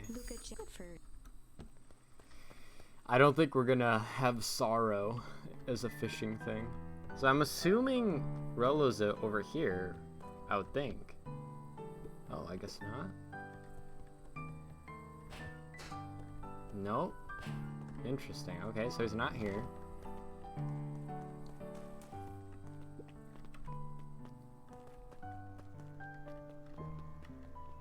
He's still standing there?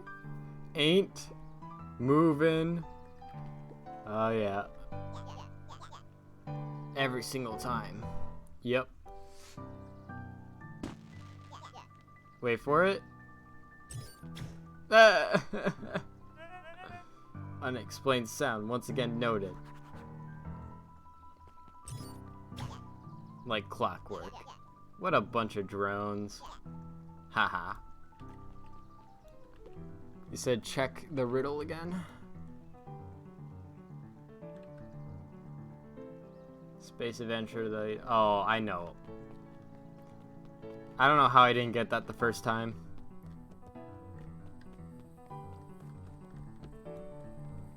Oh, is he not in there? Okay.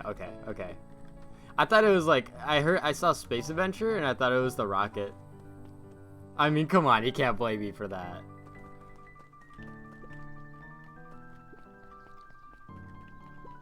Jeff was staring. Oh, Jeff. Hey, Jeff, everything alright? Yeah, everything's fine. I mean, used to be fine. Just ain't right these days, you know? I really do, actually. Jeff turned to Luca with a furrowed brow, then gave an understanding nod. Oh, you do, don't ya? For a moment, the two now shared that same wistful gaze. Oh, that's cute. I'm gonna steal a balloon on Free Balloon Day. A most welcoming of welcomes. Would you like to share your thoughts? We always strive to improve. Nope. Alright, what's the news? I got a question for you. What do you think this whole festival is for? The way I figure it, Perennial Harvest is trying to win over the town. Like a bribe, but with balloons. Cynical. I like where your head's at. That's what I assumed at first too, until I eavesdropped on a couple of gossipy clipboards. What if I told you that this whole thing is really a special shindig for a super secret guest of honor? Special guest, who? I haven't dug that deep yet, but whoever it is, PH thinks there's a big deal.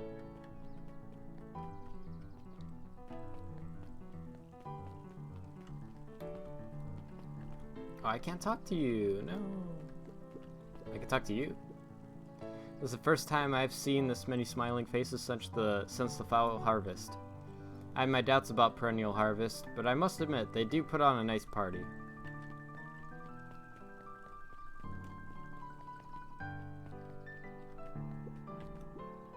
Hi, Luca. How's Griffin doing? What? Oh, nothing. Sorry, all became flesh. Just pretend I didn't say anything. Oh, yeah?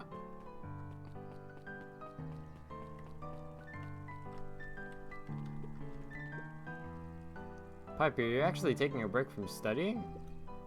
I just want to see what all this festival fuss is about, but I can't help but notice. You still brought your backpack full of books. Luca, a backpack can carry a lot more than just books. True. So what you got in there? Books? I was able to return the Perennial Harvest safety suit you borrowed. I don't think anyone noticed. Good.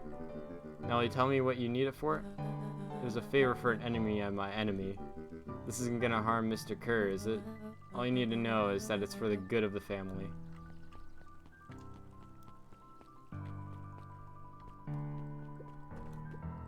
Luca, did you know that Beacon Pines was actually unincorporated? A lot of people don't know that. Wow, yeah, I didn't know.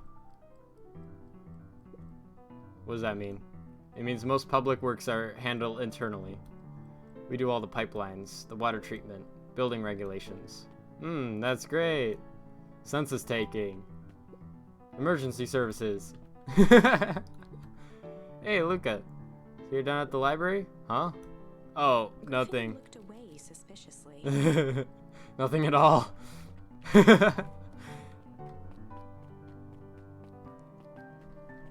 Yeah, right? That kid is fucking smart.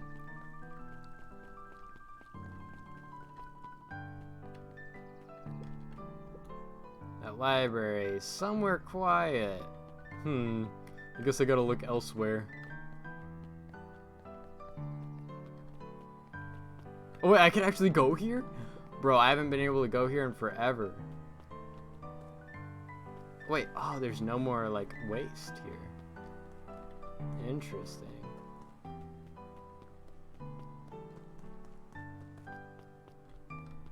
Alright. Let's see what's going on over here.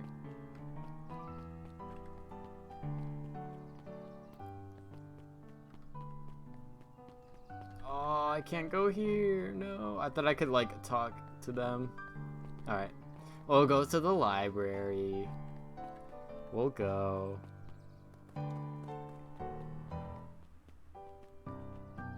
The music is actually so good. I keep on gushing over it. Can I talk to you? Oh, I can't. Hi, Jace. Still working through the newest Hank Atomic? You know it. Some fascinating canon toward the end. Did you know? Hank Atomic's shrink array doesn't technically shrink stuff. It uses inverse quantum particle decay to literally grow the entire universe around an object, leaving that object unaltered. So it just looks shrunk compared to everything else? Bingo. That's wild. But Jace. No spoilers, please. Alright, sorry.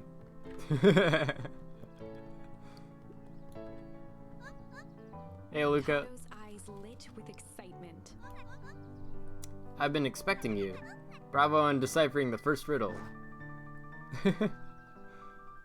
Oh, nice. I got an achievement for that. The first.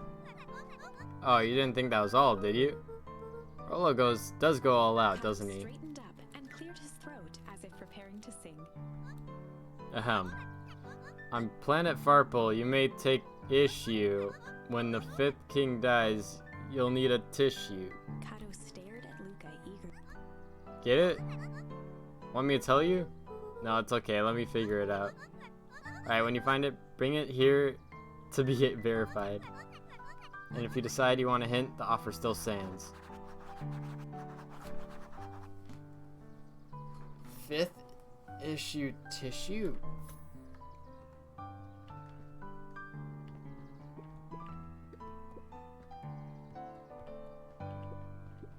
Luca grabbed The Adventures of Hank Ah. issue number 4 from the shelf. Luca grabbed The Adventures of Hank Atomic, issue number 5 from the shelf. Wait, hold on.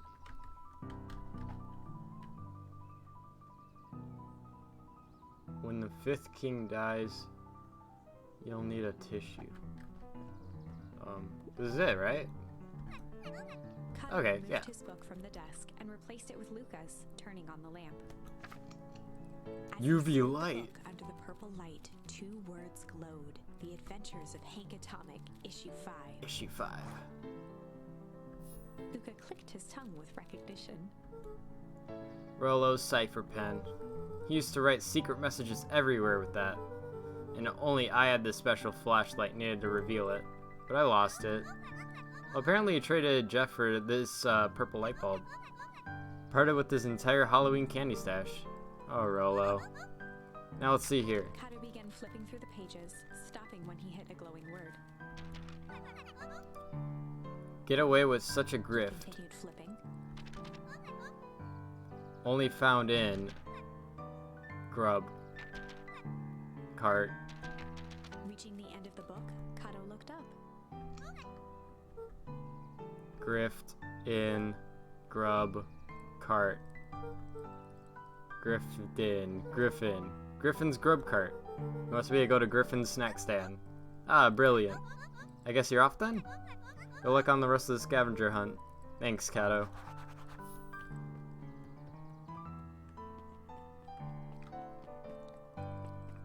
God, so big brain.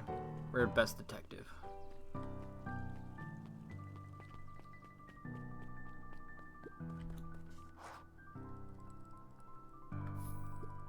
Hey, Griffin. Did Rolo Before come? Luca could finish his sentence, Griffin handed him a corn dog. Aww. Oh, that's it? Bought and paid for. Enjoy. I thought there's supposed to be a rill Luca or shrugged, something. taking a sizable bite out of the corn dog. It's inside the corn dog. Yuck. It's cold. Yeah, that's been sitting here for a while. Rolo wanted me to be sure to give you that one specifically. Well, that's just... Luca tongued at his cheeks, feeling something rough between his teeth. He reached into his mouth and pulled out a slip of paper. Oh, come He on. shook off the bits of corn dog to read the slip. Pick up when you need some pep. Near the fountain, up the step. Luca finished off the remainder of the corn dog. Oh, yeah. I would finish the corn dog too, 100%. I fucking love corn dogs.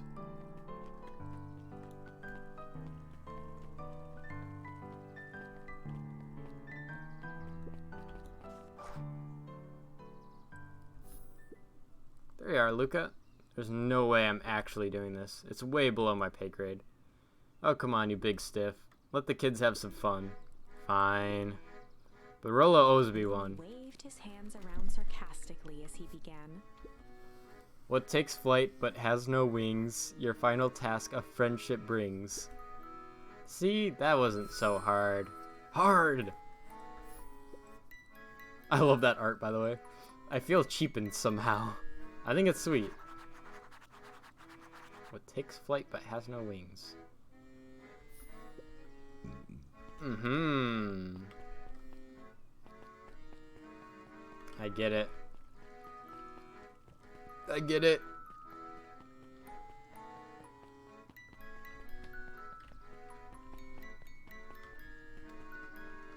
I was like, is it a firework?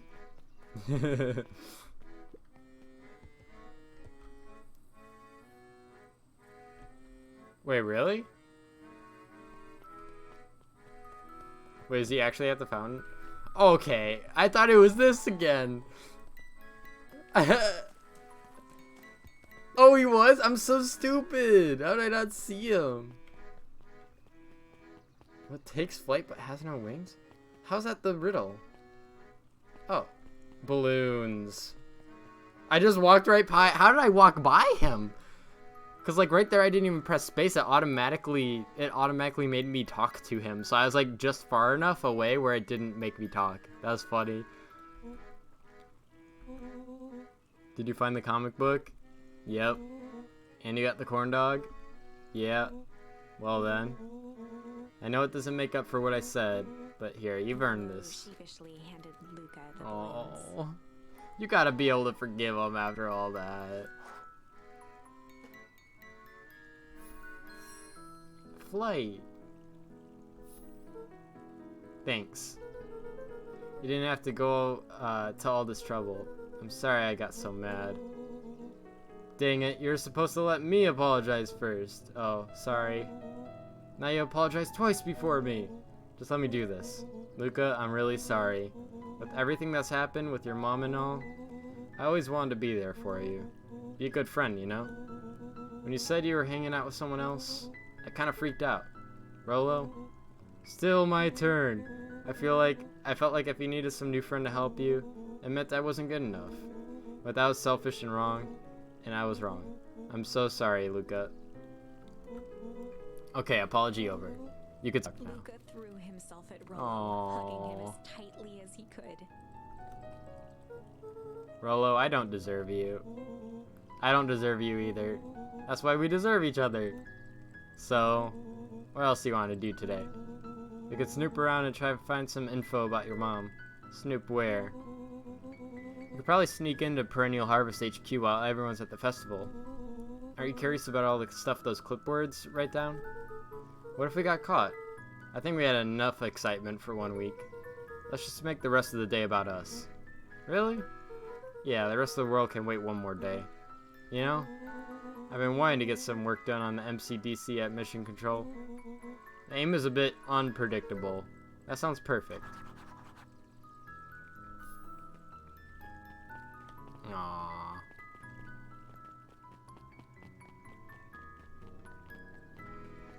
I have balloons! Alright, so we gotta go to the treehouse.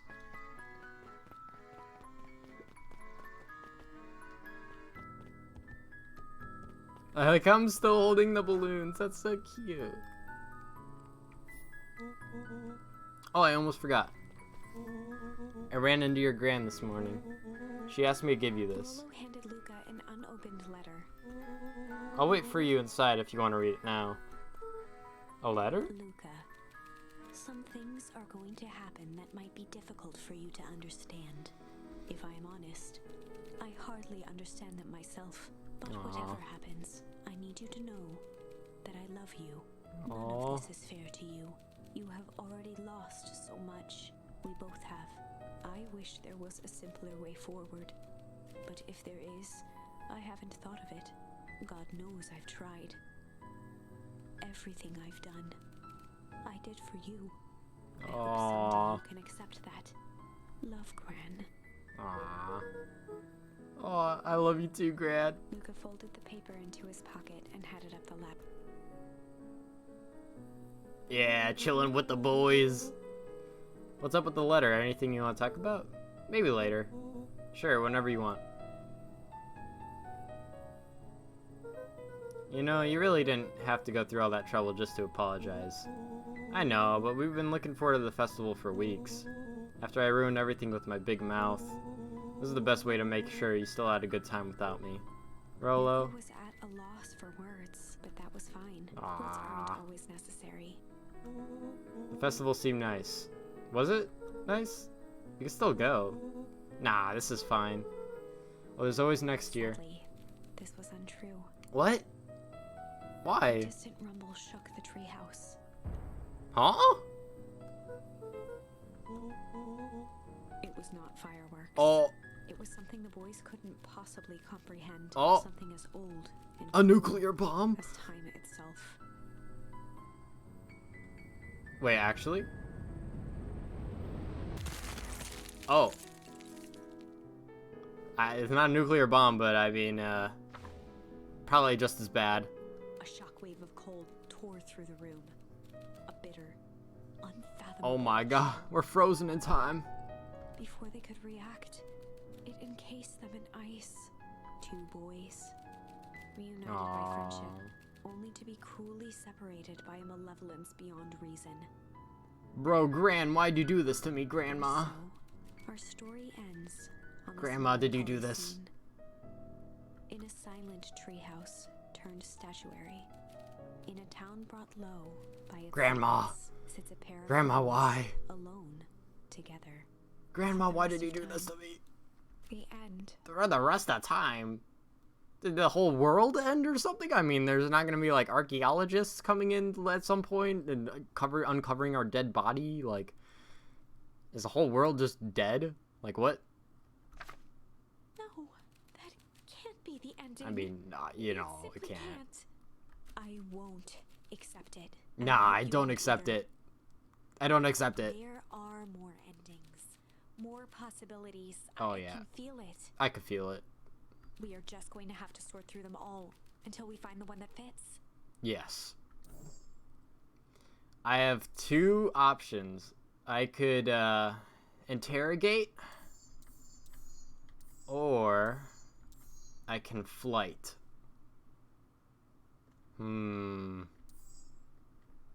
I kind of want to go for flight, honestly.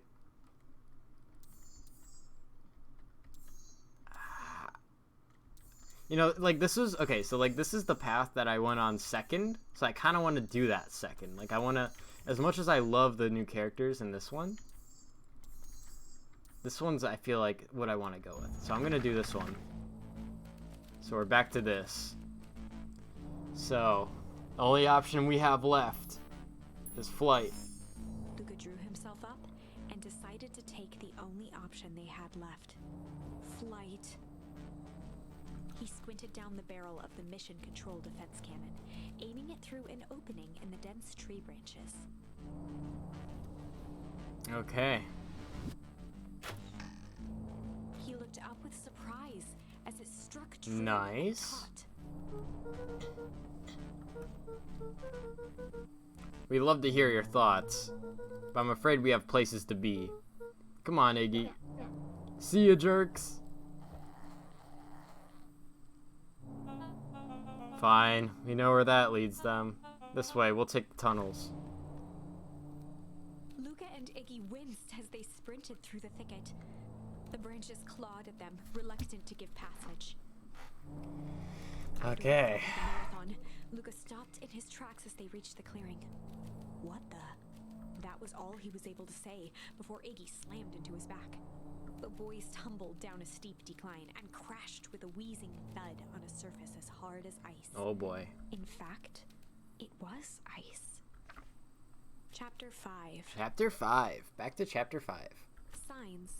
Signs. They stood silently, catching their breath. The sky was like sapphire. With each breath, a plume of steam escaped from Luca's lungs. Let's keep moving. Luca pulled Iggy to his feet as they gazed across a snowy terrain. Oh my god. Well, at least Iggy has a nice coat, and I got the sweater. That was actually pretty badass. Uh-huh. I think we lost him. Are we up in the mountains? I don't think so. If anything, we went downhill. And what's up with the Winter Wonderland? All I know is there's no going back the way we came. Let's see if we could get our bearings. Follow me. Interesting. A disc of smooth metal was lightly covered manhole? in snow. Two faint seams were visible along the surface. Aha.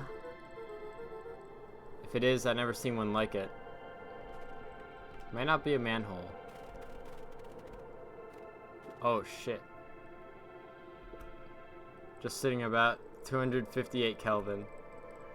It's a bit down from last time. Should we report this to Mr. Kerr? Meh, still within safe ranges. It may be spreading, but it's under control for now. Even a small nudge in the equilibrium could cause a cascade. Dude, relax. Just a few more sites to hit before we could punch out. Let's get this over with. Okay, so obviously this is where the sign is, but what the heck? What's all this? Hard to say with all the snow. I think it's a town sign. I can almost make out letters under there. What town could this even be? There couldn't be another town this deep into Weep Wood. I'm looking at evidence to the contrary. Let's figure out what we're dealing with here. Step 1, snow's gotta go. I'll see what I can do.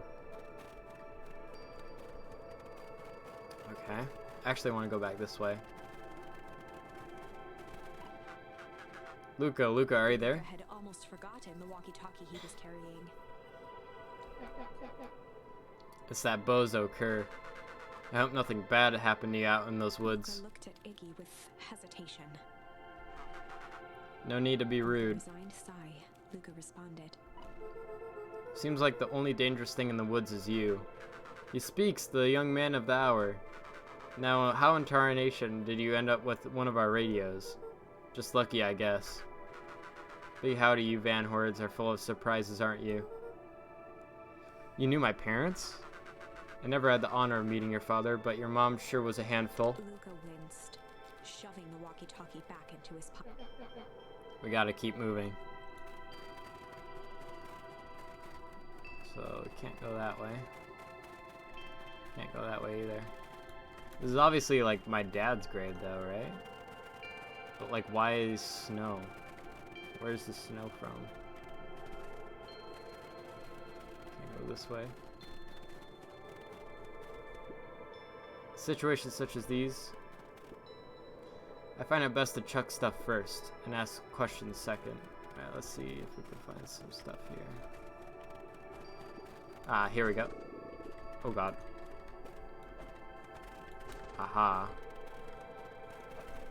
Oh god.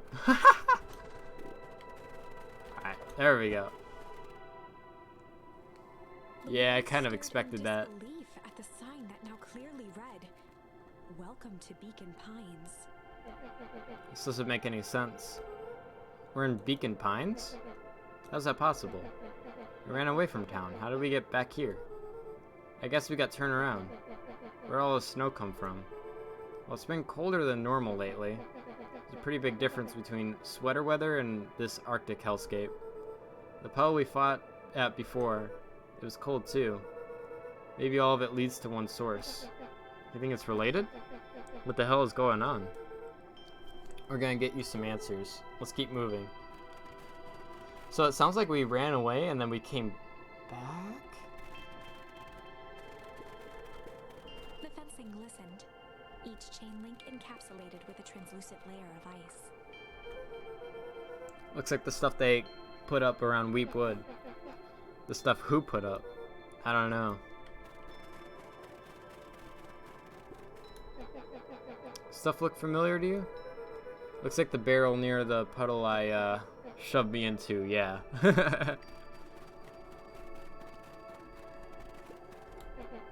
It's all frozen. Down at the frozen stream, Luca could faintly see a school of minnows encased in the ice.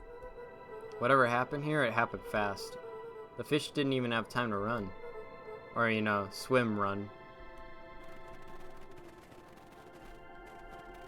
The crunching of footsteps trailing Oh. Luca went hush. That's interesting.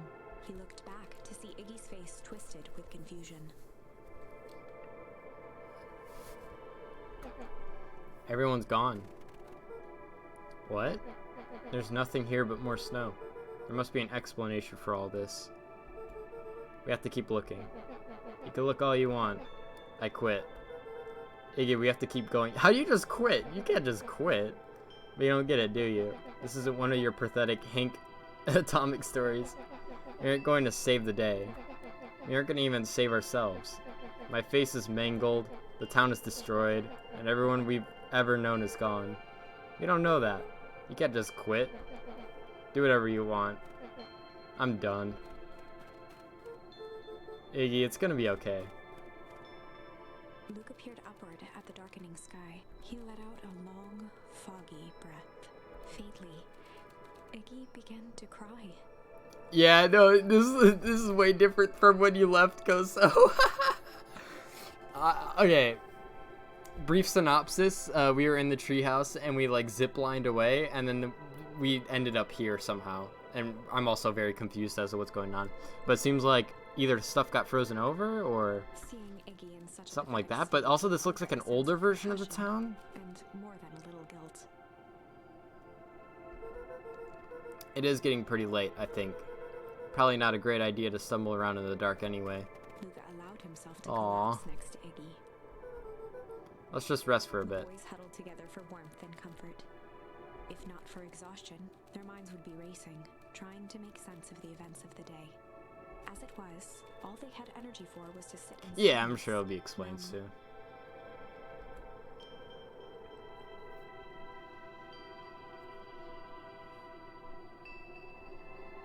Aww. The way the snow covered everything over, it's kind of calming. Yeah. I haven't had the time to say it, but thanks. Huh? For getting us away from those creeps. I sort of froze up back there. Iggy, I should be the one apologizing. This all happened because I lost my temper. Nah, that's bull hockey. First of all, you didn't know what that gunk would do. You didn't, right? Of course not. And second, stop with this baloney about losing your temper. But I did lose my Iggy temper. motioned sarcastically to his half-deformed face. Obviously. But that's exactly what you should have done. Huh? I was being a horse's ass. You're supposed to be a horse's ass in response. That's how it works. Iggy, I'm having a hard time following. You wanted me to fight you? Of course. Geez, you goody-goody types take forever to understand this very basic point. Why would you go around saying cruel things trying to get into fights? It's something to do. You're an asshole because you're bored? Sometimes I just feel empty. You wouldn't understand. You and Rolo are always having a blast together. Laughing and calling that dinky little treehouse a mission control. He now wept openly. Perfect little Luca Van Horn. With his perfect little life. My life is not perfect. Yeah, it really is not perfect. Look at the town hall before. Sure.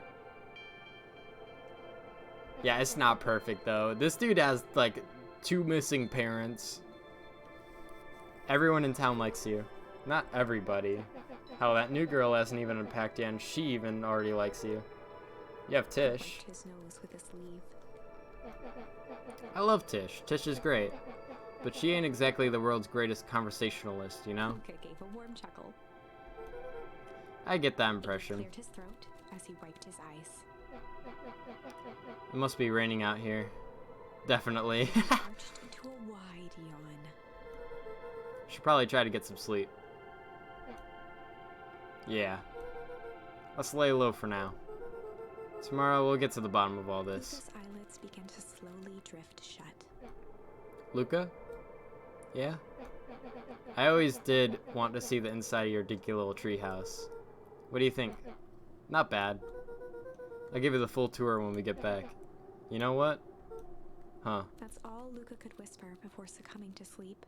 Iggy snuggled in some more. Aww. When it comes to worst days of my entire life, this one wasn't half bad. Aww. That's The cute. house smelled of warm bread. Luca was playing with toy blocks on the living room rug. He looked up to see his parents on the couch. His mother held his father's head in her lap.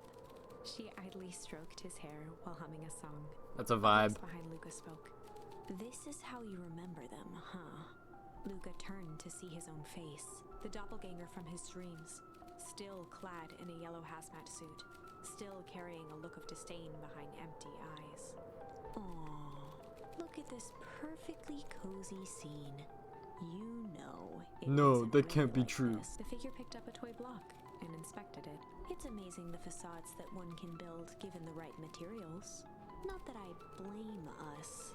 These are a child's memories. True. All warm and fuzzy. You don't remember, do you? Lucas snatched Remember the what? block from the figure's yellow-gloved hand. Remember what? Oh, that's what I said. The doppelganger pointed to the couch. The last day we saw him alive. Okay. The day he chose to abandon Huh? us. Luca turned to look at his father, still lounging on the couch. That's not true. He didn't abandon us. The doppelganger waved his hand dismissively. Everything is true here. It's just a matter of what we choose to see. Well, let me show you. The world flickered and pulsed. Luca was sitting next to his bed, listening to his heartbeat with one of his dad's stethoscopes. The doppelganger limped into the room. No. We both know that's not how this went. He grabbed Luca's hand and guided the stethoscope to the floor. Oh. Luca heard muffled shouting, brought close by the stethoscope. It was his parents, fighting. No, Do you not the know what he divorce. did next? Luca gave a slow nod and crept down the hall to peek through the banister. He could see the outline of his mother at the bottom of the stairs. Damn it, Walt. We can't afford to get involved in this. Damn it, Walt. He was scared. His father stepped Come on, forward. Walt. What am I supposed to do? Just watch? There's a sickness in this town, and we both know who's behind it. Who? I swore an oath to help people. I won't turn my back on them. Luca's mother grabbed Walt. She was crying, pleading.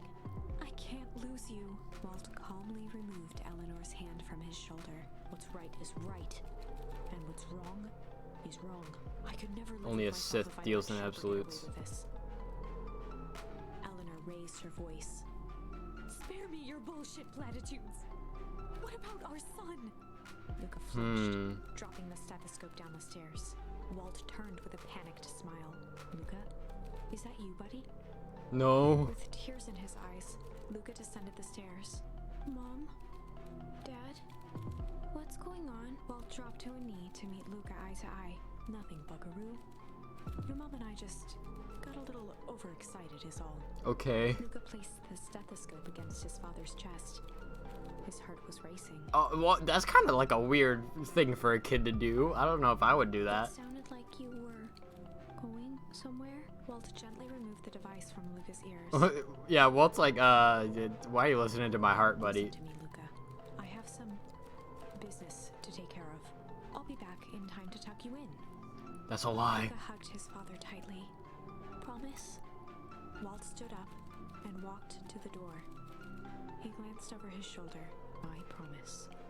You liar. With a grin, he put on his hat and strode out into the evening sun. A figure approached soundlessly from the foggy snowfall. It stood above them, lingering in contemplation. Slowly raising one hand above Iggy, it snapped out 2 brisk raps on his head. From a deep slumber, Iggy sprang up defensively. Get your hands off me. Whether it was the calming presence or the recognition that he was not in danger, Iggy felt his clenched fists lower. Just what do you think you're doing? Luca looked up, gradually remembering his whereabouts. The figure exhaled a cloud of warm vapor. You two certainly have caused a lot of commotion. What's that supposed to mean? Take it easy, Iggy. We're asleep minding our own business. You're the one running around knocking on people's heads. I'm sorry if I hurt you, Iggy. You didn't hurt anybody. Anybody. Huh? Oh, I see. You think you're better than me? You... When it came to complete strangers, Iggy had I think I instinctually said anybody when he said nobody. When it came to complete strangers. You big-hatted, scarfy-necked furball. Okay, let's lower the temperature a little bit here. Interesting choice of words. I mean, let's all just calm down. Who are you? A friend. An observer. A hitchhiker on the infinite expanse of possibility. Great, how about a name? If you must call me something, you can call me Nat. Iggy huffed with gratification. How about you make like a gnat and buzz off? Very well. Nat began to turn away indifferently. Wait, do you live here? You might say that. So you know where we are? You might also say that. Look, pal, we just want to find a safe way out of here. You gotta help us or what? Before knowing how to leave, one must know where they are. Alright, that does it. Luca, I don't know about you, but I'm getting out of here one way or another. Iggy turned sharply and began to stomp off. Enough with the riddles. Iggy, wait up. Realizing he'd worn their patience then, Nat relented. Very well, I suppose this isn't the time for metaphors. I'll show you how to get back home. And Iggy turned around with hope in their eyes. Thank you for the raid, Misabun. I appreciate it. I hope you had a great stream. Where were you all streaming?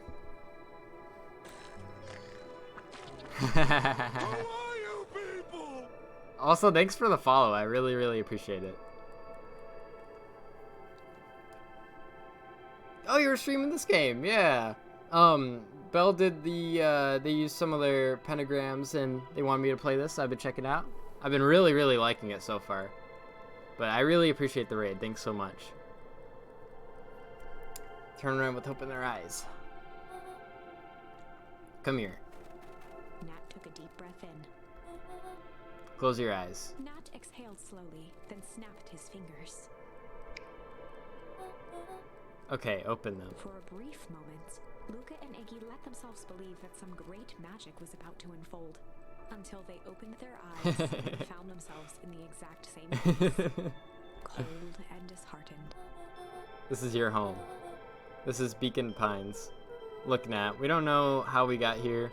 Maybe we stumbled through some time travel gate in Weepwood, or we teleported to some alternate universe, or this is all some cruel experiment by Kerr and his goons. But this is not our home. You're inching closer to the truth. Alas, the reality is much less fanciful. Just give it to us straight. So be it. As I said, this is Beacon Pines. The original true Beacon Pines. Find a way home is complete. We are home.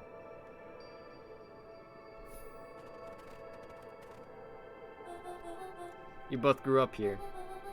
But the town you called your home for the past several years is a replica. Ah! A remarkable achievement of engineering, to be fair. But a replica nonetheless. That's impossible. It's too much work. You'd need a whole town to replicate a whole town. Indeed, to pull off such a feat would require immense labor power. That which could be moved would be moved. That which could not would require a precise duplicate. We would have noticed. Someone would have noticed. You'd think so, unless the auditing was impeccable. A mind-numbing attention to detail. As for the innumerable trivialities which complete the tapestry, well, you could leave that to this miraculous thing we call a brain. It has a real aversion to discontinuity, a revulsion even. The brain has a wonderful way of smoothing out the rough edges, keeping us sane. Luca and Iggy looked around uncomfortably.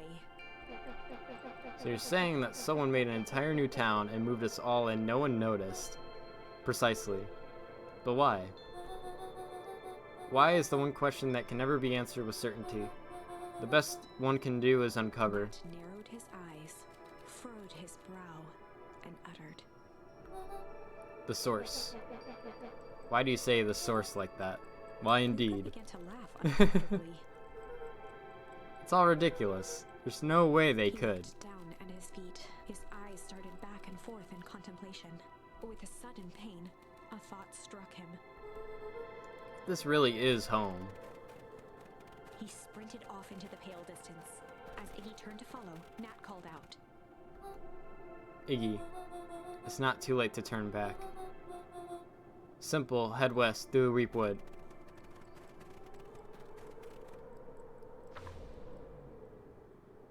Chapter 6. The Source. The source. Nat expressed his sympathy with a shrug and sauntered off as unassumingly as he'd arrived. He'd given Luca and Iggy what they needed, and nothing more. Okay. As Luca sprinted across the snow, the events of the past few days became clearer, pieces to a larger puzzle. Rollo said he was underground somewhere, captured. Mr. Kerr tried to cover it up with lies. The clipboards were hell-bent on capturing Iggy. That I was like not expect. That's probably like I knew it wasn't like time travel or some shit, but I knew it was gonna be like something like that, where it's like the same town but not really. But right now, there was one thing that Luca needed to know.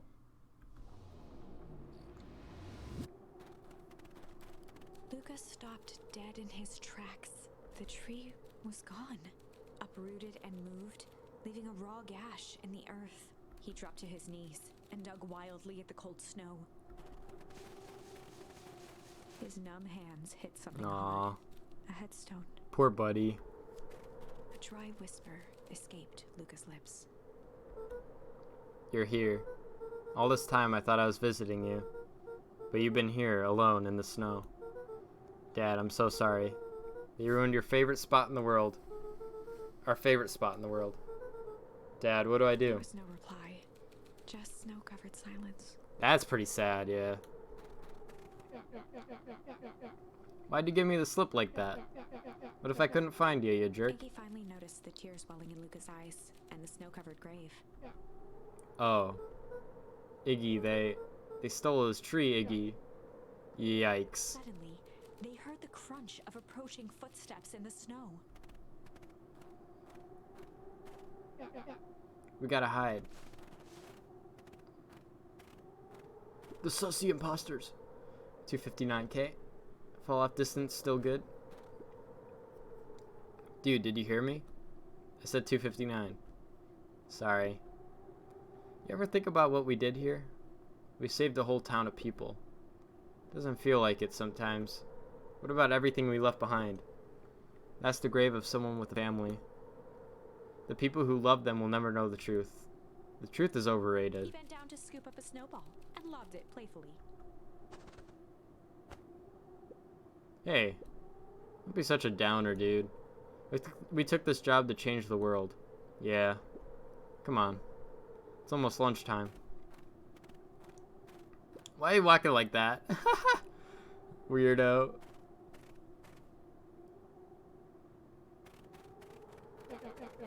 Here I thought I was a jerk. These dinguses are out here literally dancing on graves. Luca stuttered through heaving sobs. I thought I was visiting him. I thought he was with me. I'm not gonna lie, that's a bad break. Here's some advice. Gave Luca a solid smack on the back of his head. Oh no! Why? Hey. Who's any of this helping? What? Sitting here in the snow, crying like some pushover? Who you helping? Iggy, look what they did. They lied to everyone. Thank you for the follow, Dork Angel. Blah, blah, blah. Luca Van Horn, you're a lot of things, but you ain't no pushover. What'd I tell you before? When some jerk comes at you acting like a horse's ass, I should stand up for myself. Hell yeah. Kerr and his merry little band of clipboards pulled off the switcheroo for a reason, right? And that mentioned something about a source. Luca wiped his eyes with a sleeve. Wherever's at the source must be awfully valuable to perennial harvest. Sure would be a shame if something unfortunate were to happen to their precious source, wouldn't it? What do you have in mind? If it's small enough to steal, we snatch it. If it's too big to snatch, we smash it. I like that. What if it's too big to smash? Iggy flashed a mischievous smile and cracked his knuckles. I'm always up for a challenge. I'm gonna make this right, Dad, I promise. Let's do this. Locate the source. Okay. It could get awful cold out there in those woods, Luca. Probably best you two stay out and conserve your energy. Help's on the way. Where's Rollo? Where's my mom? Did you kill her? Oh heavens no, do I seem like a killer to you? Iggy and Luca shared a skeleton. Well, do I? Ah, shucks, now that hurts my feelings. Screw that guy. What? Oh, could I talk to him? What the? Oh, okay, it's just a snowball. I'm like, what? Wait a minute. If this is the original town, then that means... Iggy darted behind a large pine and began digging furiously. He emerged holding a shoebox with a crude skull painted on its lid. What's that? Long story. So a few years back, I came into possession of some premium grade fireworks. Not the wimpy firecracker stuff they give kids. The good stuff. So why'd you bury it under a tree? That's the long part of the story. You and Rollo were doing chores at Rollo's chicken coop, and you guys pissed me off for some reason or another. Luca rolled his eyes with realization. No, you didn't. Iggy stifled a chuckle. Yep. I just wanted to give you guys a little scare. But like I said, these were some primo fireworks, so I might have underestimated things. You blew up the chicken coop? I prefer to think of it as an incendiary redecoration. Sorry, but you should have seen the looks on your faces. Rollo got grounded for months, which is why I needed to stash the evidence and lay low. So I buried them under that tree. But when I came back for them later, they were gone. I figure some grown-up found them and tossed them. Iggy triumphantly raised the shoebox. Turns out, it wasn't the fireworks that got moved. It was us. Unbelievable.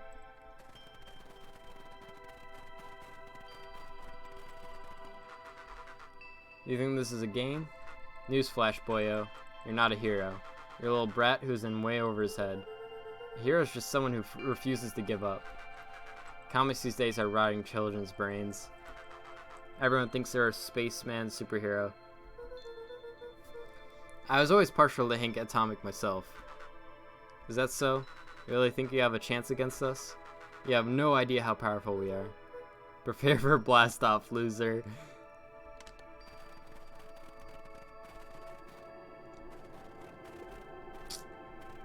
Interesting.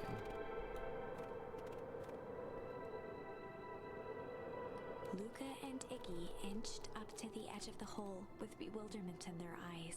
Arctic air breathed out. Whoa. I can see why they wanted to move us all out of town now. But why would they dig a giant hole? I think this is it. This is the source? It's a dang hole? How do we smash a hole? Oh, it's much more than that, my annoying little friend. Where's Rolo? Well, safer than you two, at least. Drats, it's cold. You just had to drag me all the way out here, didn't you? Mr. Kerr gazed down the abyss in contemplation. It really is something, isn't it? What do you do to our town? What is all this? Well, that's a doozy of a question. This is the source, where they collect the unrefined, Kerr scratched the back of his head.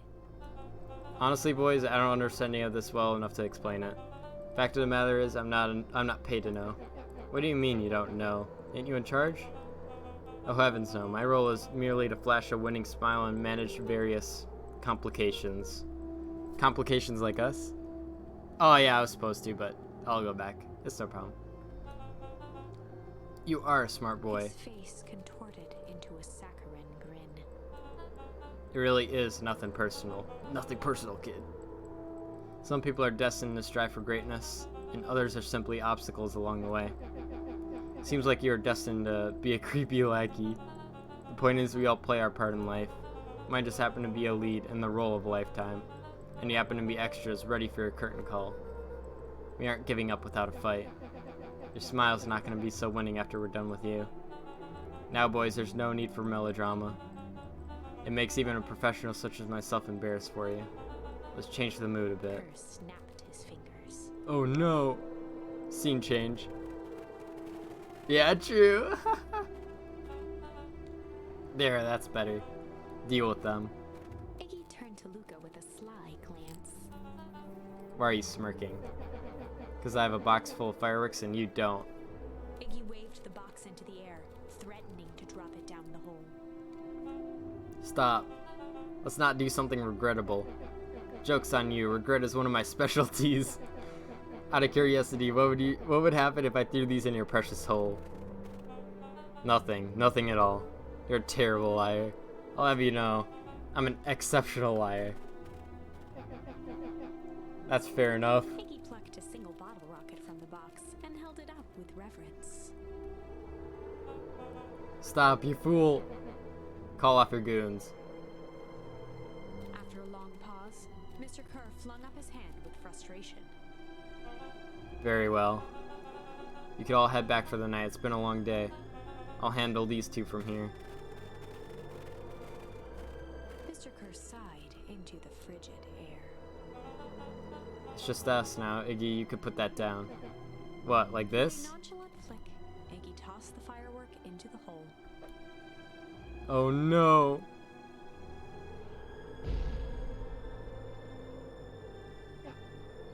Ooh. Whoa. The growl, Kerr leapt, crashing through Luca.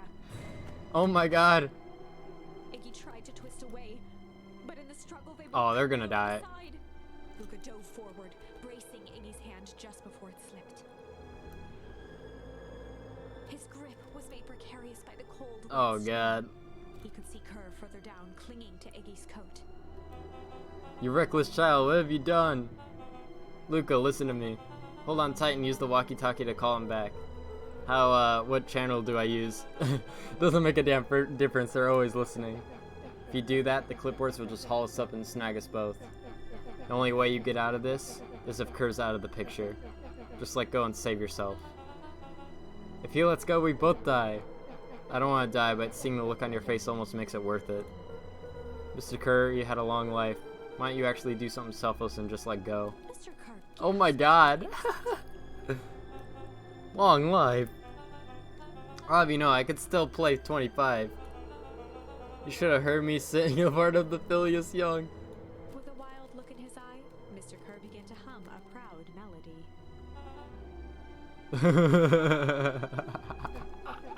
Wow, can you believe this guy? Belle, I forgot to go in the town hall. I'm gonna have to go back. But it's all good. We got home. Luca's hand began to cramp. His voice began to crack. Kerr, just let go. No can do. If you want to save your friend, you'll have to save me too. Luca, look at me. It's okay. Luca felt Iggy loosen his grasp. You aren't gonna kill your friend like that, are you? Every muscle in Luca's body burned. I don't know. Iggy's like not really a friend. I guess we did go through it kind of recently. Oh, that's what I said. I'm not his friend. Yes, you are. I don't know. He's kind of just a bully. I'm just a no good bully. Like you, Kerr. Iggy, no. His hand slip. And I told you what you need to do with bullies. I can't. It's your only way out of this mess. Two birds with one stone. It makes sense for us to fall together. Wackadoos travel in packs. He called himself a wackadoo. Luca, let me do this. Iggy's voice was colder than the bitter air billowing from the chasm. Let me do the right thing for once. Oh no. I could refuse or accept. I'll accept. Iggy, I'm sorry, but you gotta go. To accept Iggy's request. With a quiet blink, Luca watched a teardrop sail down into the howling void. As his fingers slowly gave up, He met eyes with Iggy. Ah, good. Oh no! No! No! Two silhouettes were swallowed by darkness. When they fell. I'm so mad for laughing at that. Oh, what?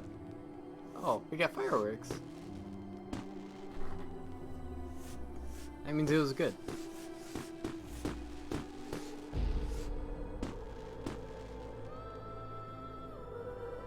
Hell of a goodbye, Iggy.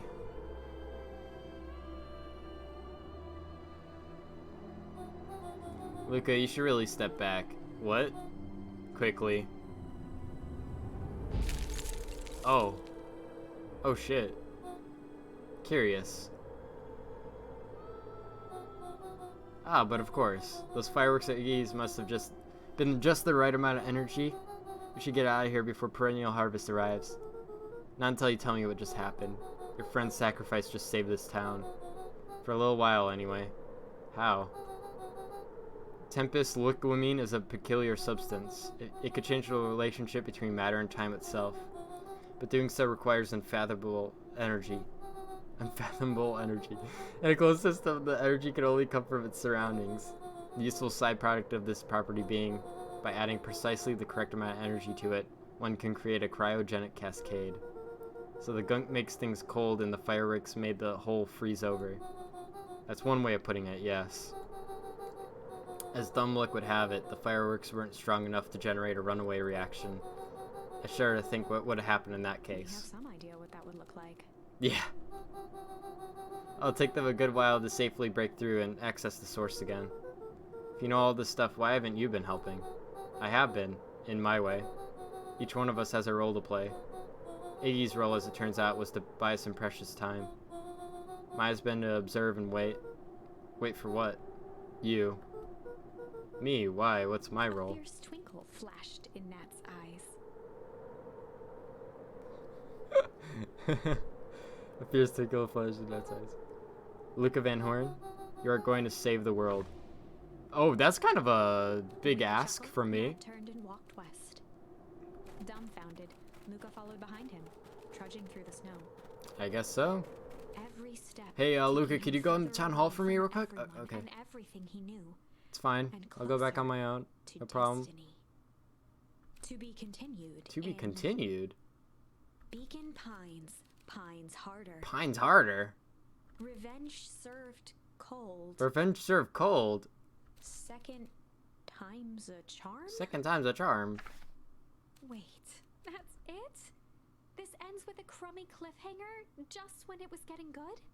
I was even That's rough. starting to like Iggy. A little bit. No way. I refuse to be associated with some never-ending parade of sequels. Let's go back and find something more definitive. Okay. Alright. Fair enough, fair enough. Alright, well now I gotta go all the way back. Because I missed something in, Alright, it's gonna be a lot of skipping here. Down the barrel. It's gonna be a lot of skipping here. Because I messed up. I didn't go to the town hall. Wish that there was like an auto skip. That'd be kind of epic. We're gonna speed run through. After what that was all the boys, in fact. Chapter sign. Chapter sign. Sapphire. Keep moving. So much. All right. Are you ready for the speed run? I'm so ready. Find a way home. Okay, we're going. We're going. We're gone. All right. They're talking.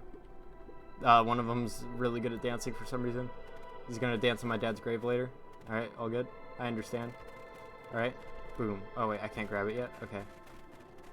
Space. Snow. Sign. Town. Blah.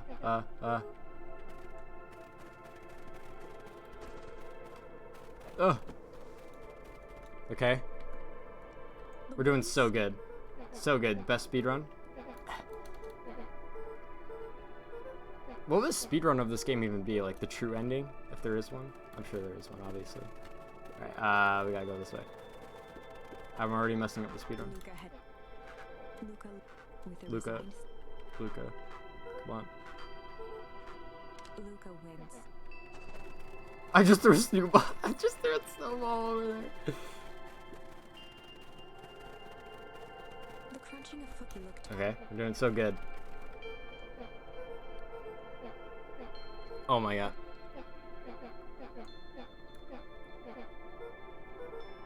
This is what I get for forgetting to go in the town hall. Luca, he let out Come on. Luca, the boys. Oh, I'm actually getting kind of through it pretty quick here.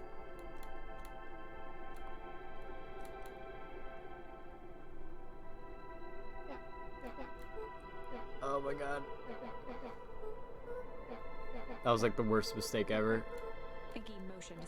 Belle warned me. Iggy shrugged. Iggy now. Oh my god. He wiped his. Luca. Iggy cleared This is gonna be a while. Iggy. Lucas. That's all Iggy snuck. Oh my god, there's a whole flashback. The house Luca was. He looked at his mother. A voice Luca turned the doppelganger. The figure. It's amazing. Not that you don't want this. The last day the day Luca turned. That's not the doppelganger. Everything. Not the the day he grabbed Luca. doppelganger. Luca gave. He could say the damn it, Walt. She was his father. You could say he damn it, Walt. I won't. Lucas mother. Walt called right. I want what? What about Luca Flynn? Walt turned Luca with mom. Walt dropped nothing but With mom. Walt just listen to me. I'll be back. Luca, promise. Walt's to I prom with a wink and I prom. a fake. It stood slowly.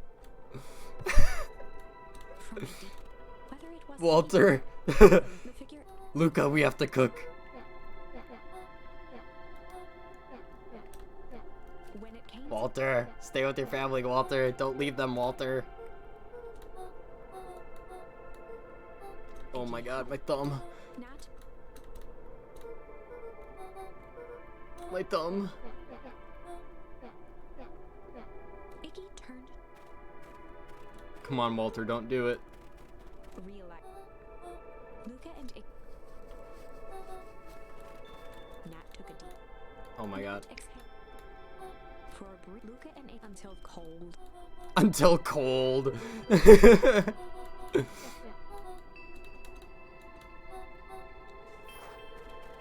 Alright, we're home.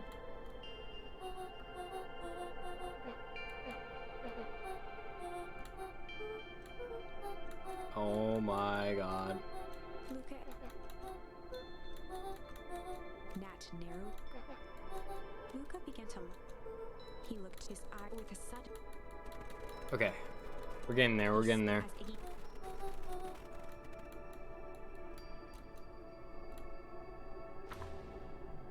Man.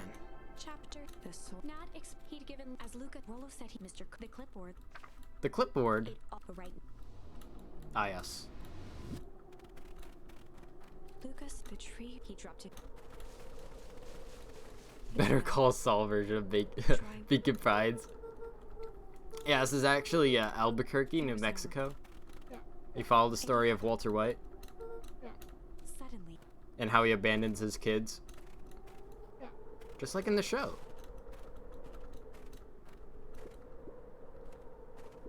Oh, man. Okay, I can't skip this dude's moves, though. He bent down to scoop up a... Alright, snowball. Alright, I gotta see this again. Oh, yeah, look at those moves. Oh, yeah. Okay. Hey, at least I got to see the schmoves again. That was the good part about all this. Iggy gave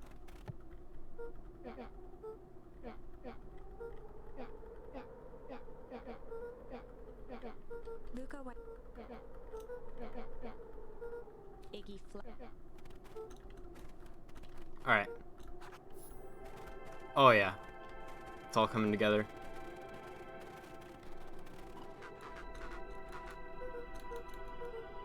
Iggy and Macaroni or pizza slice? Macaroni? I love macaroni. With the chicken strips, preferably.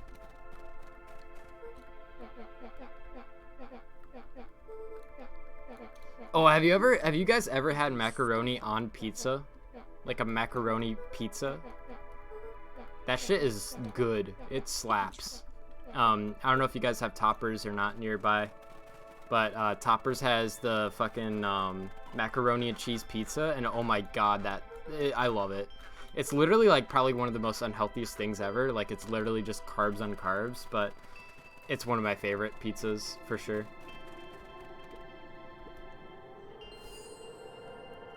Crooked. Got it.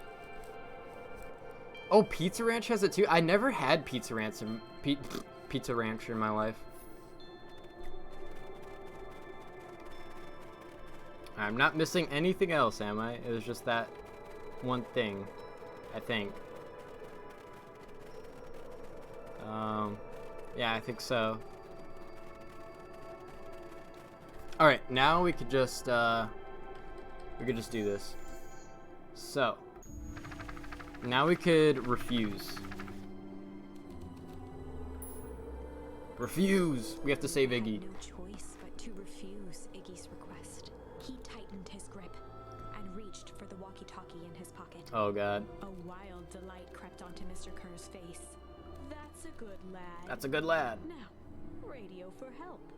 Iggy begged Luca with his eyes one last time, but Luca pressed the button and called out. All right. Let's see what happens. We need help. Mr. Kerr is in danger. It wasn't long before they were once again surrounded by clipboards. Mr. Kerr sighed with relieved frustration. There you are. You really are a worthless lot, aren't you? I mean, you did tell them to go. Mirror, now.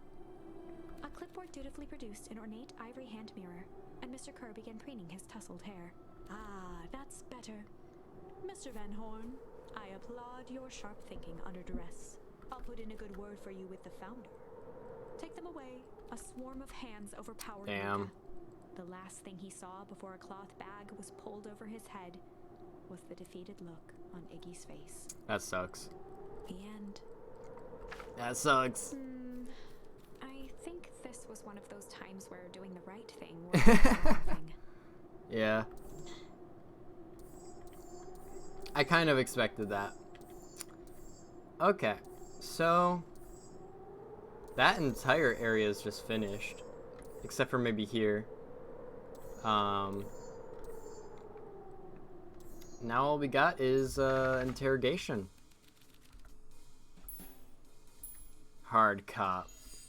They'd run the classic good cop, hard cop. Good cop, hard cop. Rollo brandished a steely gaze. I've got this. Read about it 100 times.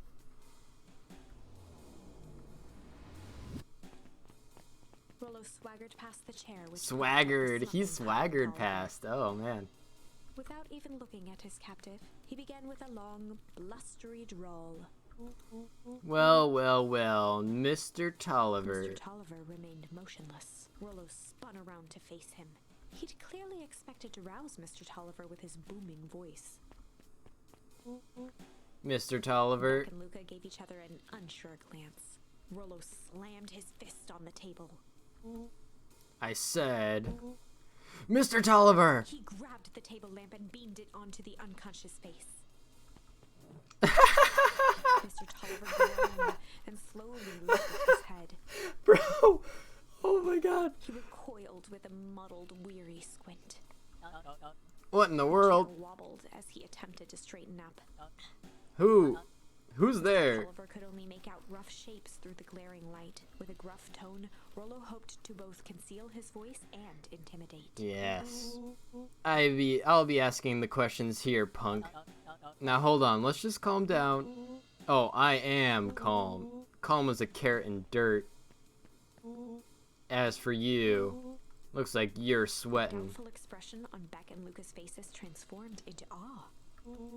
We could do this my way, or well, let's just say I never needed any other way. Rollo, hitting his stride, was now channeling every detective trope his memory could recall. He slammed the table again. Now dance! What? I don't even... Tolliver's voice became desperate. Ooh, Popeye's biscuit. He was nearly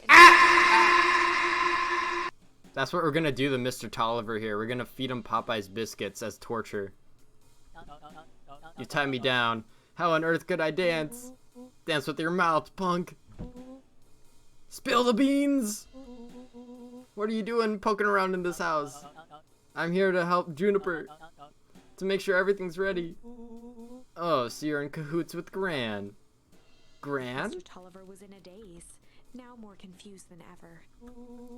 Gonna help her blow up the festival, eh? Blow up the festival?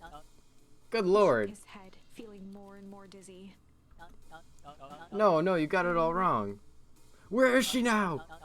She's headed to the source. Source? What's the source? It's where His voice faded to a whisper. the town began. Where it all began. What is Operation Sparkplug? With that, Mr. Tolliver passed out cold. Rollo swung around with a repentant grimace. God. Damn, Rollo. I think you went a little bit too hard on him. What'd he say about the source? It's where the town began? We need more information. Yeah, but we better not push Mr. Tolliver any farther. Is there anyone else who might know more? What about the History Museum? It just got set up for the festival. Nah, that tent was put up by the Valentines. Everything they do is just a bunch of fluff to glorify themselves. Is there anything more reliable? The library. If there's any information about this source thing, Kato can help us find it. Let's go get some answers. Alright. First off, no news about the comic. That's unfortunate. This is a dang nice library. Thanks, we work hard on it. Aren't you a little young to be a librarian? Oh, Kato hung out here so much, eventually they gave him a set of keys. I just keep an eye on the place for Miss Novak sometimes. They got you working for free? That's child labor, bro. It's quiet and I get access to all the books I can read. What more could a person want? Fair enough. That seems very illegal. What can I do for you all? We need a favor. I already told you and Rollo. I can't put you any higher on the wait list for the next Hank Atomic. And if you're here with more candy, I'll have you know I can't be bought. Call it a personal code of conscience. Actually, we're looking to do some research. Now you're speaking my language. What are you looking for? Here's the thing, we sorta don't know. What do you got on the history of the town? There's the county record archives. What's in those? Births, deaths, newspaper clippings, stuff like that. Pretty boring reading. But they do go all the way back to when the town was founded. Great, we'll start there. Chapter 8. Chapter 8. 6 feet under, 3 towns over. The True. kids spent the rest of the afternoon combing through dusty piles of old county records, desperately searching for anything that could help them make sense of Mr. Tolliver's cryptic utterance. Luca tried to shake the thought of Gran's basement, but his focus wavered. Explosives. messages hidden in jam, dossiers on various town figures, and a corkboard threaded with photos. Gran was the only family he had left. He still couldn't bring himself to believe the worst. Yeah. But the old map with the symbol of explosives in town square made that difficult. Yeah. As the sun began to set, the kids were no closer to the truth. If I have to read any more records, my eyeballs are gonna pop. We have to keep digging. If I dig another word, I'm gonna end up in one of those asinine death records. Rollo Cotter lived a full and wonderful life until he read so much boring crud that his brain oozed out of his ears. Rollo shut his book with an assertive nod. If you got a better idea, spit it out. You sound like my sister. Keep pushing your luck, pal. And it won't be boring county records that kill you. I'll put you in the obituaries myself. Oh no. Rollo muttered under his breath. You're a county record. Really? That's the best you got? When I'm done with you, you'll be the footnote in history. Just like Beck slammed her finger down on the open page before J. Hartford here. I'd love to see you try. Hey. We're all a little tired here. Let's just take a minute and... something tickled the back of Luca's mind. Wait, what was that name, Beck? In the bit? J. Hartford. From the Brookville Tribune 20 years ago. That can't be right. What is it? J. Hartford. That's my grand's name. Juniper Hartford. Maybe there were two J. Hartfords? Mrs. Hartford is survived by her young daughter, E. Hartford. My mom's name is Eleanor. Okay, this is getting creepy. If your grand is 6 feet under, 3 towns over, who am I living with? The question hung in the air. That's what I was thinking. Maybe it's not his grandma. Alright, gang, I gotta close up for the night. Rubbed her eyes. How late is it? Almost 10. Oh crap, Pa's gonna kill me. I gotta go. Yeah, my parents will be worried sick. Alright, let's meet up as early as we can at the festival tomorrow. What are you gonna do about the unconscious man in your basement? I'll think of something.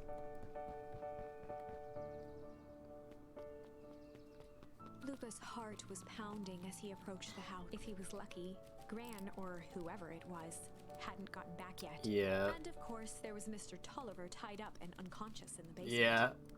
Dealing with him would be the first order of business. Luca shook out his arms to calm his nerves before entering. Hi, Gran. He held perfectly still, tempering his breath, and listened closely. She was asleep. Okay, good. His only hope was that she hadn't found Mr. Tolliver before dozing off. Yeah. Don't tell me they just left it open. They just left it open? Why would they do that? Oh, no. Oh, Mr. no. Tolliver was nowhere to be seen. That's not good. Maybe you woke up, escaped from those bindings, and left without a trace. Maybe Gran knew everything. Yeah. What do I do? Luca's hungry stomach groaned. Not realizing it, he'd gone the entire day without eating. Okay, I can figure this out. Just need a little brain food. Luca rushed over to the pile of jam jars, unscrewed one, and shoveled a handful into Aw, his you're just mouth. gonna eat some jam? I'm afraid your jam delivery will be delayed. Mr. Nuncreed. Okay, now I could think. So if Gran knows we tied up Mr. Tolliver, I'm screwed. If she doesn't know, then I need to play it cool. I guess the only option is to go to bed and act as if nothing's wrong. Gran will think Mr. Tolliver finished what he was sent to do and left when he was done.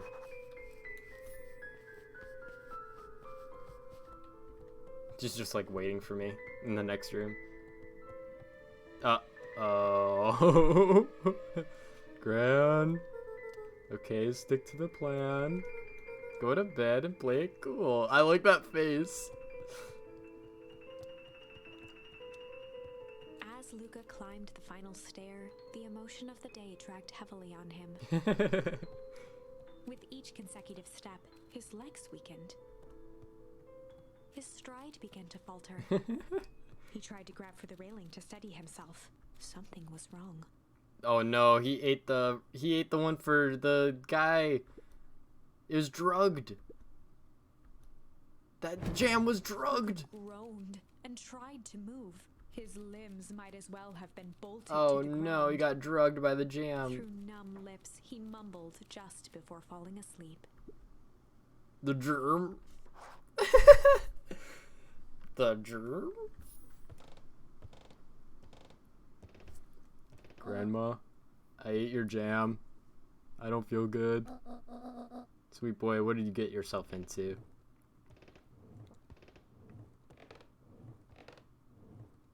Is Grandma dragging my body? Rest now and let me handle everything. Oh, I'm out. Chapter 9. Chapter 9. A speech to end all speeches. Okay. Luca awoke to find himself face down in bed. He moaned into his pillow. Why would Gran drug him? He was drugged. Or rather, why was she trying to drug Mr. Nuncreed? Yeah. Well, it's obvious Mr.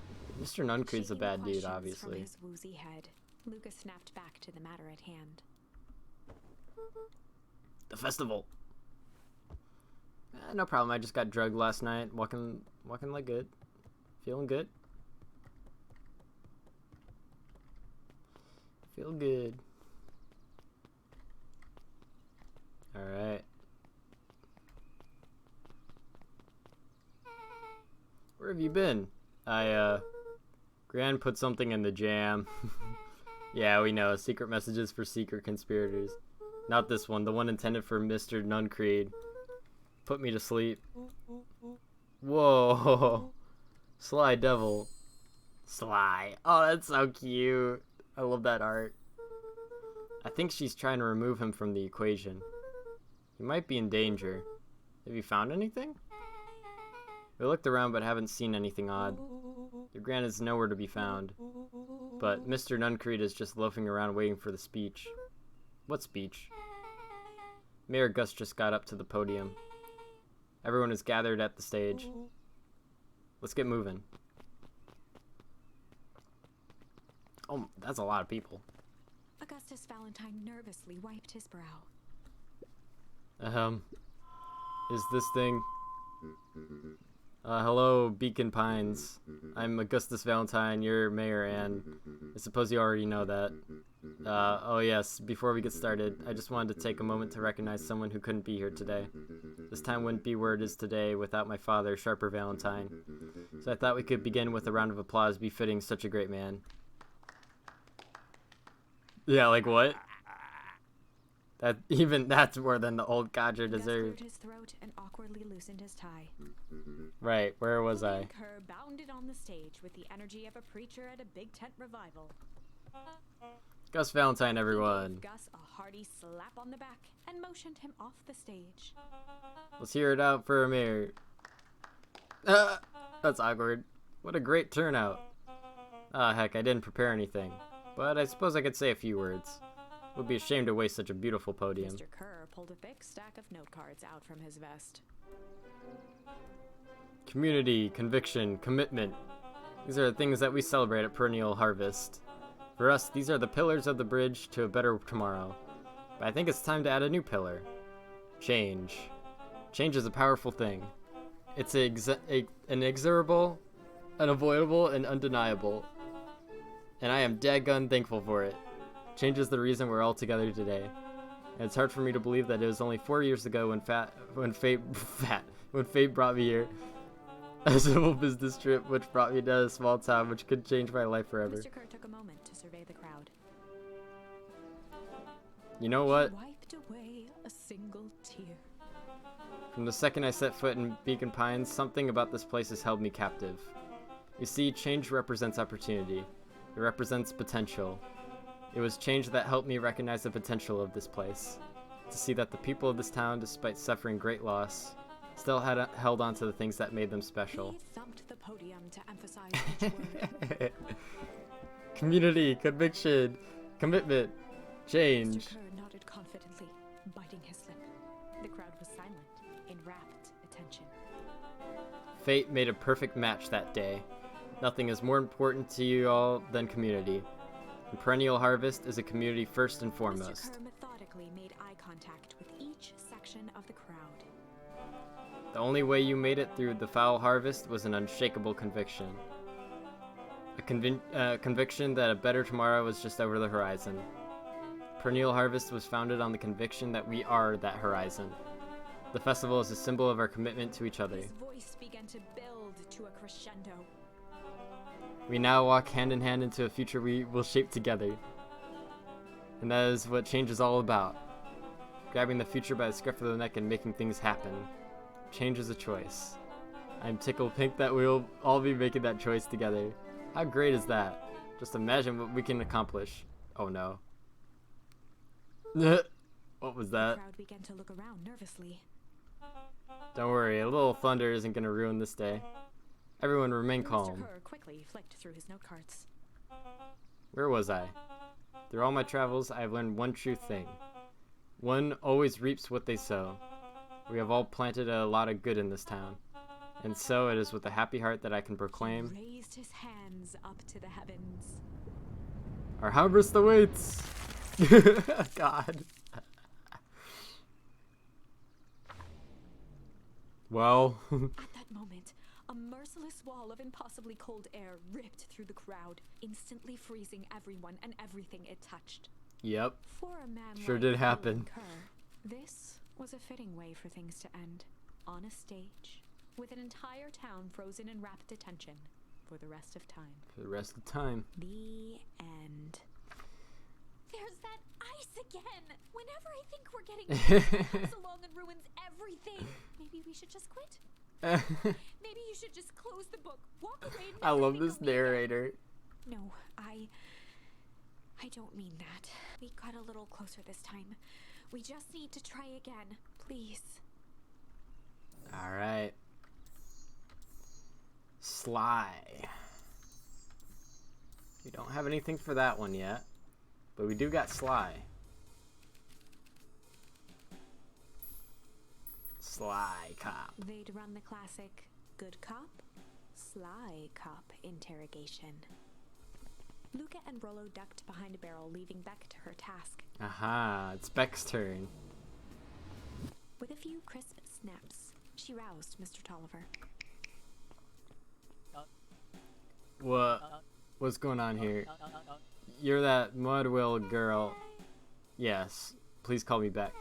Sorry about all Mr. this. Tolliver looked down and shifted a bit, testing his restraints. Seems there's been a mix-up. You see, I'm down here for the same reason you are. Juniper sent you here? Caught herself before letting the surprise manifest. Ah, on her I face. see. She'd already gotten him to reveal his relation to Gran. This was gonna be easy. You know how Juniper is with their precautions. Operation Sparkplug has us all on edge. I guess she thought you needed some backup. But she sent a child? What better way to avoid prying eyes? Who would suspect a kid?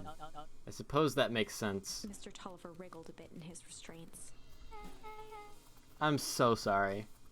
Beck quickly removed the ropes. That had to be uncomfortable. A little, yeah. But you understand.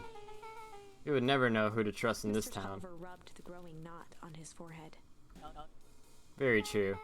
So it turns out we're both here Beck to twirled her hand, as if to prompt Mr. Tolliver to finish her thought. destroy the evidence. Beck shook her head and licked her tongue. Yep, the old gal is nothing if not thorough. Mr. Tolliver let out an amused huff in agreement. Sure, she sure is. Can't blame her though. If anyone were to find out what we're gonna do to destroy the source, well, we both know how bad that might be. No one will know anything once I finish cleaning things up down here. Beck was on a roll now, playing Mr. Tolliver like a fiddle. You sure you can finish this up on your own? Juniper trusted me for a reason. You can leave the rest to me. Good, there's one more loose end I'll go work on. Loose end? Oh, that's nothing really. The other day I had the radio on scan while restocking the candy shelf. And when you know it, I intercepted an odd phrase in Perennial Harvest transmission. Underground secrets. That's ominous. I think it might be a password, but Juniper dismissed it. Said it wasn't mission critical. What's the password for? We don't know. So we have a password and nowhere to put it. It's gotta mean something, right? She played me like a guy, like a damn fiddle. True. Good thinking. You should probably go work that out. I got this under control. That's a relief. Between you and me, this basement gives me the willies. Heading for the stairs, Mr. Tolliver hesitated and turned to Beck with a puzzled look. She grinned and gave him a peppy wave. With a shrug, he continued up the stairs, whistling a gentle tune. You guys catch that? Sure did. This whole time, Mr. Tolliver's had a candy shelf, but all he ever sells us is apples. Slowly in disappointment. The password Rolo. Well, sure, but once things are back to normal, I'll be having a word with Mr. Tolliver about that candy shelf. Fine, in the meantime, I have an idea. She turned to the table and began tearing small scraps of paper. He said he heard a password on the radio. Any good spy transmission is never what it seems. Beck marked each scrap of paper and leaned back. We just need to find the hidden meaning. Okay, what's another word for underground? Buried, covered. Could it be a cover-up? Maybe it's one of those each letter is a number thingies. So U would be 21, N would be 14, D would be... Oh, it's an anagram. Nuncreed's drugstore. And Beck looked at Rolo with amazement. Rolo, that was incredible. Well, it's either that or Kren's new drugstore. Yeah, I think you were right the first time. How did you do that? What can I say? I love ciphers. Well, I guess we know where to go next. Okay. God, I fucking love this music so much. Mommy? Mommy? You scared me half to death. Sorry. You kids haven't seen Mr. Tolliver around, have you? Nope. He's got me waiting around like the last slice of pie. I swear, that man would be late to his own funeral. So we can't go there still. Actually, I want to check one thing. I want to see if there's a new fishing thing I could do here. Because it's been a while. Oh yeah, we got crooked. There we go. A bent nail onto the line. If all you have is a hammer. If all you have is a hammer. Alright. This might be the last one, actually. Alright.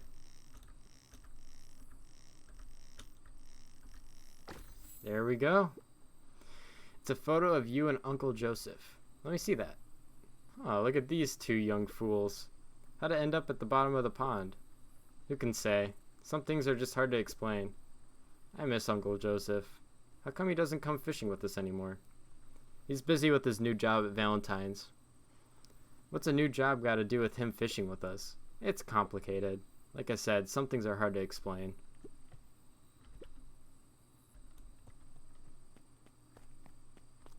I think that's all of them.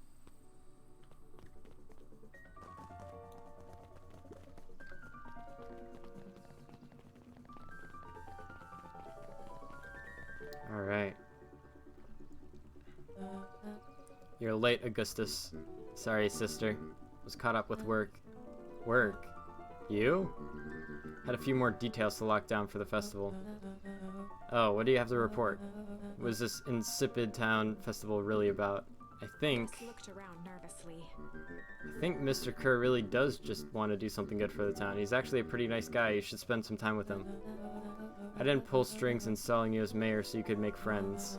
Your job is to help me figure out what Kerr and Perennial's Harvest's true intentions are with this town. We have a responsibility.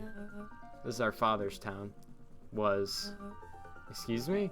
This was our father's town. He's gone, Harris, and he isn't coming back. Father left us with nothing but problems. Mr. Kerr came here and offered to help us. We accept that help. We didn't agree to them turning Father's warehouse into a toxic dumping ground. That was just a temporary arrangement. The glow can be seen from your our damn backyard. They're dumping their nasty little secrets on us.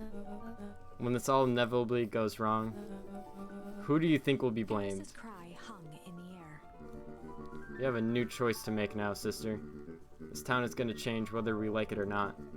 Are we going to choose to be a part of that future, or be forgotten in the past? It's a shame. Father named you Augustus, but you'll always just be a Gus. What does that even mean? Good night, Harris. I'll see you at breakfast tomorrow. I don't know, there's a lot of badass Gus out there. It's getting late, children. You're not my mom. Knowledge, he spat with a sneer. There exists a gulf between knowing something and being able to do a damn thing about it. I do hate it when the villain makes a good point. Okay, so we want to go to the drugstore.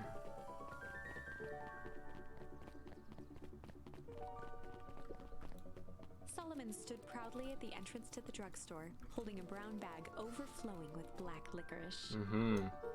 Hey, Solomon. We're looking for Mr. Nuncreed. Is he still in there? I'm afraid not. Where'd you get the candy from?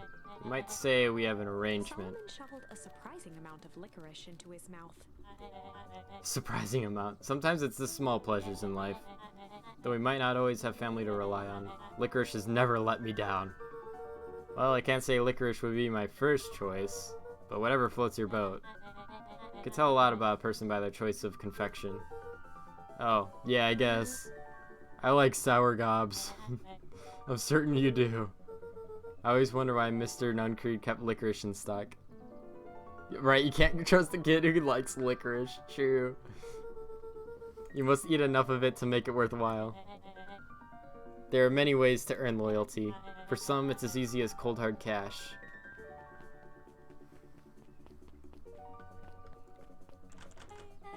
Well, he's right, it's locked. There's gotta be more clues. Okay, let's see. Okay. Have you ever seen anyone actually use this thing? Besides Mr. Nuncreed? No. Beck cupped her hands on the glass to peek inside. That is not a normal phone booth. It's got like a blinky keypad. Why would there be a blinky keypad? Kren's new drugstore! I mean, underground secrets! The password! Beck flung open the door and they all squeezed in.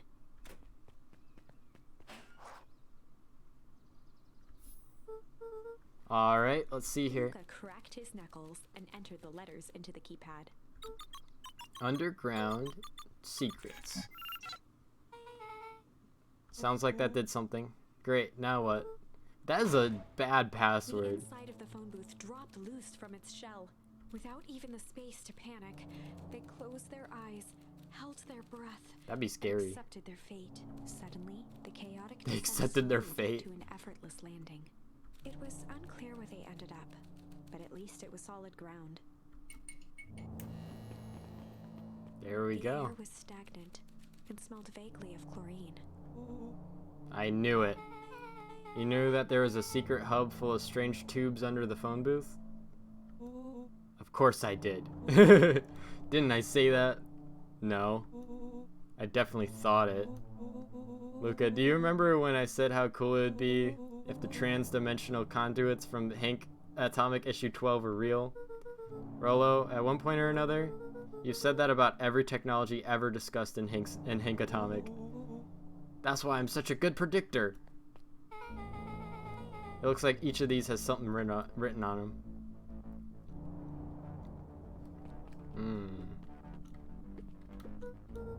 The suit has a broken mask. So we found our mysterious warehouse creeper.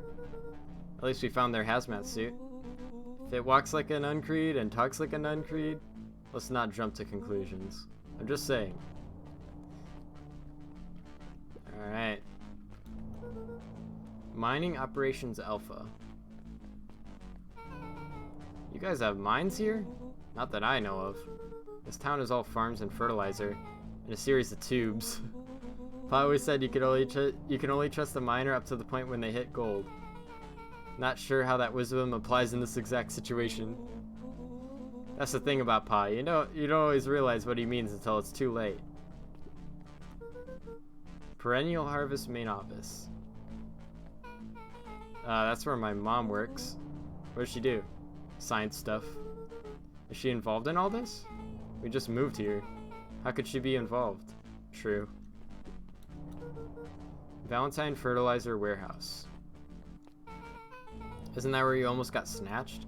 Yeah. Why would Perennial Harvest have a tube going to the old Valentine place? This is starting to feel like something big. That's a lot of buttons.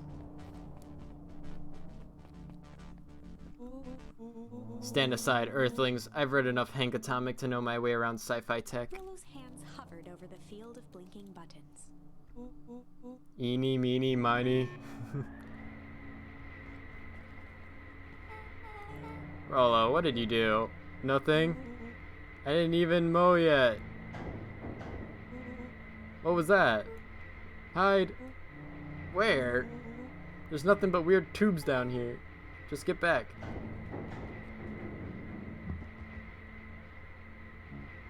Shit. Shit. Shit. Awesome! You all need to come with me now. We aren't going anywhere with you.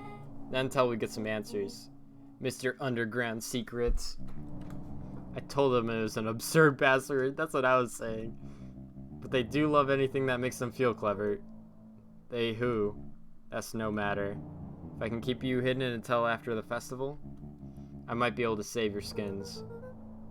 We don't care about our skins. Hold on now. I like my skin. This all stops now, Nuncreed. Joseph waited for a moment in silence. You sound just like him.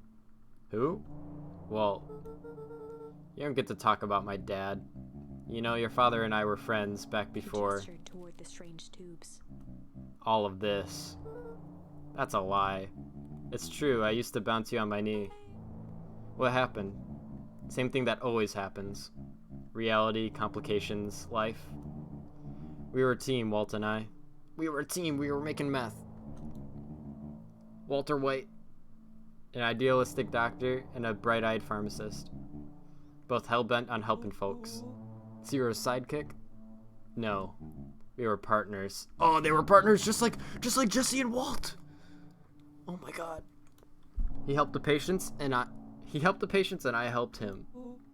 Yep, a total sidekick. Nuncreed let out a growl of a sigh. Luca, I need you to know this. I need someone to know this. One day, Sharper Valentine comes to us, says he's got an opportunity. He found something he didn't quite understand, and he was willing to pay us both handsomely to help us understand it. And my dad said no. Your father and I both believed in helping people, but the thing I could never get him to understand was it's a lot easier to help others if you help yourself now and then. Classic sidekick and villain plotline. To help people with their meth addictions. Walt loved being righteous almost more than he loved his family. He was wrong about one thing, though. When he begged me not to take Valentine's offer, he said, Joseph, if a person says yes one time to Sharper Valentine, he'll make sure they keep on saying yes to him until the days he's dead and gone. He shook his head wistfully. Sharper's long gone, but he still got me saying yes. Is there a point of this sob story? Not really, no. Just an old man trying to delay what needs doing. Nuncreed took a menacing step towards the children. I tried to keep you safe. I tried to keep you and Juniper out of this, but you forced my hand. Luca began to laugh. What? You really don't know? My gran isn't out of this. She's been scheming right under your nose. Juniper? Seems like she's planning on crashing this town's party. She's going to disrupt the festival? Why would she? Color drained from Nuncreed's face. How does she know? Apparently she knows a lot of things. What? Let's just say this isn't the only underground lair we busted into today. And honestly, hers is way cooler. I don't know about that. She's got maps and explosives and big intentions, big man. Nuncreed grabbed Luca by the shoulders. His eyes were frantic. You need to tell me what she's going to do right now. She doesn't understand what it is she's messing with. Tell me now. She's in danger, boy. I don't know. She had a mat with a mark on the fountain in town square. The fountain? But why would... A jolt of realization struck Mr. Nuncreed. She knows about the source? What the heck is the source? If she tries to destroy the source, it could catalyze and... Dear God, she's gonna freeze us all. I like the ears flopping in the wind. You all need to run. Run where? Away. As far from this town as you can get. Head west and don't look back. That did not go how I expected. So, we're totally following him, right? Totally. See you on the other side. You good? Yep. I love this town. Aww. That's cute. Chapter 8. Chapter 8. The cold, hard truth. Beck leapt up, allowing the suction to yank her into the dark. Dimness eclipsed around her like the shutter of a camera, as she seemed to cover great distance in mere moments. Her only points of reference were glints of upcoming turns, which approached with frightening speed. To carom her gracefully along. She heard the tinny, distant echoes of Rollo's glee. Once she stopped fighting against it, the ride was impossibly smooth. Then, all of a sudden, as if minutes had passed in an instant, light blazed into view. A burst of wintry air snuffed across her face, and she was flung out into the cold. I see, that's what that was. I thought it was, yeah, I like how a lot of the things that I was thinking this game mentioned, so like I thought that was a manhole cover for some reason, and then they, like, the other character mentioned, hey, is that a manhole cover? But now it's like, it obviously is not, but I like that, like the game goes in a lot of directions that you think it would go, in terms of like assumptions. Intense. Yeah. I think I might have parted with some fluids in there. Any idea where we are? Somewhere cold. Doesn't look like it got on any of us. Didn't feel like we traveled that far. So where did it all go? I love Rollo. Oh my god. This place sucks. Why would anyone even want to blow something up out here? Only one way to find out, I suppose. We gotta catch up to Nuncreed. I think he went this way. Now what happens if we go to the grave? Oh, he doesn't say anything. He doesn't know yet.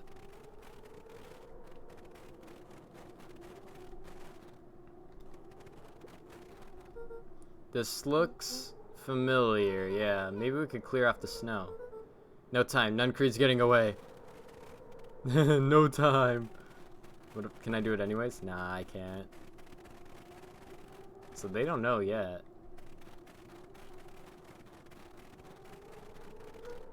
Okay, this is starting to feel really familiar. I may not be the most well-versed in all things Beacon Pines, but this does look like some sort of frozen replica of town. Ah, I got it. It's so obvious now. Mr. Nuncreed is an alien, Rollo. Stick with me here. The species can only live in sub-zero temperatures. Oh boy, here we go. The source is their base camp dimension, so naturally they keep it cold. We found it by traveling through these metallic wormholes back there. The final objective, kill us all and shapeshift into a Beacon Pine citizen of their choosing. You never really had me, but you very much lost me there. You get used to it. We should keep going. As they rounded the corner to the frozen town square, they spotted Mr. Nuncreed inching cautiously toward a Oh boy. center. He held his arms out gingerly, as if approaching a beast in the wild. Oh no. Upon It's closing coming distance, close here they this time. recognized what Nuncreed was after. Gran stood confidently at the edge, one arm outstretched over the abyss. Nearby, a wheelbarrow had been emptied out. She held a lit torch, which flickered in the bitter wind. Oh boy. Juniper, I don't know what you think you're doing, but I assure you this is not going to solve anything. If you drop that, you've doomed this whole town. Oh, it wasn't me who doomed this whole town. I've been watching you, Joseph. I know what you've done. You and your co-conspirators. Gran? What's happening? Luca, you and your friends need to leave right this moment. Mr. Nuncreed turned back toward the kids, desperation in his eyes. Listen to your grandma, Luca. This is between me and Juniper. Back held steadfast in awe. Luca approached closer. Mr. Nuncreed spun back toward Gran, his voice growing louder. You got it all wrong, Juniper. Just hand over that torch. You don't understand what you're doing. How could I possibly trust you to do the right thing? Walt told me everything. He trusted you, and you betrayed that trust. Luca, did you know that this man's entire life is a lie? If it weren't for him, your father might still be alive. Mr. Nuncreed winced with anguish. Oh, man. His face hardened. That's not true. They both now yelled, not to each other, but at fate itself, making their peace with long-held burdens. The wind howled with encouragement. Walt was like a brother to me. Oh no, it's like Walt and Hank. We just had different ideas about how to affect change. Very convenient that your way just happened to line your pockets. Now that's not fair. They menaced at each other, both catching their breath.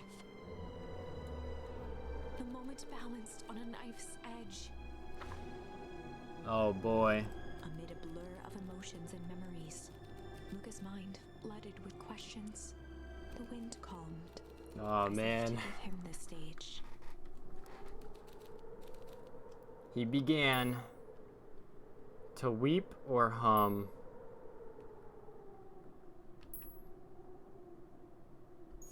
Weep. And in the stillness, he began to weep. It was all just too much. Falling to his knees, Luca whimpered softly. Aww. The tears crystallized as they hit the snow. Aww.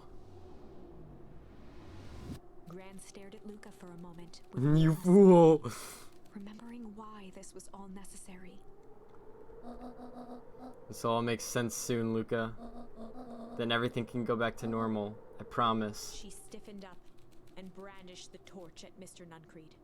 You can't hide behind those people any longer, Joseph. Once their precious source is destroyed, we'll see where their loyalties fall. Juniper, don't. Ignoring his final plea, Gran flung the torch. into Grandma, the deep no. darkness.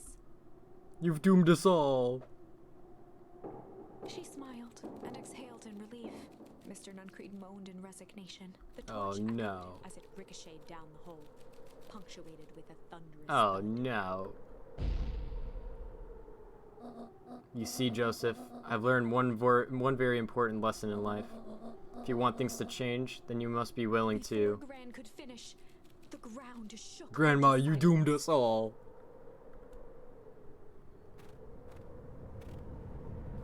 Grandma. Grandma, why? Why, Grandma? Gran only had time to spin around and run to Luca. Aww. Her attempt to shield him, an honorable but trifling act. Unflinching love, pitted against an unthinking horror. There was no contest. Her warm embrace froze in an instant. Damn. That is where they remain, fixed in place, forever. And so, our story ends on this melancholy scene. There it In is. a town brought low by its secrets sits the frozen statues of a misguided band of meddlers. The end. The end. Well, that was dire. On the bright side, we finally figured out where all the ice is coming from. Now, we True. just need to find a way to deal with a mystic, unfathomable force of nature. Yeah, that's not that bad. That's easy to do. He began to hum. And in the stillness, he began to hum. After the death of his father, Luca had trouble sleeping. Each night, his mother would sit at the foot of his bed and hum a gentle melody. It was the only thing that could calm his mind, the only thing that, however briefly, could make it all seem okay. Aww. That melody pervaded every memory Luca had of his mother. Shivering in the raw snow, he began to hum it out loud.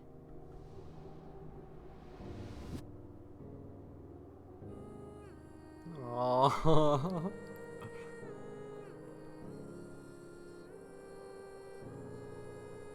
Come on, Grandma.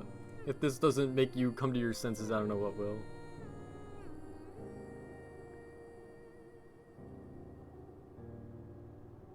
Gran lowered the torch, listening as recognition slowly set in. Her heart sank. Those countless nights of consolation.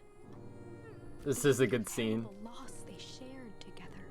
She let the torch fall to the snow and sizzle out. A few steps toward Luca was all she could bear before dropping to the snow herself. Okay, so who's gonna get the explosives out of the hole? Through a flood of tears, she began to hum along, note for note. That's adorable.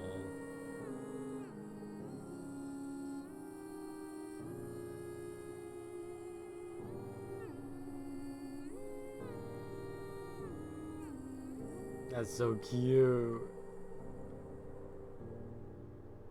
Luca lifted his head in astonishment. The last time he heard that melody was the last night he saw his mother. No. You let that play for an hour? No shot. Did you actually?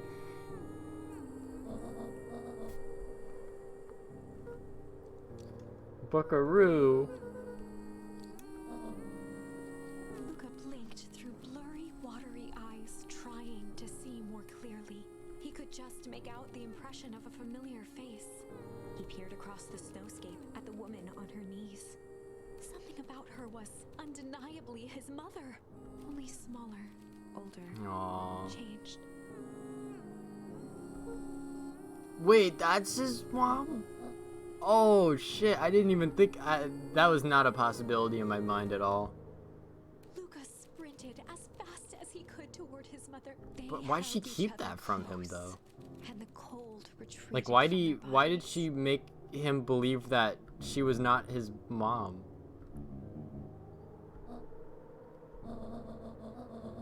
Should have known I would have never abandoned my Eleanor son. looked down at Luca, tightening her Yeah, but, like, embrace why? in an appeal. How? You're a smart man, Joseph. I thought you had pieced it together by now. You were exposed. Mom, I don't understand any of this. What happened to you? Where did you go? Why did you leave me? I never left you. I was always right here, Luca. Why did you lie to me? It tore me up, Luca, but I did it to keep you safe. I thought that getting answers would help us both move on. But the more I discovered, the more I realized the danger we were in. Until perennial harvest was stopped, it was better if everyone thought I was gone. You could have trusted me.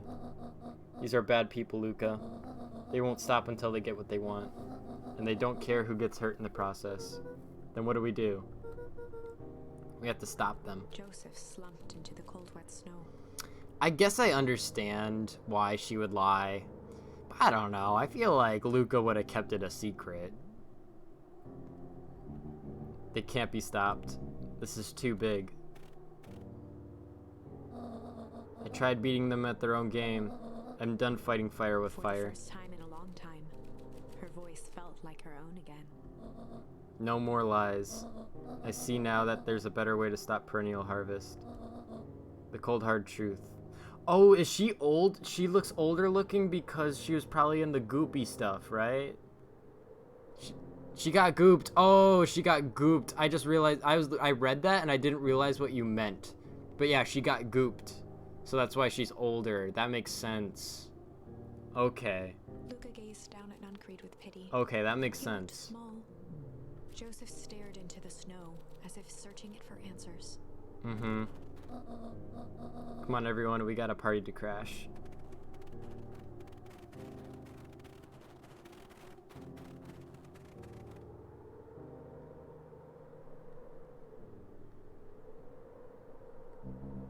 You don't understand. He always wins. That's not really the best ending. The devil I guess used it's not over 7 yet. months ago. 7 months ago. Eleanor Van Horn crept down the maze of sterile hallways under perennial harvest. She stopped in front of the large steel door marked Deep Engineering. No turning back now. She raised a trembling hand.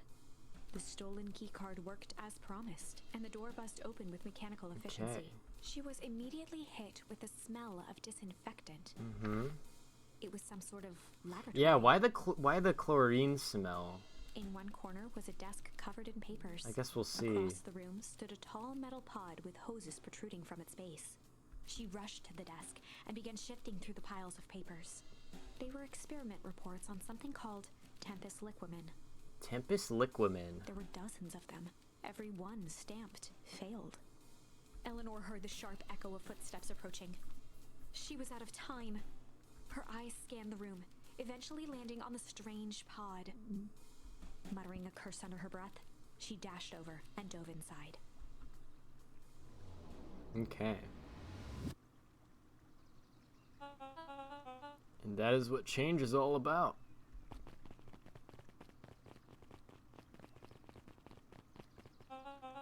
Grabbing the future by the scruff of the neck and making things happen. Change is a choice. I'm tickled pink that we will be making this choice all together. How great is that? This man is a liar! Excuse me? I will not excuse you! This town has a dangerous secret and perennial harvest only exists to keep it in. Nonsense. They picked up the whole damn town and moved it right under our noses. They literally took Bikini Bottom and pushed it somewhere else. You aren't making any sense, dear. Mr. Kerr addressed the crowd with a sarcastic tone. Imagine such a thing. It's absurd and just plain impossible. They promised they could fix the foul harvest. They told us they would clean this place up. We just had to leave town for a few days. But while they had us evacuated... Mr. Hartford, I'm afraid I'm gonna have to ask you to... You're afraid of a lot of things, aren't you? Oh, damn! Okay, Mom. You sniveling little worm. This is growing tiresome. Okay, I'm not gonna lie though, Mom kind of got hotter as a result of aging. I just have to say that. Like, I don't know what she looked like beforehand, but I'm sure 100% she's hotter now as a grandma. Look. A little help, please. Don't you all see? This festival is a sham. An excuse to have the whole town gather in one place. They're planning something awful. I don't know what, but these people are wicked. Don't listen to her. She has absolutely no proof. I am the proof. I am the one who knocks. I am Eleanor Van Horn. Whispers filtered through the crowd. Well, aren't you just as sneaky as the Dickens? We all knew Valentine's fertilizer was too good to be true, and now this whole town is paying the price. Ladies and gentlemen, I am so sorry about this disruption. My associates will take this obviously disturbed woman somewhere comfortable, so that she can get the help she needs. She's not the one who's disturbed. You two-timing clown. You all know there's something wrong with this town. It was just easier to look the other way. The truth is...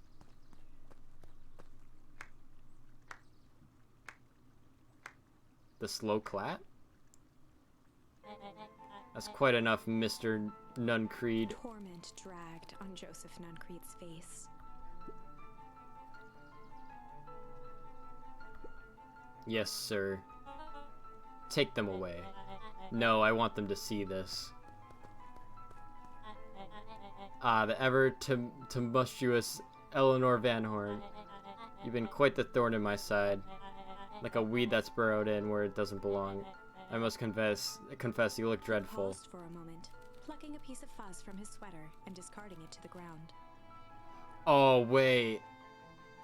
Oh, shit. I know what's going on. Consider yourself in a rare company. You managed to pull one on over by me. It won't happen again. I knew you had some sort of plan to disrupt our little party. But alas, I expected something a little bit more impressive than incoherent rambling. No matter, your failures are yours to bear. Mr. Kerr. Yes, sir. It is a shame that I was cut short, but I thank you for that rousing oratory. I will take it from here. Yes, sir. Of course, sir. You have done quality work for me, William. You can look forward to the recompense we agreed upon. Kerr gave a bow of deference. Founder, you are most gracious. Laughs rippled through the crowd. Yeah, we could dispense with the formalities from here on out. Solomon pulled a glass vial from his pocket. In one smooth motion, he downed its contents. A triumphant smile grew across Solomon's lips. You know this guy was sussy when he started eating licorice. You licorice gobbler. You all can call me Sharper Valentine. His body and face Oh, began to contort I did not as see his that coming. body I did not see that coming. disappeared into a belching But yeah, mist. that makes sense. Because why else would he make it so that she had to inherit him and like bring him back, or like you know, like you had that rule of like you have to let the kid in or some shit. Oh man, I didn't see that coming though. A hushed horror gripped the crowd. I did not see that coming. This is a story about change. What? No. Ah, so you didn't see that coming. Good. Sharper examined his new hands. Bro, I should have known when he started eating licorice. Ah, shit. Well, this is quite the improvement. Everything looks so much smaller now. Eleanor was right about one thing. The festival was a ruse. I wanted you all to witness my glorious return with your own eyes. Why does everyone look so downtrodden? This is a celebration, people. Maybe it would help if we set the mood. Mr. Kerr, be a dear and reveal the sign. Oh no. Ha, wonderful. Sharper choked out a crude squawk of laughter. That is unexpected. Frustrated I did not grumbles see that sprinkled coming. through the crowd. Sharper, you malicious bastard. Malice! I'm glad you're back, so I can tell ya to your face. You destroyed this town. We ain't gonna let you get away with it again. Sorry, this is not the time for audience participation. Some assistance, Mr. Kerr? William Kerr gave a subtle nod to the clipboards. No! Not Jeff. Does anyone else have something to contribute? Helpless quiet settled over the crowd. I thought so. Did you all truly believe you could be free of me? A town of complete and utter fools. You people should be celebrating my return. You clearly lost without me. And that leads me nicely to my children. Daddy? I give you both the greatest gift a parent can give. The opportunity to prove yourselves in my absence. Squandered. To say I'm disappointed would be an understatement. But Silence, Augustus. An adult is speaking. I don't know which is worse, a son who is completely hopeless, or a daughter with such potential who inevitably lets me down. Harris, you failed me with admirable consistency. Thankfully, I was counting on it this time. Father, I have been wasting time, my dear. What have you accomplished? I was focused on cementing our legacy. Legacy? Who needs a legacy when you could just live forever? But what about... It's alright, kiddo. I'm afraid you suffer from a complete lack of imagination. There's just no helping it. Now then, where's Joseph? You didn't take the opportunity to slip off, did you? Ah, there he is. Everyone should give him a hand. None of this would have been possible without Joseph. I think you've said enough. Nonsense. The people deserve to know how helpful and loyal you've been. I only did what I did because he left me no choice. You always had a choice, Joseph. You're simply too weak to take it. No matter, cheer up. You're about to be rich beyond your wildest dreams. You should follow Mr. Kerr's example. When I found him, he was in a sorrier state than any of you. An aging actor desperate to recapture his youth. He played his part and soon he'll be able to play the leading man again. Forever, in fact, if he remains loyal. That goes for all of you. Well, those who haven't already frittered away my goodwill. Beacon Pines is mine again, and I'm willing to share its spoils in exchange for absolute loyalty. Are you saying William Kerr was never in charge of perennial harvest? You think that puffed up blatherskite could have accomplished all of this? Dawn, I suppose it's time for your big exclusive. Sharper addressed the crowd with indignant pride. He'd planned this moment for so long. Damn. At the deed's fruition, it almost felt frivolous. There's so many twists I never expected. You see, I need a figurehead to hold things down while I orchestrate my return. Someone to misdirect, lie, and bilk this town for a spell. So I invented William Kerr. Take your bow, you've earned it. Mr. Kerr flourished a preposterously elaborate bow. Fuck you. Patrick C. Montesquieu, thespian extraordinaire at your service. Founder, I just want to thank you again for this opportunity. It truly was the role of a lifetime. Wait. So, this Bill Kerr was a pet C this whole time? Now that your secret's out in the open, what's to stop this town from rising up against you? Oh, that's the delicious part. Fear. Thanks to our clipboards, I know what each and every person in this town fears the most, and I will make those fears manifest for anyone who steps out of line. The choice is simple. I'm not afraid of you. Ah, the young hero. I kept a keen eye on you, boy. You and your friends made a bit of a habit of disrupting my plans. What a pity. If things would have gone a bit differently, you might have had your moment of triumph. But that's fate for you. You can't do this. Oh, but I can. I have won. Never underestimate what a great man can do given time. And now time is my plaything. Perhaps the most expensive thing I ever bought. Well, but well worth it. Ha! Sharper coughed Oh, up one God. final laugh and cracked his knuckles. Enough chit-chat, let's get to work, shall we? Damn! And so, Sharper set Oh, out no. in the town in his own image. The fertilizer factory soon reopened for business. That's rough. Sales rose steadily as more and more farmers across the countryside began to swear by its miraculous properties. God.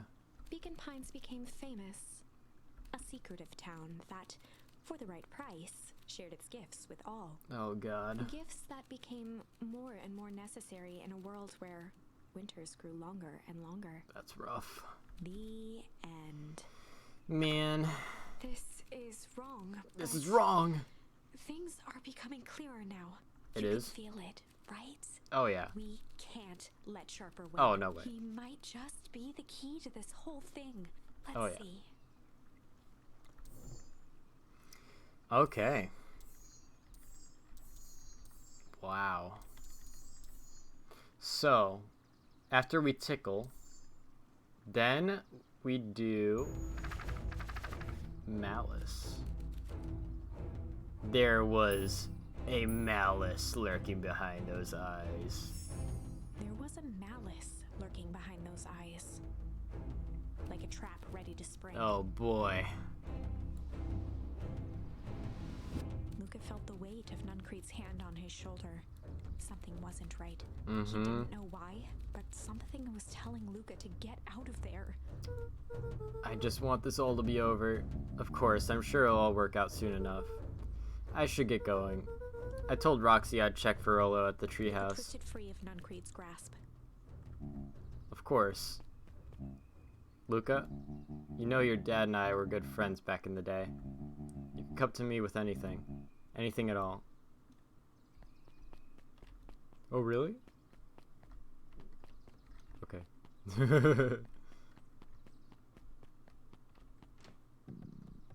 Hey guys, how's it going?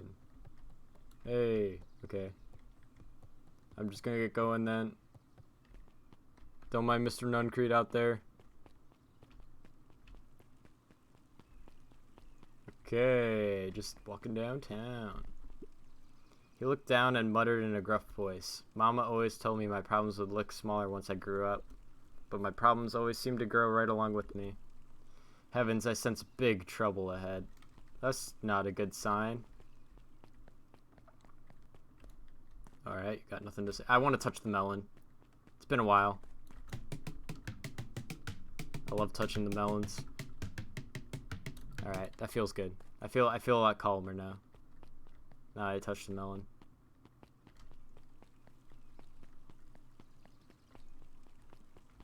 Alright. Oh, you got anything to say? Nah. Wow, no one's got nothing to say. They're speechless. Alright, what about you, sir? You sussy baka. These festival decorations are a bit humdrum. Now, if I were to throw a festival, it would be a thing to behold. I agree, this is all more than a little sad. It's worse than sad. It's boring. What if we did a little something to spice things up? I'm listening. You know that festival sign waiting to be unveiled? It'd be a shame if Two someone... scurried off, eagerly formulating. Ah, so that's how they did that. I see. Wow, no one's got nothing. That's crazy. Alright, we'll just go to the treehouse. Oh? Identify yourself, please. Nellie Maudwell. I work here now. I'm unable to locate you on our staff roll.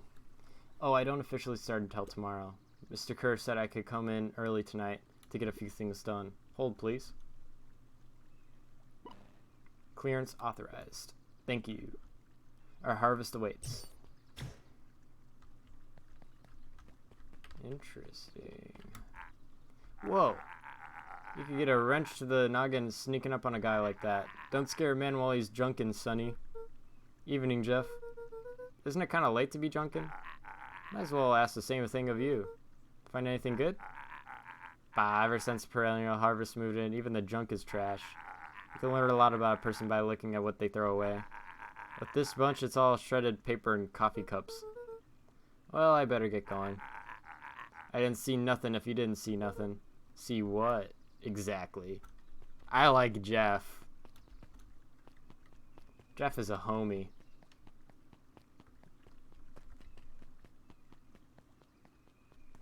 Alright. Just gotta go to the treehouse then.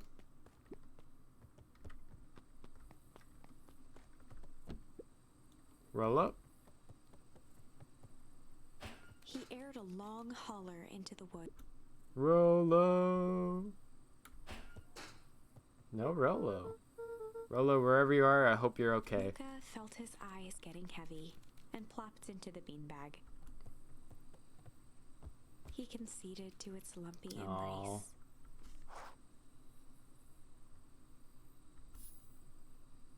Aww. Yeah, Jeff is an MVP. Luca found himself in a vast black expanse.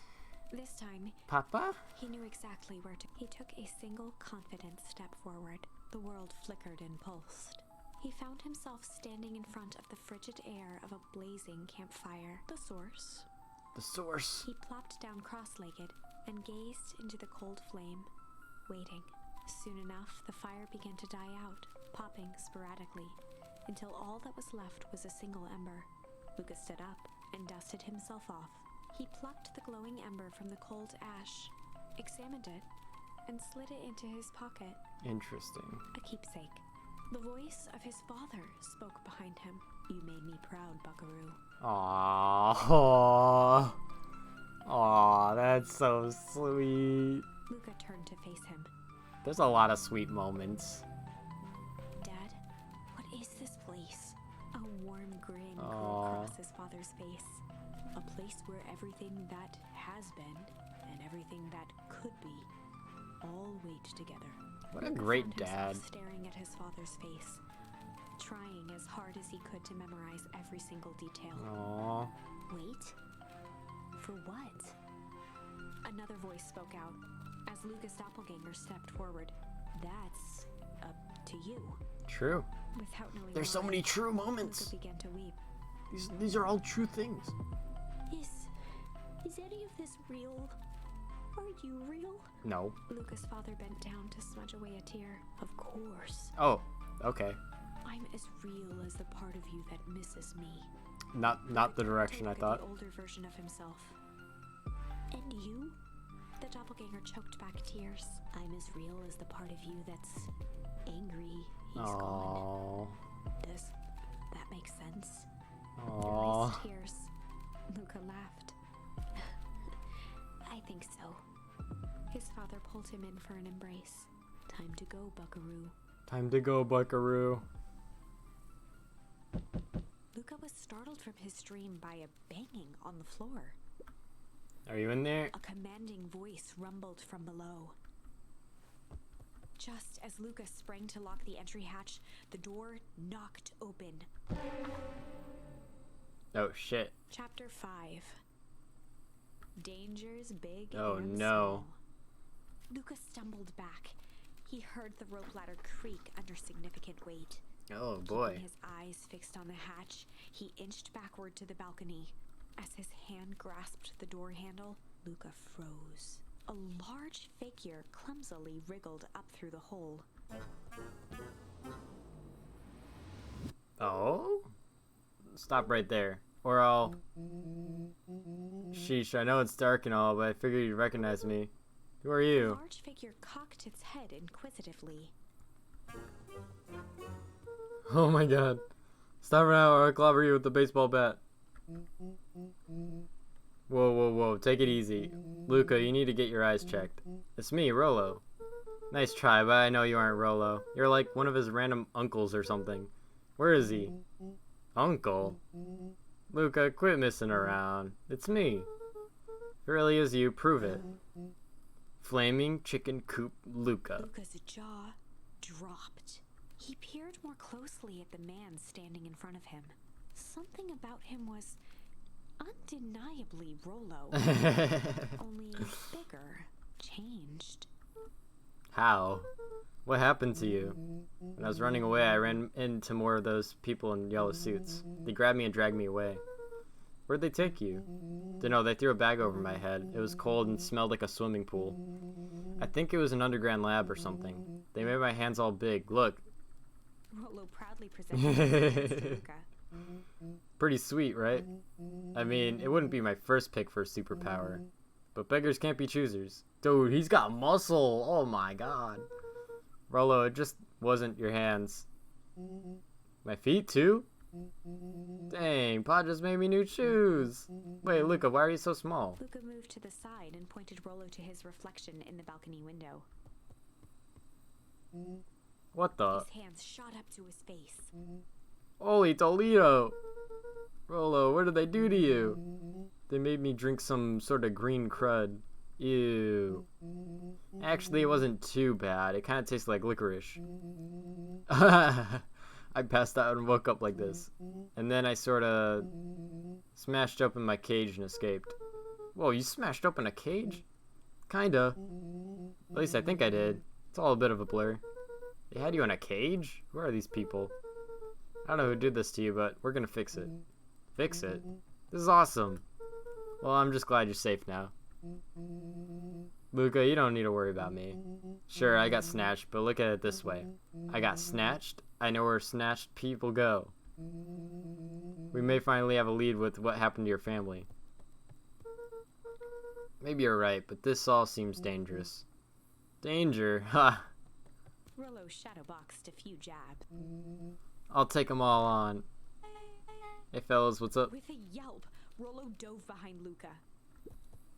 Ah! Take cover! Did I come at a bad time? Oh, she's wearing a beanie now. Who the heck are you? This is Beck. Sorry, something truly bizarre just happened and I need help. I don't know where else to go. So you're just hanging out with your large adult friend? Oh no, this is my buddy Rollo. Licorice! This is your missing friend? One and the same. He seems a little old. I'll have you know that this is a recent development. What the heck does that mean? Oh, I'm sorry, you're the one who just showed up out of nowhere. So I'll be asking the questions here. That's fair. How'd you find us? Your silly little treehouse? I think you mean our silly little mission control. I hate to break it to you, but your secret path isn't so secret. And I could hear your racket from a mile away. See, Luca, this is why we need to improve security around here. Not now, Rollo. Beck, you said something bizarre happened? Yeah, but... She shot a nervous glance at Rollo. Anything you could say around me, you could say around Rollo. It's been a weird day all around, hasn't it? Yep. Beck's eyes narrowed. Okay, so it all started when I made it back home. My first order of business was trying to salvage my hair. So I dyed it with some stuff from the chemistry set my mom gave me.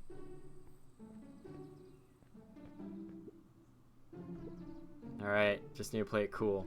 And hope no one notices. Notices what? Oh, nothing, I was just... Come over here and let me have a look. Oh, honey, what in the world did you do to your hair? I just kind of felt like a change. This is gonna take forever to grow out. You're the one who said that change was a good thing, right? I was talking about your mother's new job. I was talking about us moving. Well, I guess I just took your lesson to heart. Ilona tried to put on a I love her smile. Ilona tried to put up a smile. Before I forget, I came up here to tell you that Nellie had to go into work. Tonight? Her and Mr. Kerr decided it'd be good for her to get some things done before tomorrow. That Kerr guy seems like a grade A creep. Beck. He is, him and his weird cult of personality. You're not gonna ruin this job for Nellie. It means too much to her. Oh, I know exactly how much it means to her. It means enough to her to exile her daughter to this podunk town. This place sucks. The people are weird. You just don't know them yet. It's always cold. We're in the mountains, you'll get used to it. I can't even pick up a single decent station on the radio. It's all banjo music and farm reports. You know, I grew up in a town not that different from this one. Is that why you're getting better at talking to plants than people? Yeah, her moms are very cute. Okay. So here's what we're gonna do. First of all, you're grounded. What? In the morning, I'll have Nellie come and see what we could do about fixing your hair. You need to look presentable for the festival. But not another peep. She sighed, and after a moment, looked down at Beck sympathetically. I know moving is hard, honey, but that doesn't mean you have to make yourself miserable all the time. Other people seem to have that covered for me. Oh, and if you decide to rebel by dyeing your hair more, She flashed a sly grin and tousled Beck's hair. I'll just shave it off for you. Damn, Mom. Think of how rebellious you'll look then. Very funny. Thank you. Good night, sweetie. Aw, good night, Mom. Aw. That's funny. Wait. First of all, this town does not suck. Second, you need help because you got grounded? No. I'm sorry you got into trouble. It's my fault your hair got screwed up in the first place. Don't worry about it. I actually kind of like this look. I do too. It looks very cute. It fits. Great. Can we get back to the story now? Next part is the important bit. I have this radio I upgraded with my mom and I was too angry to sleep. So I tried to dial in something worth listening to.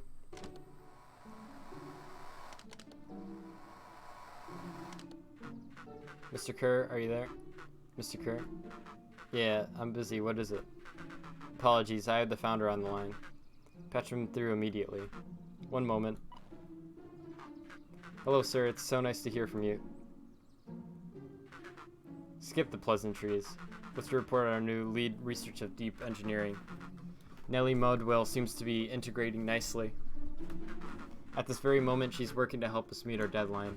She offered to work overtime before I even had the chance to suggest it. Excellent. And you have faith that she's capable of finishing the work left by her predecessor? Her work must be complete before the festival. I'll be sure she stays day and night until it's accomplished. Good, you know how I feel about loose ends. Yes, sir. When she's finished the work, we need to make a determination regarding her long-term prospects in the company. Immediately, sir? I usually have more time to fully bring people into the fold. We are in the end game, Bill. After your failures with Dr. Prescott, I can't afford to take any risks. Of course, sir. No loose ends, sir.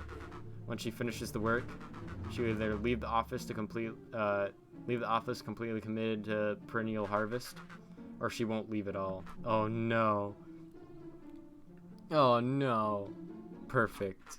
Sir, if I might suggest, maybe we should delay just for a bit. Oh? Oh, true, that was the doctor that got fucking sent off in the dumpster. It's just we seem to be rushing to hit this festival deadline and rushing into things that has caused some issues in the past.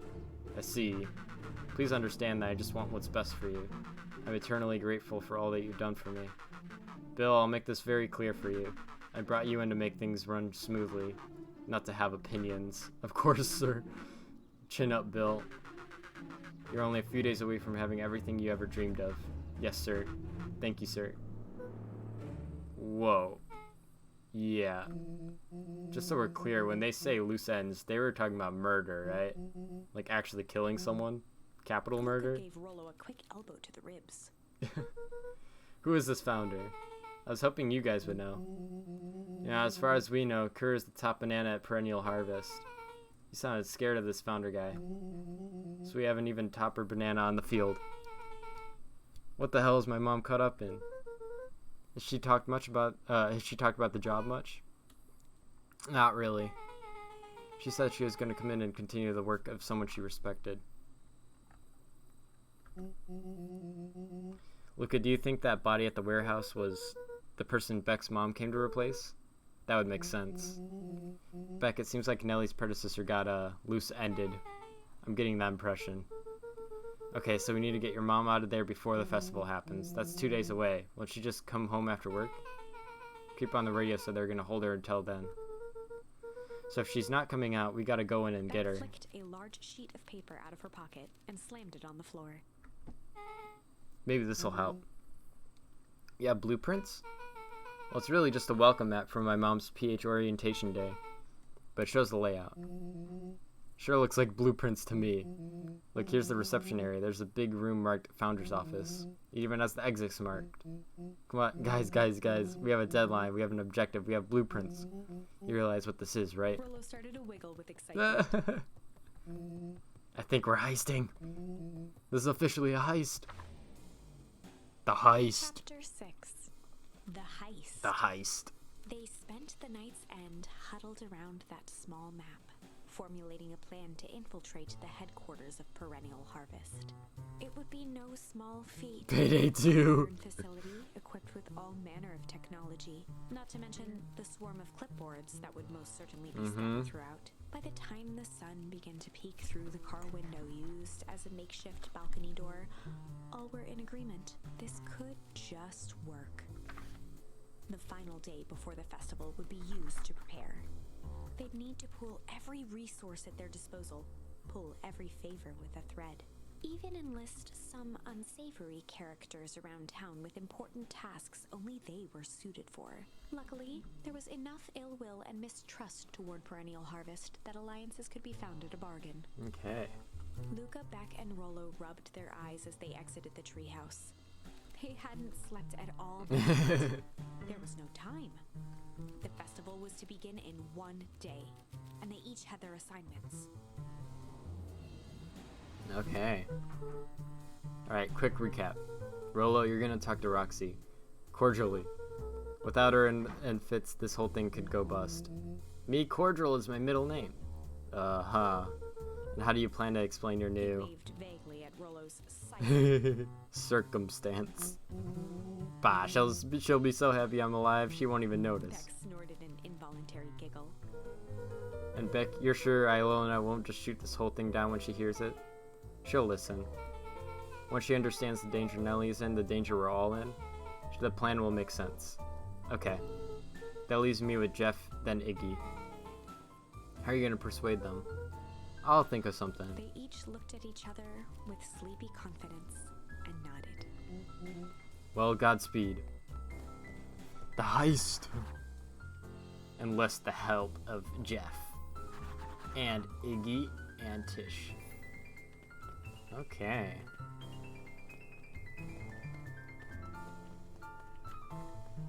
Okay.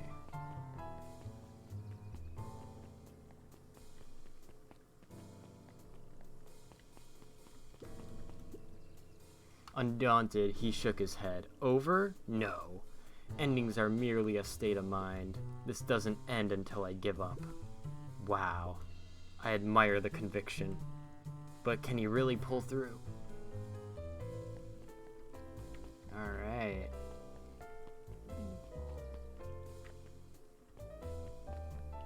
Nothing there. Just making sure I didn't pass by Jeff, did I? Nope.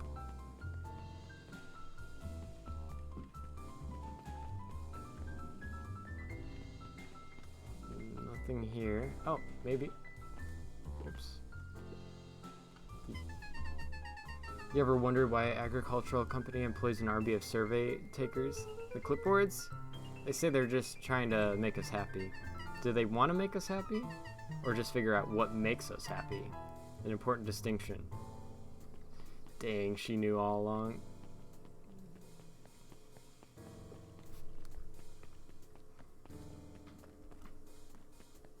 Okay, hold on. This is important. Alright, I had to do it.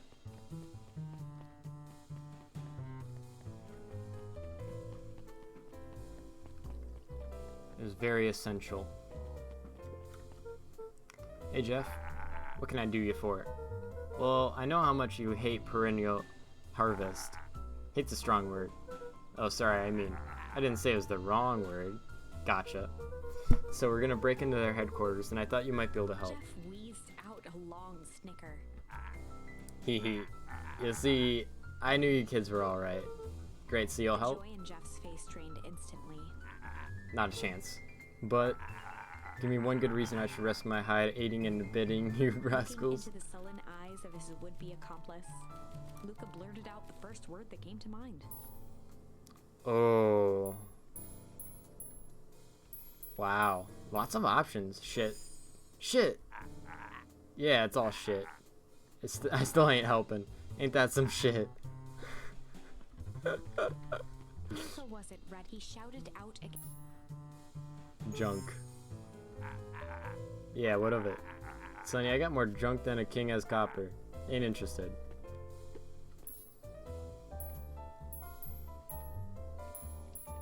Hide.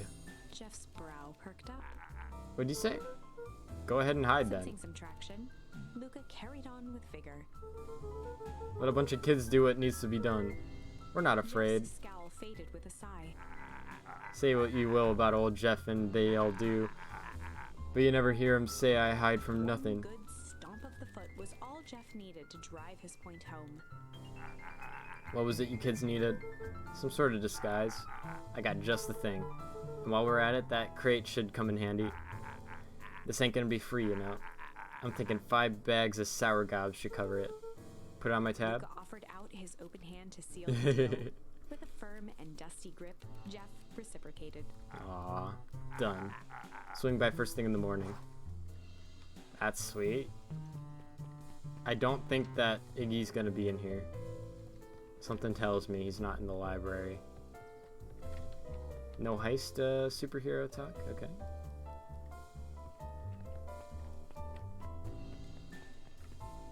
Iggy's probably gonna be up here. Yeah. Hey Tish, look who it is. Luca, are you here to try and tickle us to death again? Look, just hear me out. Iggy raised an eyebrow suspiciously. We're listening.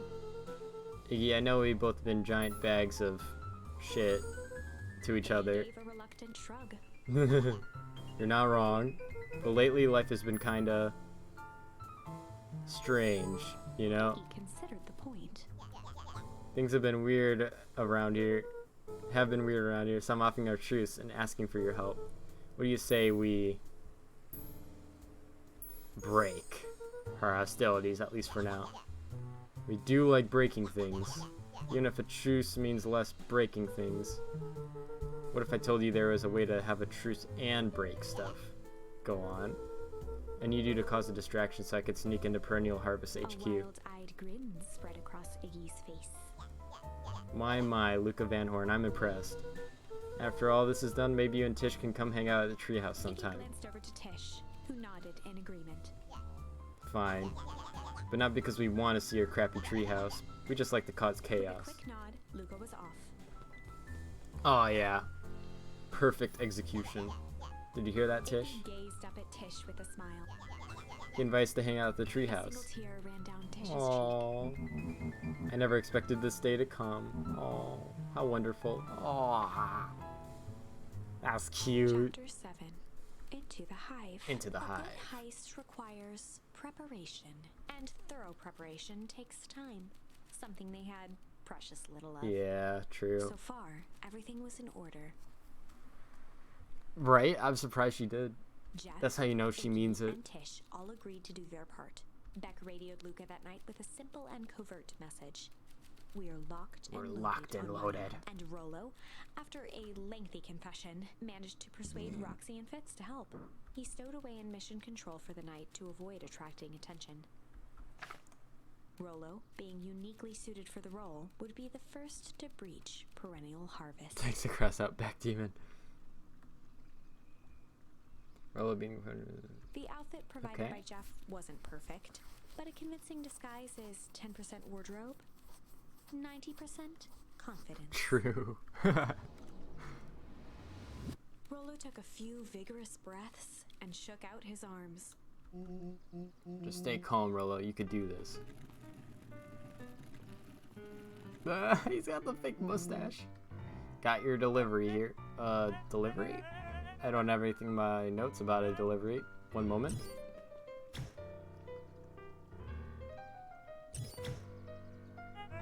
I'm so sorry, but there's no delivery scheduled for this morning. Right. He had to think quick. That's because this goes directly to the founder. He asked it to be kept secret. Rollo sighed, adjusting his tool belt. You know how the founder can be. Suppose we could leave this one off the records. Our harvest awaits and such. With a stroke of his mustache, Rollo proceeded into the Perennial Harvest headquarters. Our harvest awaits. Package here for the founder. Oh, I didn't hear anything about. Yeah, this is a need to know kind of thing. I'll just check. And flip through the pages of his clipboard. This goes directly to the founder. I don't have time to fill you in. Oh, I see. If you could just complete this form. Interrupted with urgency in his voice. Every time with the forms. Look, if you want to explain to the founder why I'm late, well, it's your funeral. I'm sorry. What did you say your name was again? I'm... Panicked. Our harvest awaits! Sir? That's a restricted area. Excuse me, sir. Our harvest awaits! Yep. Suck on this perennial ham fist.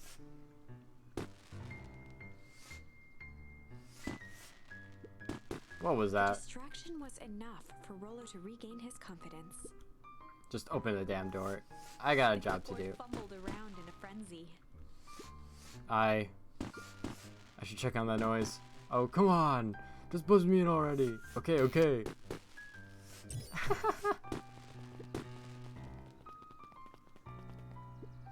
Phew. That was close. Our harvest awaits? Hey, I figure when in doubt, stick with the classics. Well, that was a close one. But you pulled it off. Nice work, Rollo. Alright, everyone knows what to do? Yep, deep engineering is to the north. I'll go with Beck, in case you need some muscle. I'll head east to the founder's office. You two be safe. Alright. That's odd. There's not even any cups for the water. Oh god, there's a lot of paths. Oh shit. Solomon? Stopped in his tracks. Luca? What are you doing here? It's a long story. Are you okay? A sneer of confusion flashed across Solomon's face. His words rushed out dramatically. No, I'm most certainly not okay. Some strange people grabbed me in. Were they in hazmat suits? Yes, how did you know? They brought me here and locked me up, and when they were distracted, I ran. Dang, okay, you should stick with me. We got a plan. Solomon's facade briefly faltered. We? Yeah, Rollo and Beck are headed to deep engineering. Thank heavens you found me. Oh, yeah, I was like, I'll just go right. We gotta get out of here. We can't just leave yet. But they'll catch us again. I gotta do something first. When you were running, did you happen to see a door marked Founder? Founder? Why are you looking for him? I'm not, I just need to get into the office. Now you mention it, I do think I saw a door that said Founder. It was just down this way. Luca happened to notice a plaque above the door. Office of the Founder. Knocking comes with consequence. Oh, here it is. That's funny. So it is. That's funny. It's pretty lucky that I ran into you, or else I might have missed it. Truly fortunate. Luca tried the handle. Locked. Solomon leaned forward to examine the mechanism. Regrettably, it seems to be some sort of electric lock. I don't see how we could possibly defeat a lock like Luca that. smiled and looked at his watch. Let's just wait a minute.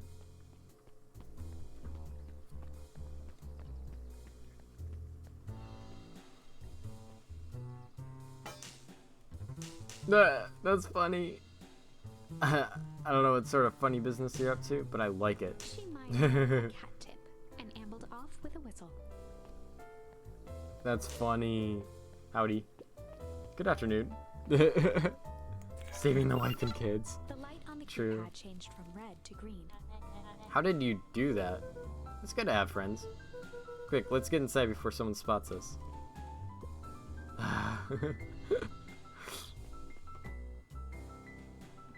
Luca switched on his walkie-talkie. I have a good plan here, actually. Rolo, I'm in. As expected, there's a control panel. Great timing. We're stuck at a locked door marked 24601. Need you to get us through.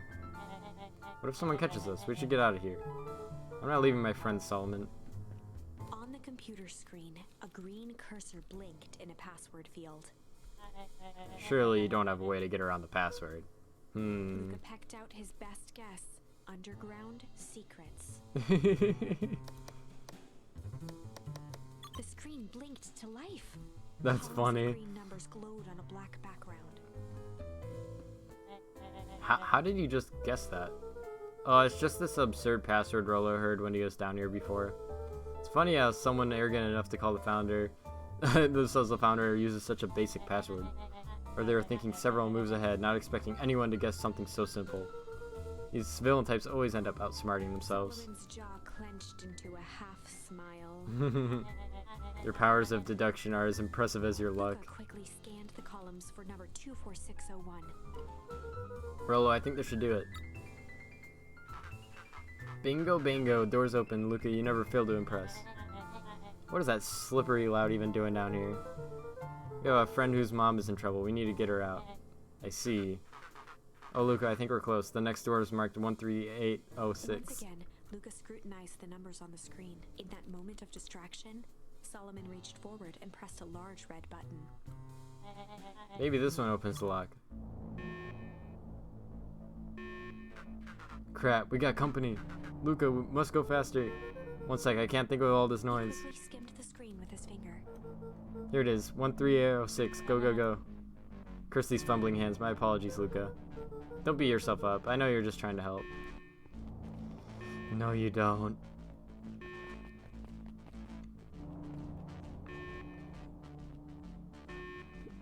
Oh man, no water cups.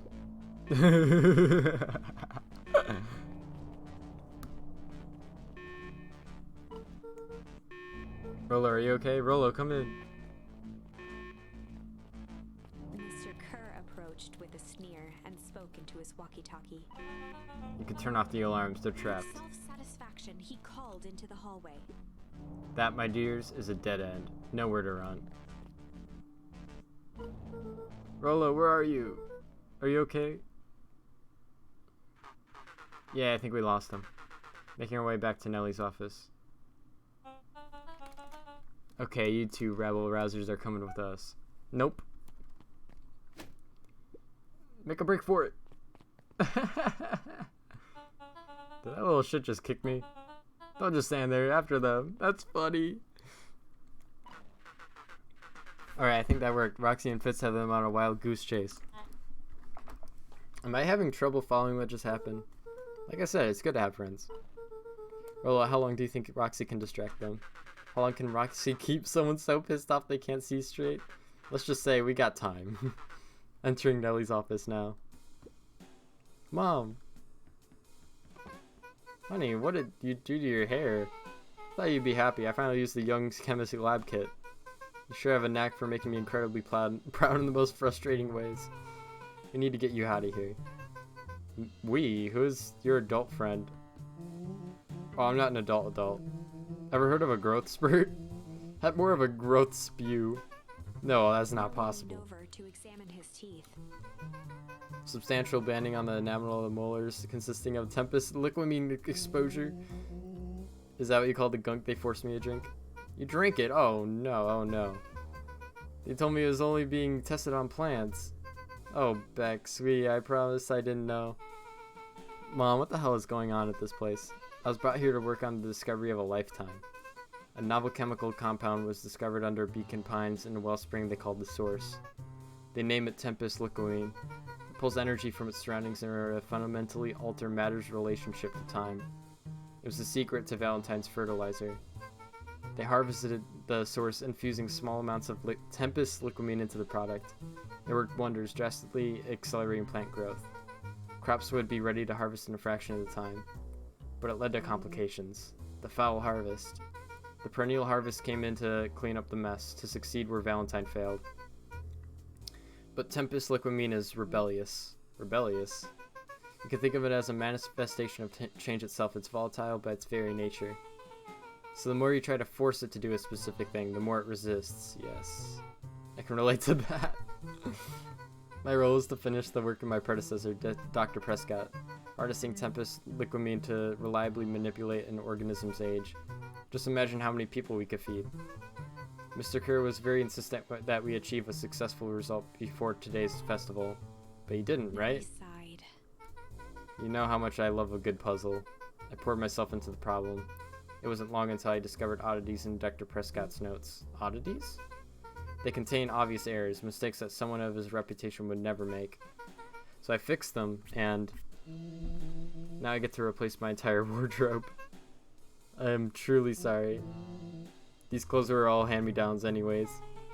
It's not like Dr. Prescott figured it out, got cold feet, and intentionally sabotaged his own work. I had considered that possibility. I sent a letter asking him to clarify his thinking. Mom, Dr. Prescott is dead. Kerr had him killed. What? I overheard them talking about it on the radio. That's why we gotta get you out of here. I just... like now. Wait, the vial. I finally solved the chemical equation allowing direct control of aging. Mr. Kerr picked it up just before you came. All the more reason we gotta hightail it. Luca, we got Dr. Modwell heading your way now. Roger that, be careful. Alright, everything's on track. And what was your plan for escape? We'll go over everything when they get there. In the meantime, maybe we could dig up some more info. Alright. Malice 80 proof whiskey. A hard drink for a hard man. Wow, even this alcohol is arrogant. Muttered inaudibly. I should just smother you right now. What's that?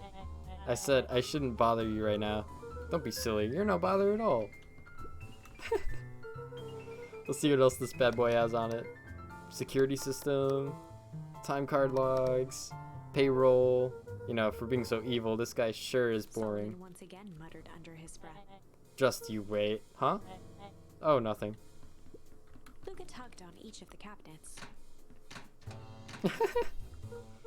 Dang, this must be the good stuff. They're all locked. Perhaps he's not as careless as you suspected. It's funny. Literally just digging around in his office as he's here. Looks like the founder was helping Kerr plan the festival. Why would such a secretive leader be obsessed with the party? Only time will tell. Luca held his hand up to the ashtray. Still warm. Must have been in here recently. I'm really sorry you got dragged into this mess, Solomon. You didn't worry about me.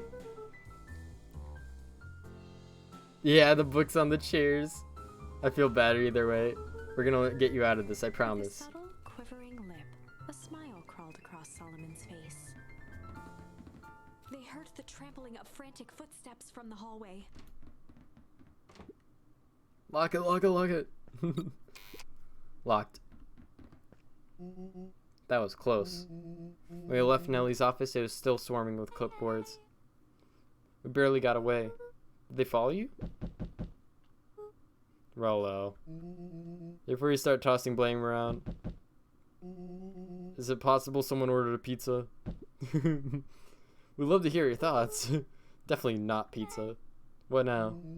Don't look at me, I'm officially retiring from the heisting business.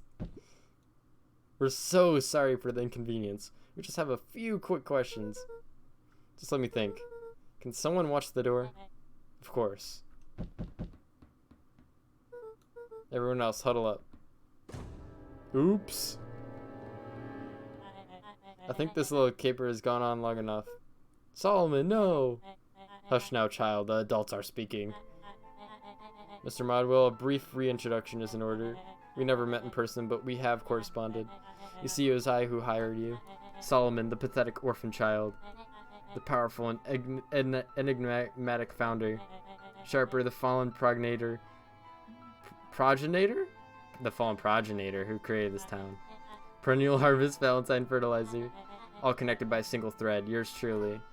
But that's... Eyes searched the floor and Solomon watched Oh eagerly, no. waiting for the flicker of epiphany. With a sickened look, she peered into his soul. Ah, yes, now you've got it. Tempest, look with me, and you discovered how to reverse the process. Solomon clapped with genuine delight. Very good, Dr. Modwell, very good. Though the discovery wasn't intentional. Solomon glanced down, examining his youthful form. And the effects went a little too far for my tastes. That's why you need me to finish Dr. Prescott's work, which you did admirably. Mr. Kerr, the vial, Kerr please. presented it with a theatrical twirl of the hand. May I present to you the eighth wonder of Before the... he could finish, Rollo snatched the vial from Kerr's palm. Wow, this stuff sounds pretty valuable. Be careful, you fool. You have no idea what you have in your hand. Actually, we do. You just did a whole evil villain monologue thingy about it. Casually tossed the vial to Luca. Gosh, maybe I'll have a He taste. jiggled the vial mockingly.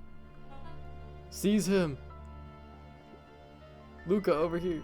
Oh, man. Move another inch and I smash She held it. tightly behind her back. Solomon sighed, speaking in crisp, measured syllables. You have no plan. I'll smash it, I swear. Fine, risk killing us all. Or if you're lucky, nothing happens, then what?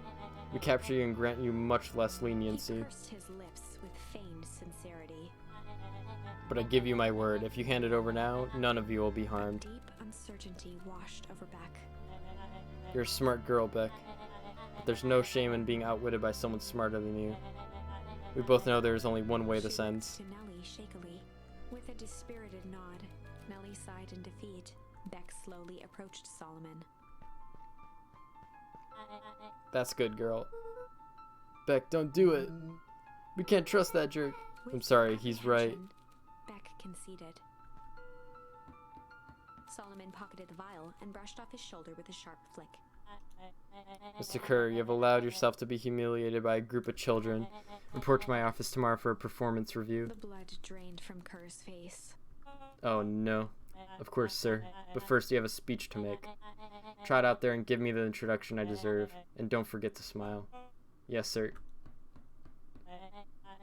And to think all this is thanks to the efforts of Mr. Van Horn. I don't understand. How is this all because of me? I said Mr. Van Horn, silly child. Dr. Walt Van Horn. Your father was always a thorn in my side. I offered him an opportunity to be a part of something great, but the fool was blinded by righteousness. He even broke in my laboratory in an attempt to sabotage my Solomon work. shook his head with gratification. But the universe has a funny way of correcting course. By meddling with the force he didn't understand, Walt showed me its true potential. As fate would have it, Luca, your father's dying act was to grant me eternal life. Applause resonated faintly through the walls. Well, that's my cue. After the festivities and my subsequent ascension, I will return to deal with you all. Until then, I suggest you use this time to reflect on the magnitude of your failure. You three keep post outside the door.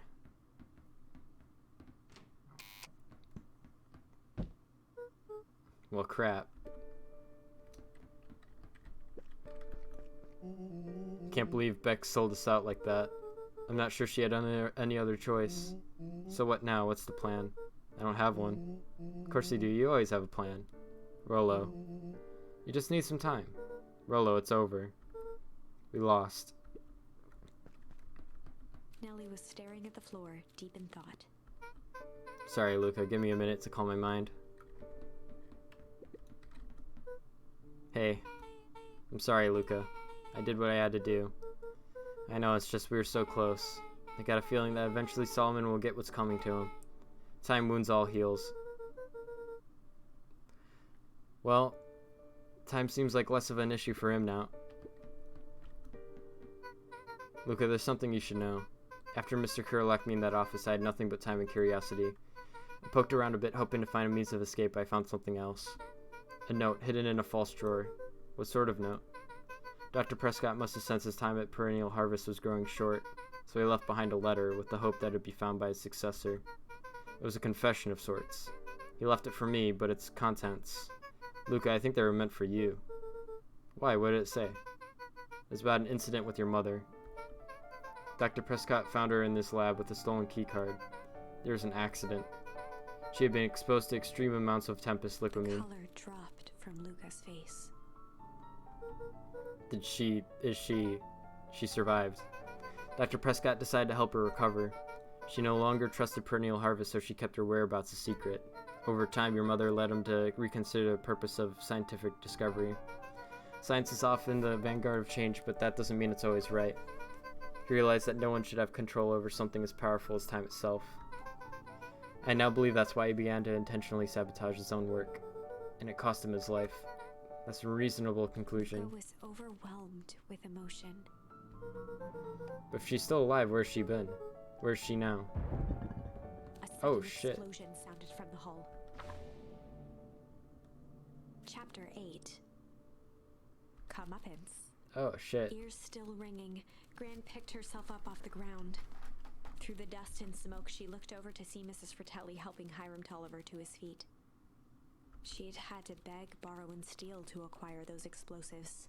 How many nights had she spent visualizing how she'd use them to make things right? And now, her one shot at destroying the source, that damned hole that swallowed so much of her life, was gone. Traded for this jagged hole in a wall and a foolhardy shot at rescuing Rollo. With Fratelli and Tolliver at her side, she stepped through. It was a strange feeling. The last time she'd stalked this maze of hallways, it was in a different body. They quickly rounded a corner to find a group of clipboards guarding a door. Something worth guarding is probably something worth seeing. She leapt forward, brandishing her cane. If her last chance at vengeance for things lost was truly gone, she would just have to fight to keep what she still had. She used the explosives to get in?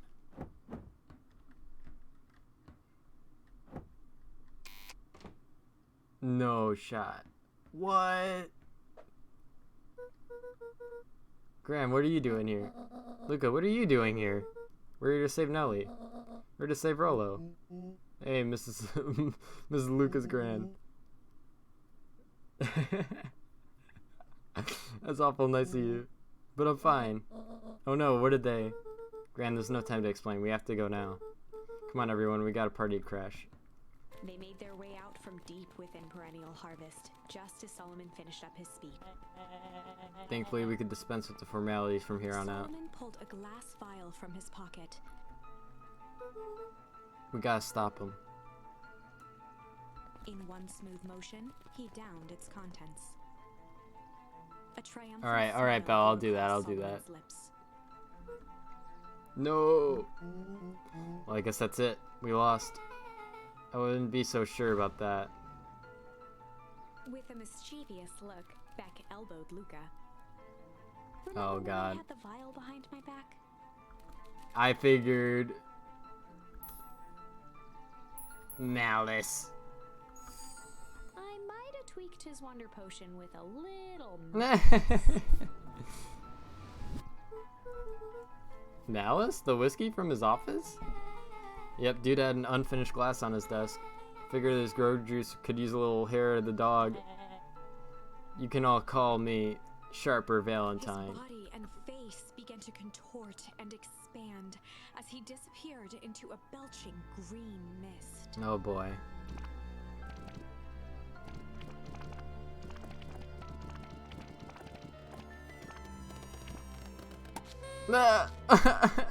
What? Now that's what I call 80 proof whiskey. Damn, dude. The crowd gazed in stunned silence at the now empty stage. The quiet was broken when William Kerr sprinted off stage and into the distance. Oh my god. He was never seen around Beacon Pines or anywhere else for that matter. Watching the silhouette of Kerr disappear over the horizon, Luca began to laugh.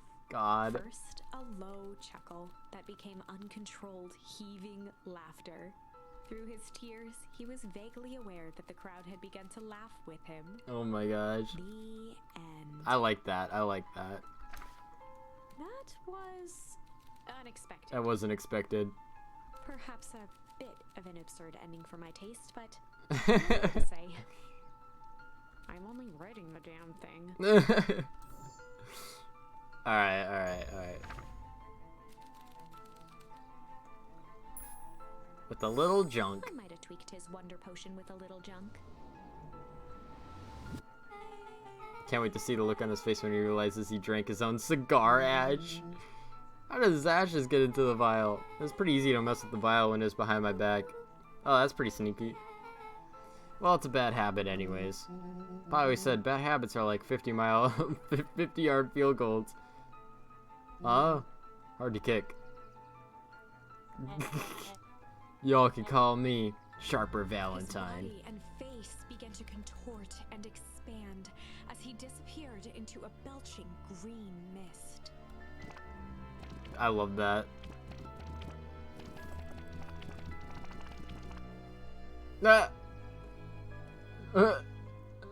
He just turned to ash. He got Thanos snapped, bro. He got Thanos snapped.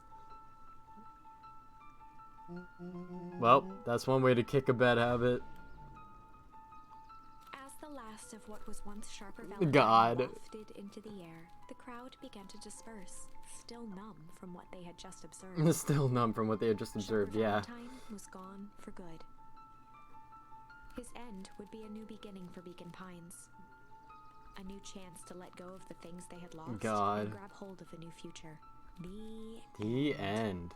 Alright, we got one last one. I'd be lying if I said that wasn't a bit gratifying. Yeah. If that feels to you like a good note to end on, I won't stand in your way. Yeah, we'll see what else there is. Change. With a little change. I might have tweaked his wonder potion with a little change. Like pocket change? Your unlucky penny! Yeah, I plopped it in the vial when no one is looking. What's that gonna do? No idea, that's the beauty of science. Now we observe. You all can call me Sharper Valentine. His body and face began to contort and expand. Alright, let's see what happens here. A belching green mist.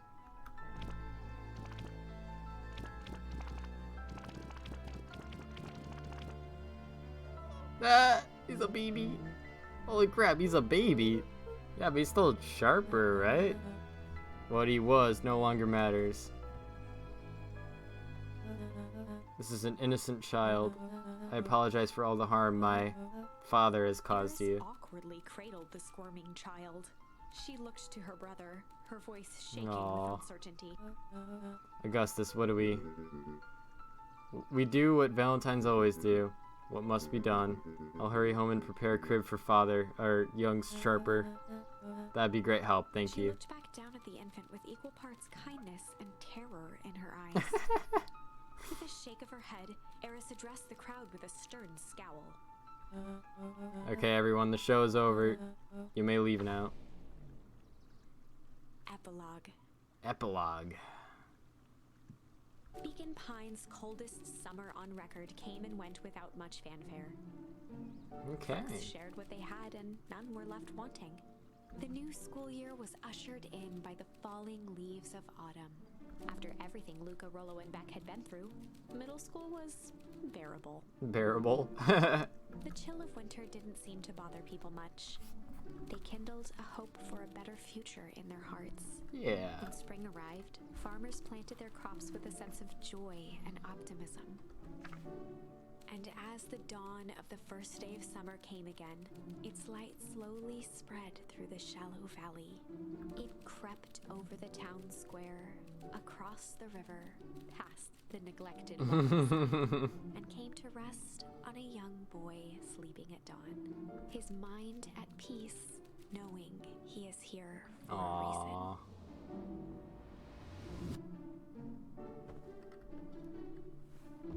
Cute. Gotta put on the sweater.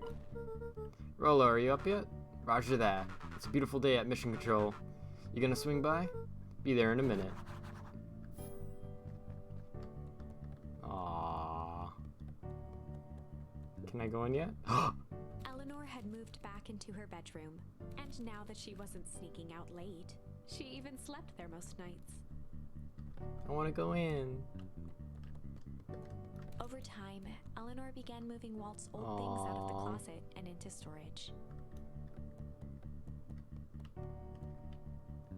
Nice. Hi, Mom.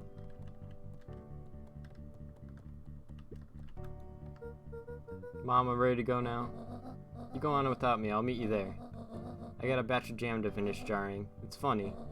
I only started making jam as a way to send messages without anyone noticing. But now I enjoy it. Aww. Nothing in the back?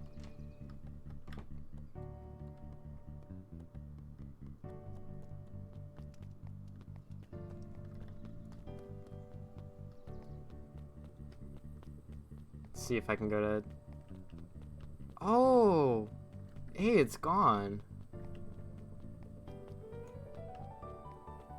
Yeah, Jammer Grandma.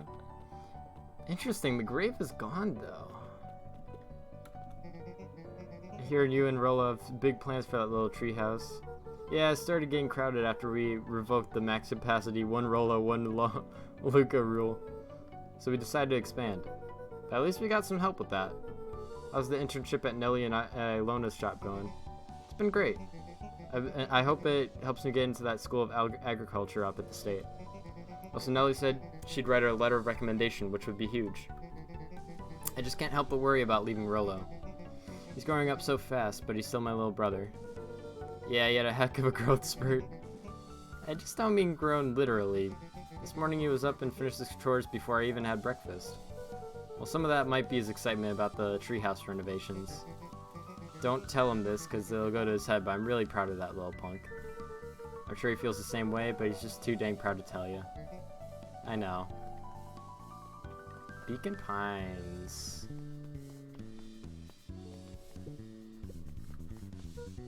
Hey Gus, how's the tree planting going? Couldn't be better. I'm so grateful to Ilona and Nellie for letting me help.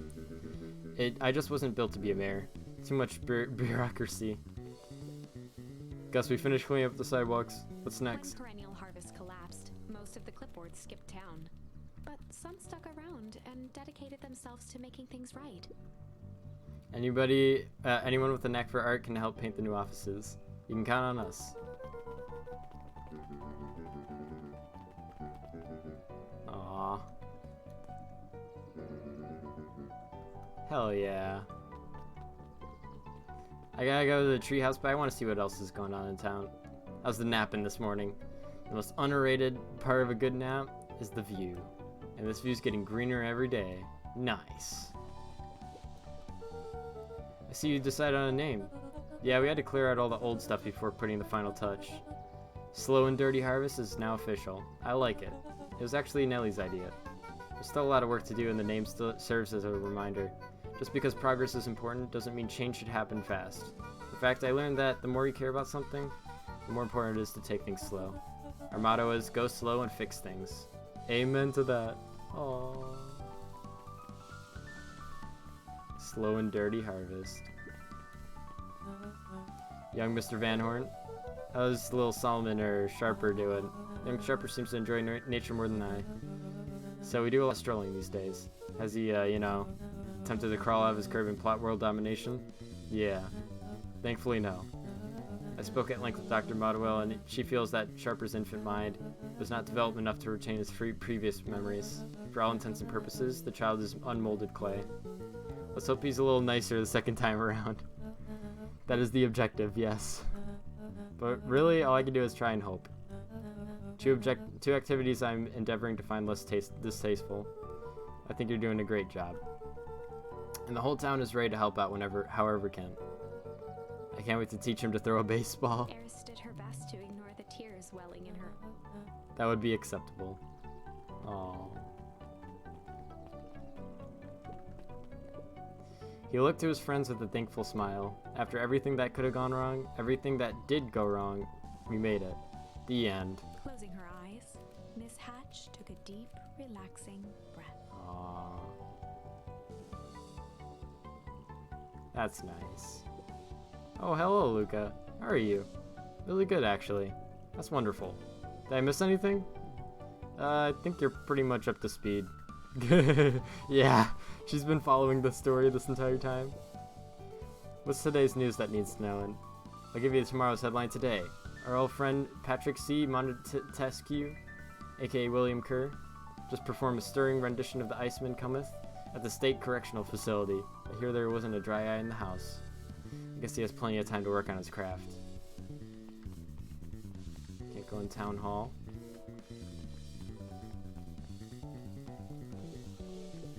Yawn. I'm glad you swung by. More follow-up questions for your story? Nope, got everything I need. Thanks again for that. I sent a draft of the story to the reporter in Capital City, and they offered me an internship. Of course they did. You're an amazing reporter. I don't know about all that. A story about phony corporation that picked up an entire town of people and moved them to cover up a massive illegal mine shaft full of incredibly hazardous chemicals. Sort of writes itself, if you think about it. Just don't forget about us when you become a big fancy city reporter. Capital City isn't that far away. I'm gonna have to come back from time to time to check in. See what sort of new trouble you've gotten yourself into. Sorry to disappoint, but my adventure days are over. We both know that's not true. What makes you say that? Call it a reporter's intuition. It'd be cool if there was like a future game for this. Mrs. Fratelli glowed with a carefree smile. Is that your suitcase? That is 2 weeks of unencumbered tranquility. Excuse me? Will you be so kind as to take my order? 2 weeks of sand, margaritas, and forgotten obligations. Excuse me? I will place an order. Mrs. Fratelli sighed with a zen-like calm. Just as soon as the lunch rush ends, I'll be a feather on the wind. You going on vacation? For the first time in years. And I got you and your mom to thank. Why's that? She didn't tell you yet? You two are gonna fill in for me at the diner while I'm gone. Just like old times. She is great. It's fine, I'll wait. No, I love her.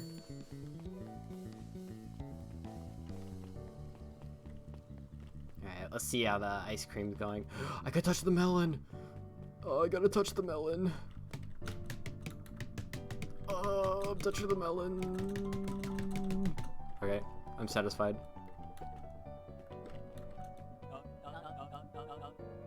Luca, can I interest you in a delicious apple? Oh yeah, cafe too. He playfully waggled an apple. I want candy. Just saying hello. Oh, hello. Might tell me your mom, we need a new crate of jam. Already? It's funny, I used to hide this stuff in the back. Terrified someone would find out about our secret messages. Now everyone wants to get their hands on Eleanor Van Horn's famous spy jam. Hey Luca, can you tell Roxy I'll be free in an hour? Sure thing. My dad's making me stock the shelves for the summer. It says it builds character. I think he meant to say it builds calluses. Builds character! Yeah, it builds something alright. Wow, back for seconds? It's not too much trouble. For the longest time, I didn't understand the appeal of ice cream. It serves no purpose other than to be briefly enjoyed and then it's gone. But it's pretty tasty while it lasts. I'm inclined to agree. Aww.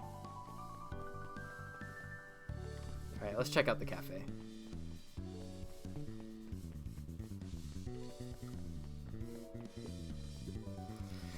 Luca, do you want a biscotti? On the house. I fucking love biscottis. I don't really have time. Zariel, you gotta come and see this. I finally did it. I pulled a perfect espresso. Aw, Lumi. If I didn't know better, I'd think you're proud of something. As if I... No. It's too late. You're now officially a person that cares.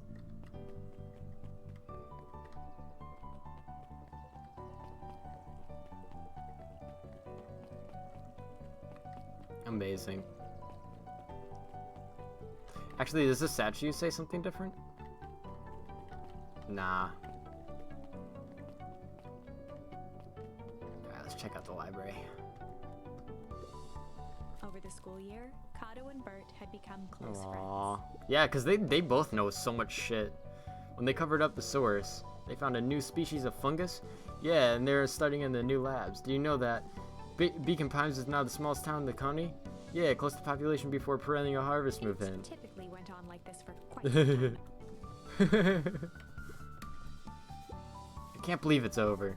Yeah, the town's really starting to turn a new leaf. The town? I was talking about the Hank Atomic. I just finished the last issue. How was it? As great as always. Hank finally returned to Earth. But I just feel weird now. Weird could be cool. Just means you're ready for something new. Any suggestions? Could ask Miss Hatch about what she's always reading. She seems to really enjoy it. Huh, maybe I'll do that.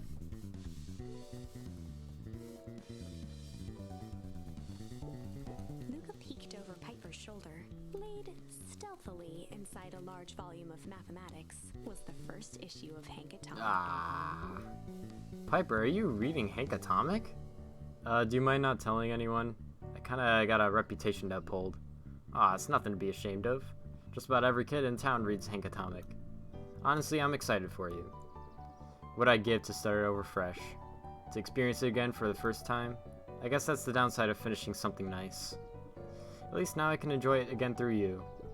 Promise to tell me about it as you go? Sure thing. Bro, that's literally, Belle, that's literally you with this game. With me. Yeah, that's literally you with this game. With me playing it. Hey, Mr. Nuncreed. I'm gonna go see my dad in a bit. You wanna come with? Even after everything I did, you'd still... Mr. Nuncreed shook his head. You really are your father's son, aren't you? I don't think I'm ready for that yet. Well, you're always invited. I bet he'd love to hear from you. I visit while on my own time. You run along now. Belle, should I go back to the treehouse, or is like the dad the final thing? I just want to know so that I kind of don't miss anything. With perennial harvest gone, the transportation tubes were left unused. Come on, come on. No one's too big, no one's too small for Jeff's wild ride. Maybe not completely used. Just one piece of candy for the ride of your life. Who's next? Me, me, me, me, me, me, me. Keep looking around. Okay. So, treehouse is last. Okay, that's what I thought. I just want to make sure. Guess what? Yesterday I saw a Dynasties Tidius. And that's good? It's great! I haven't spotted one of those in years. At this rate, Beacon Pines is going to become the bug capital of the county. Are the bees back? I guess we don't know. Alright, let's see what's going on over here. No more toxic waste barrel. That's gone. Just kind of return to nature there.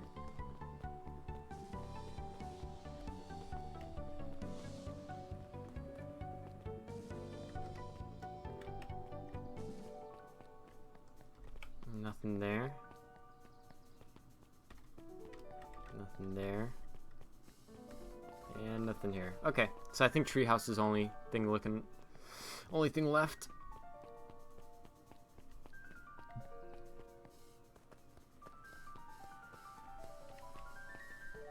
Yeah, treehouse time. Because I don't think I can go in this, right? Yeah, this is not a thing. Yep, so I think it's just treehouse.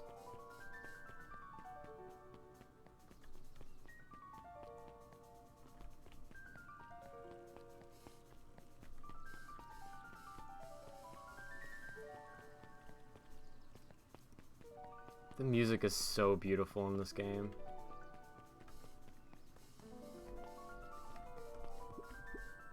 Luca, get this. I managed to reel in an actual fish this morning. Seriously?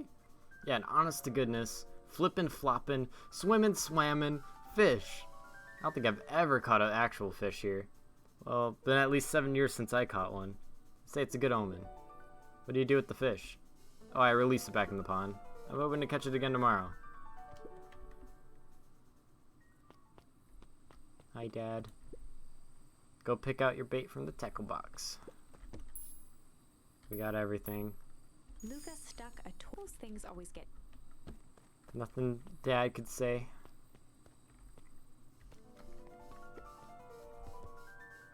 Oh boy. A little higher. Yep. A little lower. Yep. A little higher. Yep.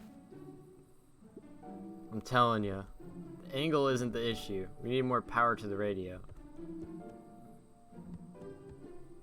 Luca, there you are. Would you tell him it's not the angle? Hey, I'm not in charge of antenna redesign. Fine, fine. Iggy, just don't do anything drastic until we get back. Who, me? Tish, you're in charge while I'm gone. Yep. They'll be fine, right? It'll be fine. If you really want mission control to turn to something bigger and better, we have to loosen our grip a bit. You're right. Lead the way. Check in with Beck at her house. Nothing in here. We could sit. That's about it. No, can't talk to them. Alright, let's go.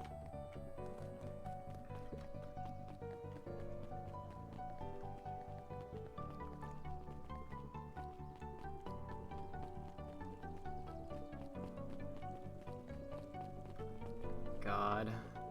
This game was really good. Great recommendation, Belle.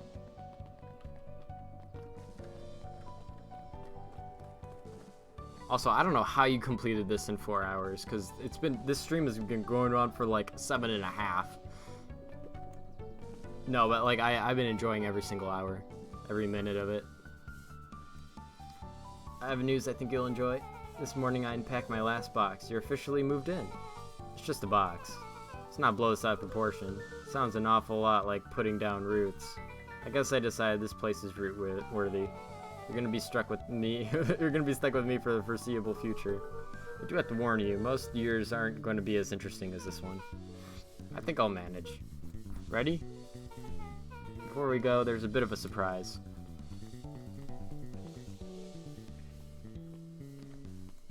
Oh, you're in the credits? Oh my god.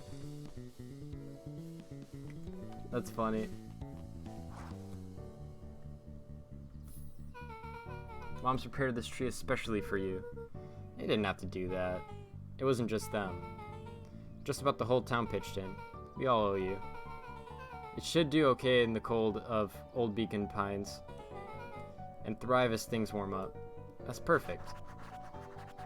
Take Jeff's wild ride to Old Beacon Pines. Oh, I know what we're doing. Oh, that's so sweet. That's epic, man. I didn't even know about this game. Ah, you got it. Now that's a good looking tree. Being a special occasion and whatnot, the ride's on the house. You're gonna want to hang on tight to that little tree.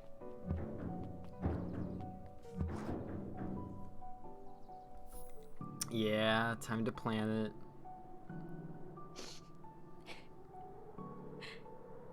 I think this is it. The end. Oh yeah, this is the end right here. The true ending. Honestly, I began to lose hope of ever finding it. But then you came along. Aww. I don't know exactly how to thank you.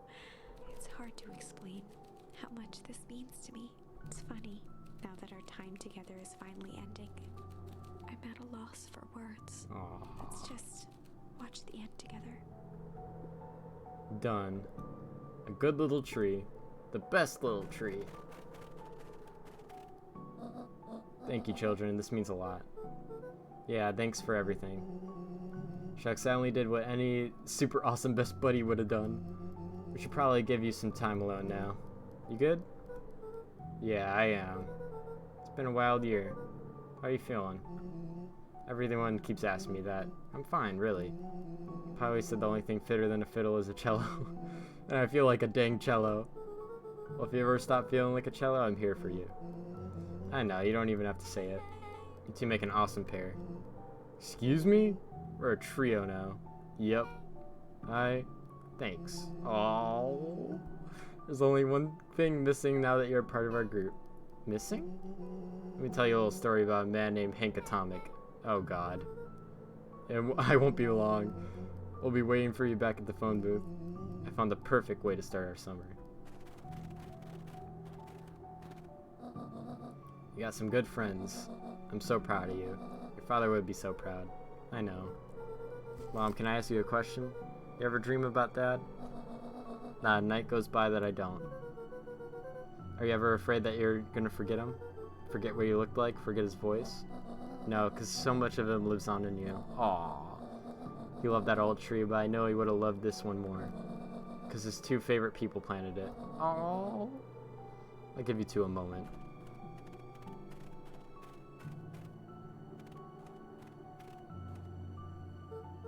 Hey Dad. Mr. Modewell says that over the next few years this place should warm up. So you won't have to be so cold for much longer. I think I finally understand why you left that night. There are things you believed in.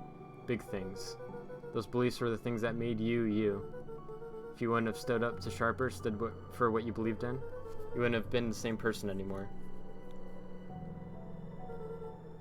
You had to go. But that didn't mean you loved us any less. I might not visit you as much as I used to. I know you understand. Oh.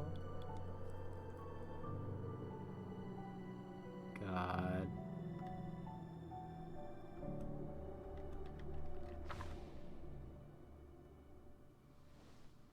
Aww. That's a good end.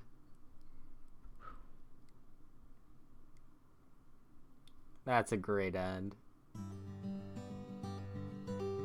10 out of 10. 10 out of 10 game. 11 out of 10. Alright, I'm watching. Ugh. Ooh, I'm stretching. There were so many emotional moments. I think honestly, that ending's really good, but my favorite ending is where Rolo and him are laying at the treehouse and they turn to ice. Like, that was probably my favorite. That was probably my favorite ending. Like, just two besties till the end. You know, they made up. They became friends again. Like, that was a really powerful moment, I feel like. I like that ending a lot. Yeah, I mean, even with the ice coming, it's kind of like, it really makes it super emotional, because it's like, they just started off having things good again, and then it all ended. I don't know, I thought that was really cool. But amazing stories. Even like the side story with the bully, after he like gets all fucked up, and you have to like sacrifice him. Like that was cool too. Yeah, great game. So are these all the supporters? Was that the... Oh no, these are the backers. Okay. These are the backers, I see. Lots of backers, holy. We got the anonymous in there. Who else we got in here? We got Boulder. Is that The Rock? Cat cereals. Some of these are so funny. I thought that said corn.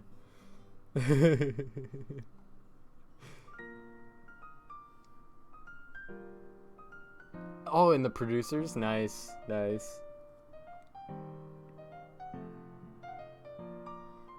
Amazing. Yeah, how long has this been in development, Belle? Because you probably know a lot more about the game than I do. I'm curious. How long did it take for them to make this? Like how many... I'm assuming it is obviously like years, I would think.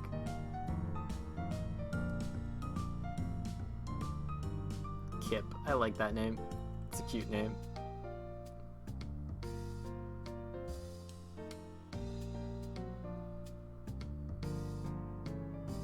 Meh, dude. We got Milo. NPC.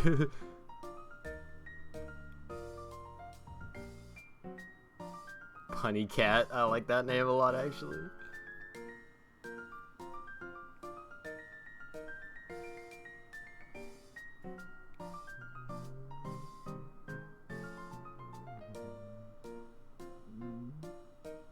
Spider.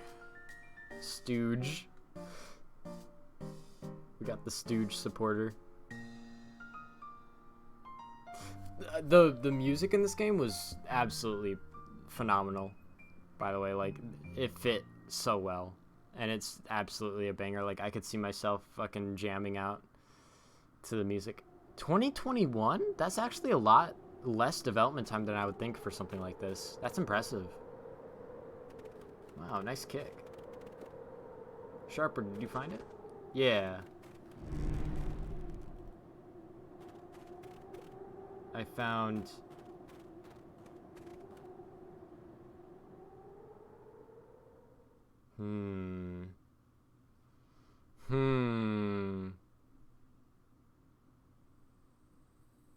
Interesting. Sequel question mark? So that was after the ending that was like the sequel ending, right? Or the cliffhanger ending?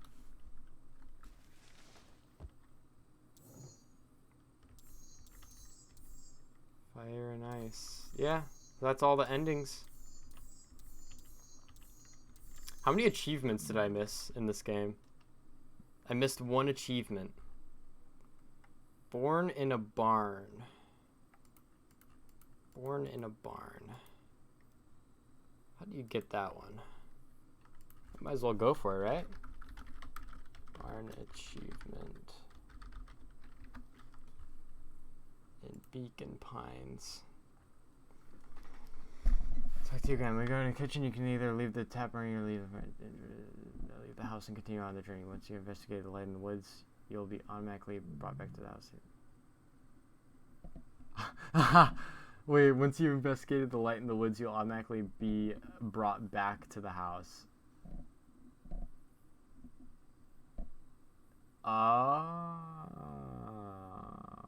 So you have to leave the tap running. I see, I see.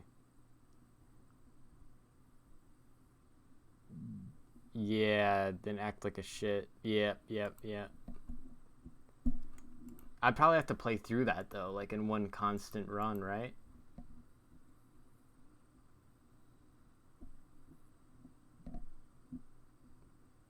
Yeah. Yeah, maybe I'll do that on my own time or something. Also, I didn't look at the other artworks. Oh, these artworks are so good, too. Look at this one. That is amazing.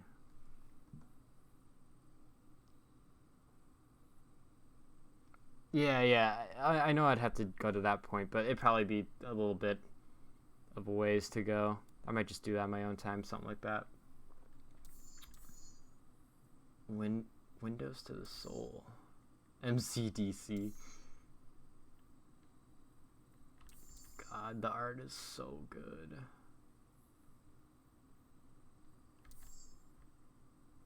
A Beginner's Guide to Hostile Interrogation.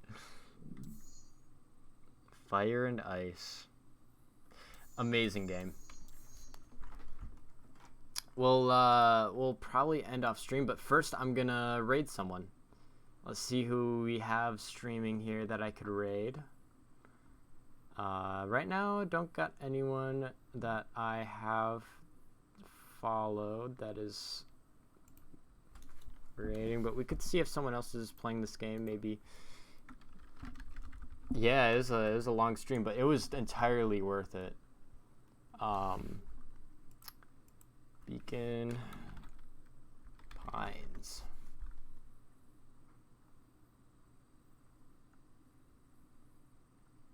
All right, let's go ahead and raid this person here.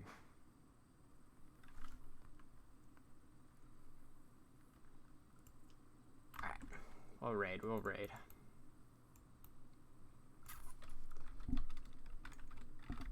How to raid?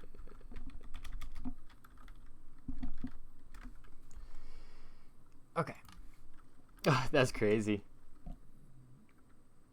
Raid. Alright. So yeah, I'm probably gonna end off stream, but it was really fun, everyone. Thanks for watching. Hope you all enjoyed the game. I really did. And yeah, we'll go ahead and start this raid soon. But thanks everyone for popping in. I appreciate it. Hope you all have a great day. Hope you all enjoy this raid and the next person. Bye, everyone.